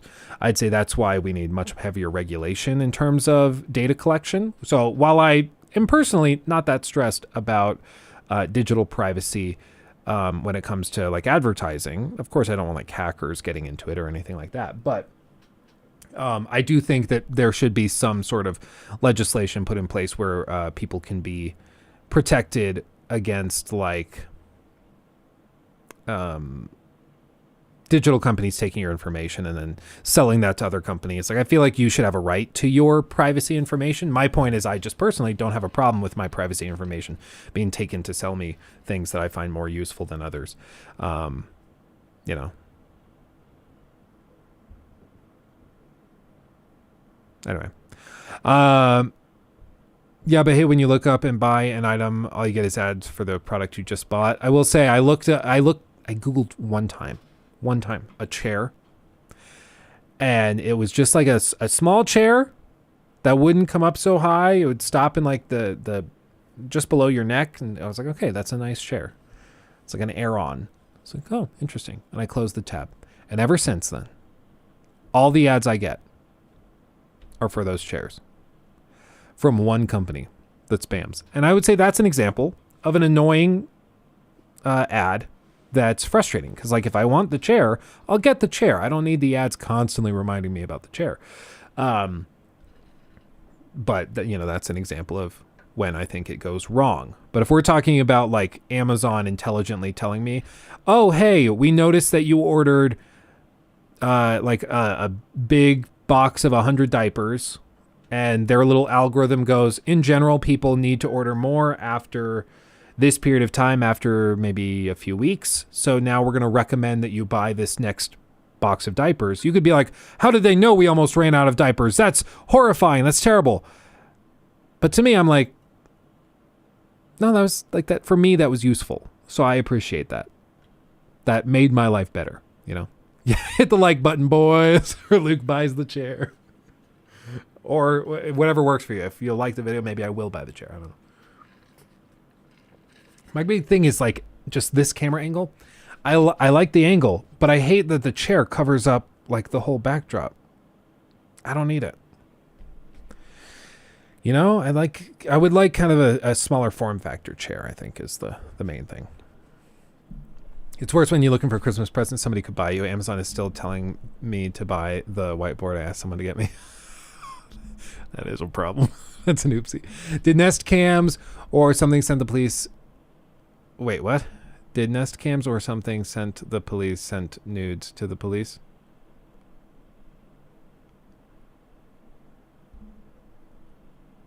What? I'm confused. I will say I did see a news story of a guy that was arrested for possession of CP. And apparently in the court docs, what they said was that he was using it was Dropbox to store those images. And that's how they caught him. And I was like, wait, so you had like an algorithm that scans everybody's Dropbox folders?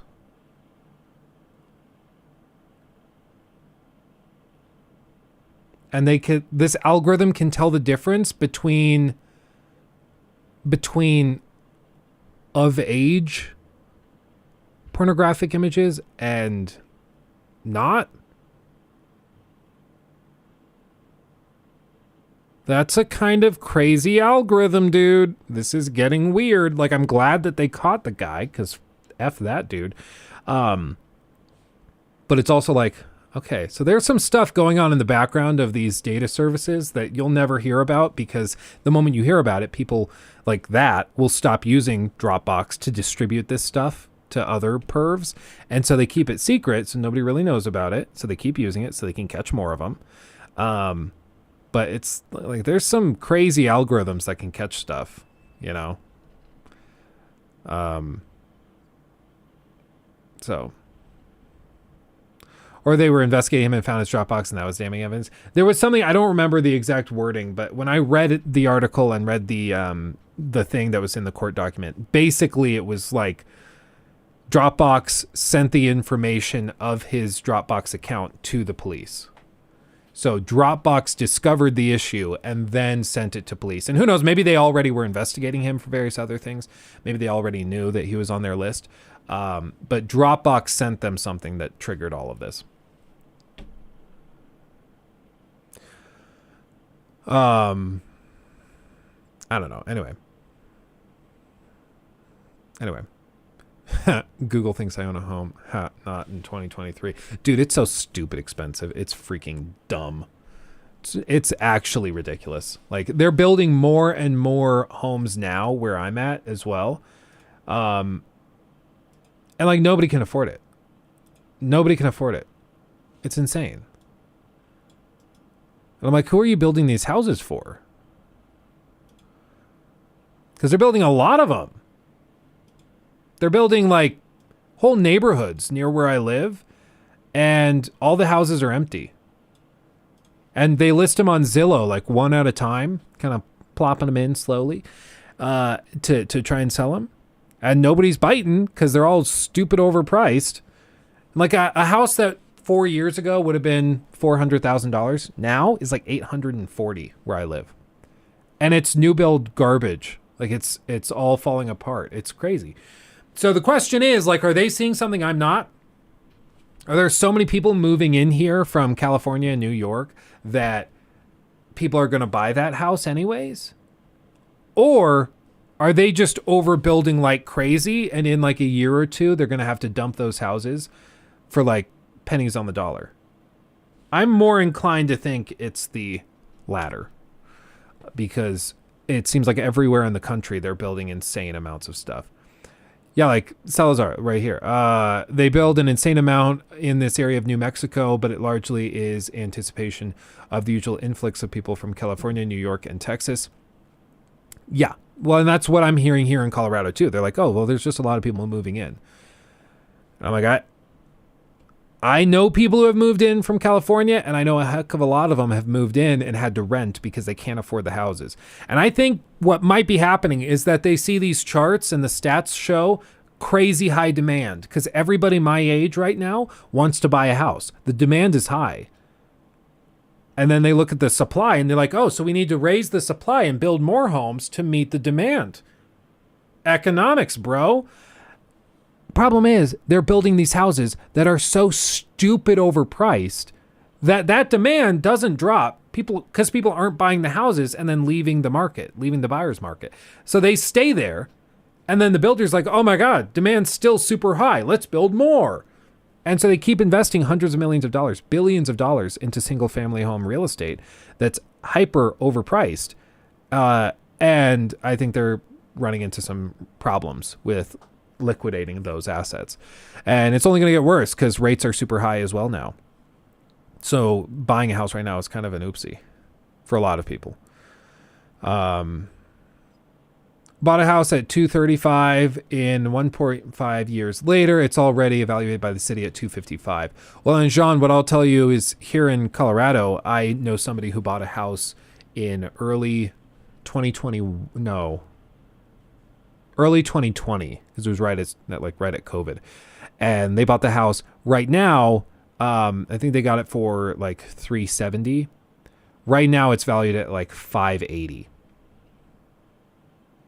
But I don't think they could sell it if they listed it for that, because nobody's buying it. People were buying those houses at those rates last year because rates were at zero, so they could justify it. But nowadays you can't.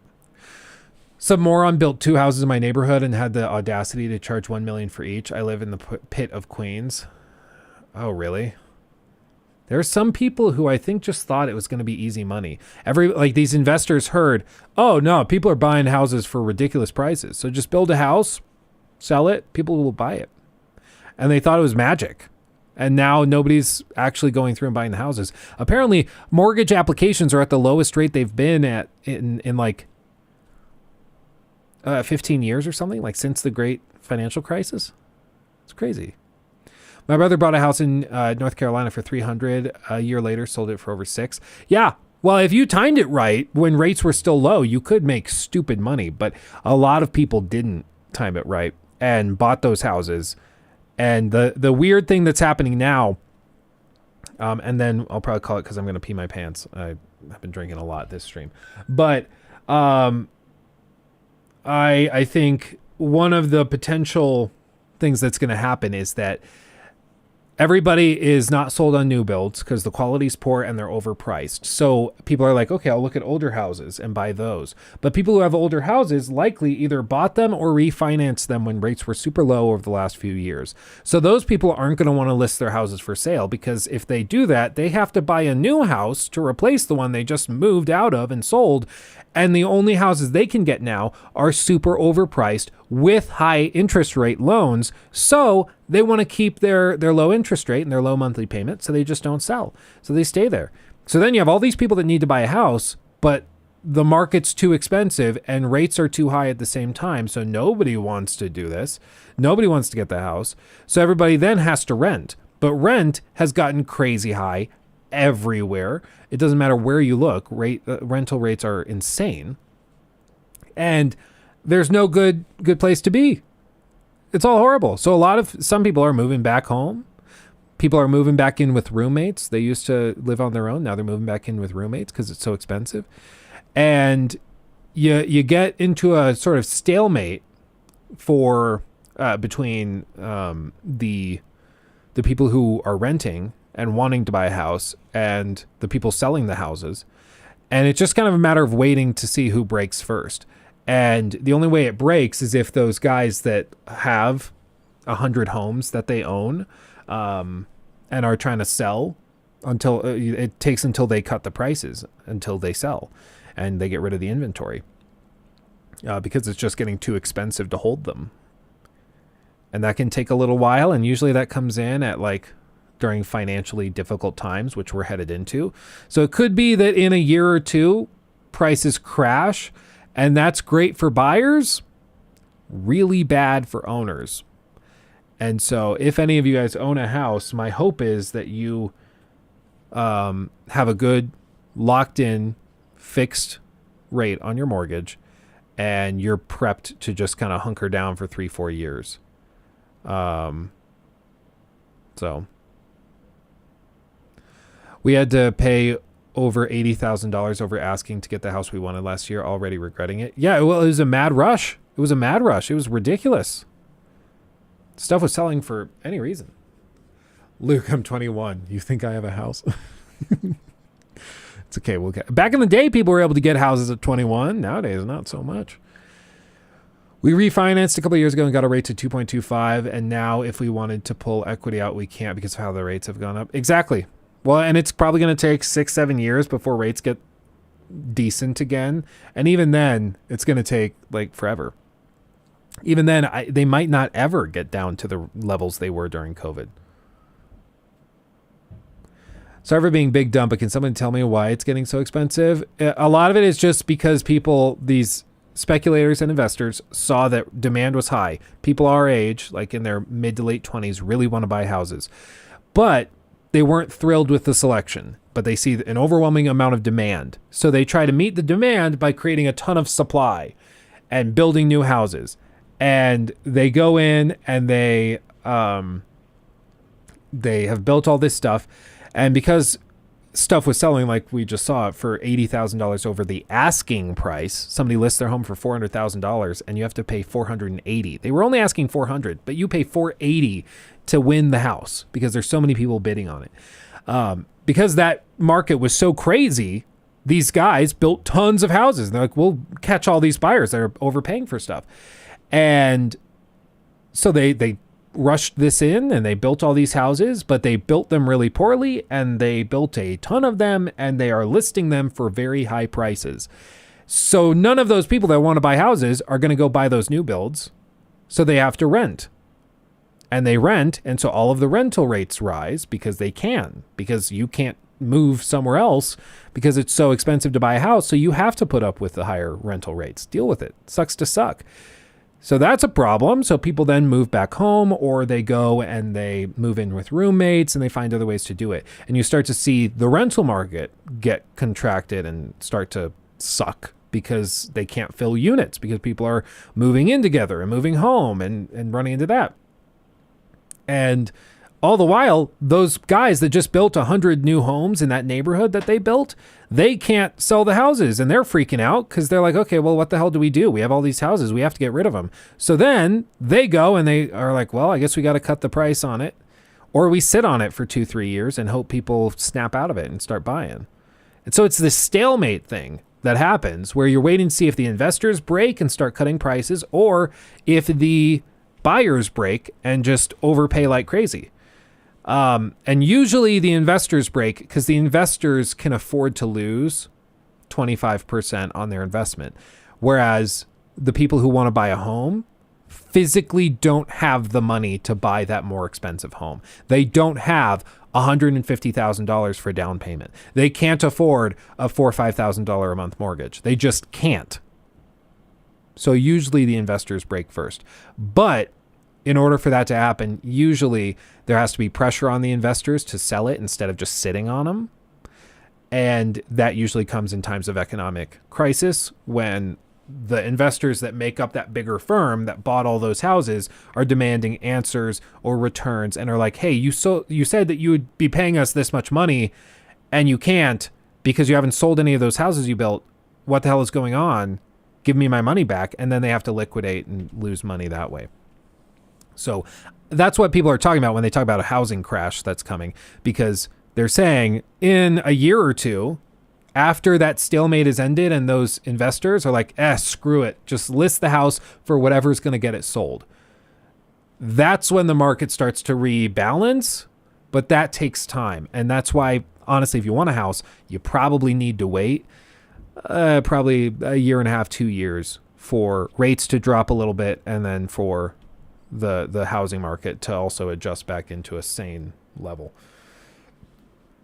It sucks because rent's also really high, but I mean, that's why it's called a financial crisis. It's not a financial, it's not a financial fun time. It's a financial crisis. It hurts the people on the bottom of the economic ladder the most. And the people at the top are like, this is lame, but they aren't really hurt by it. Logan, thank you for the 5. On an unrelated note, why is every woman in Ghost of Tsushima hideous, and why can't I skip cinematics? Amazing game. Otherwise, though,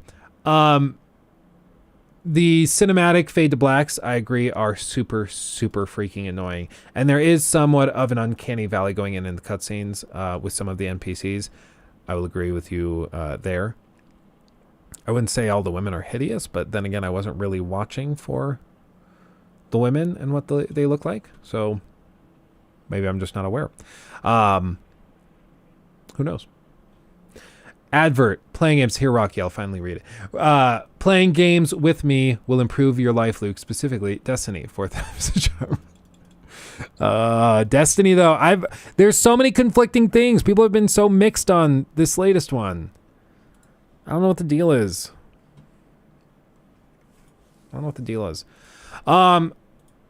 Okay. Real talk. Real question. I know. So we had some technical issues earlier today here on YouTube. We had some issues just because it looks like a lot of it was YouTube related, because people were saying YouTube was having problems in general. Chat broke for a while. Moderators couldn't mod, and then later in the stream they could. YouTube feels pretty fragile. What if for like Tuesday or no, today's Wednesday, right? Yeah, Wednesday. What if like tomorrow, Thursday, or Friday, we try Twitch for like an hour?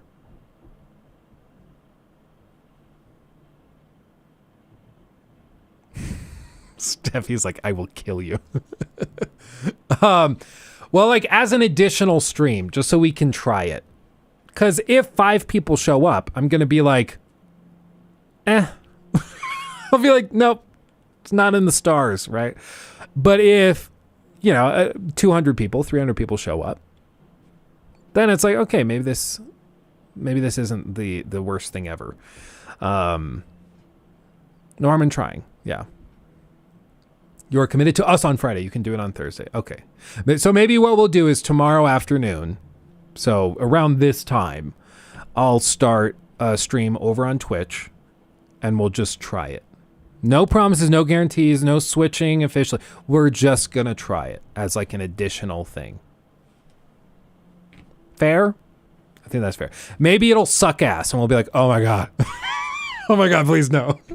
But we'll see. And we'll experiment with it as well, and see what we think in terms of numbers. We'll see what it looks like in terms of quality of the stream. We'll experiment with all of that stuff. We'll see what that's like. Can't hurt, right? Give it a shot. So I'll do that. In that case, I will see you guys tomorrow. Head over to Twitch and follow. It's just Luke Stevens TV, just like you would expect. If you just look up Luke Stevens on Twitch, I mean, you'll find it. But hit that follow thing, and we'll just pop over there. We'll try it, okay? We'll just try it. Don't hate me. Cowboy's like, hell no. But okay, I seriously am going to pee my pants because we've been going for a while and I've drinking a lot of black tea. So much love, everybody. Stay safe out there. I will see you tomorrow. Again, follow the Twitch channel over there and we will be there. Rocky, I will try to, we'll see what the timeline looks like. I don't know if it'll be at like an hour or two before this tomorrow. I don't know if it'll be later in the afternoon or evening. We're going to kind of wing it because normally I don't stream on Thursdays, so it's just a matter of like when I find the time to get the baby down for a nap and blah, blah, blah. You know how it is. Anyway, much love, everybody. Stay safe. I will see you soon. Hugs and kisses. Bye-bye.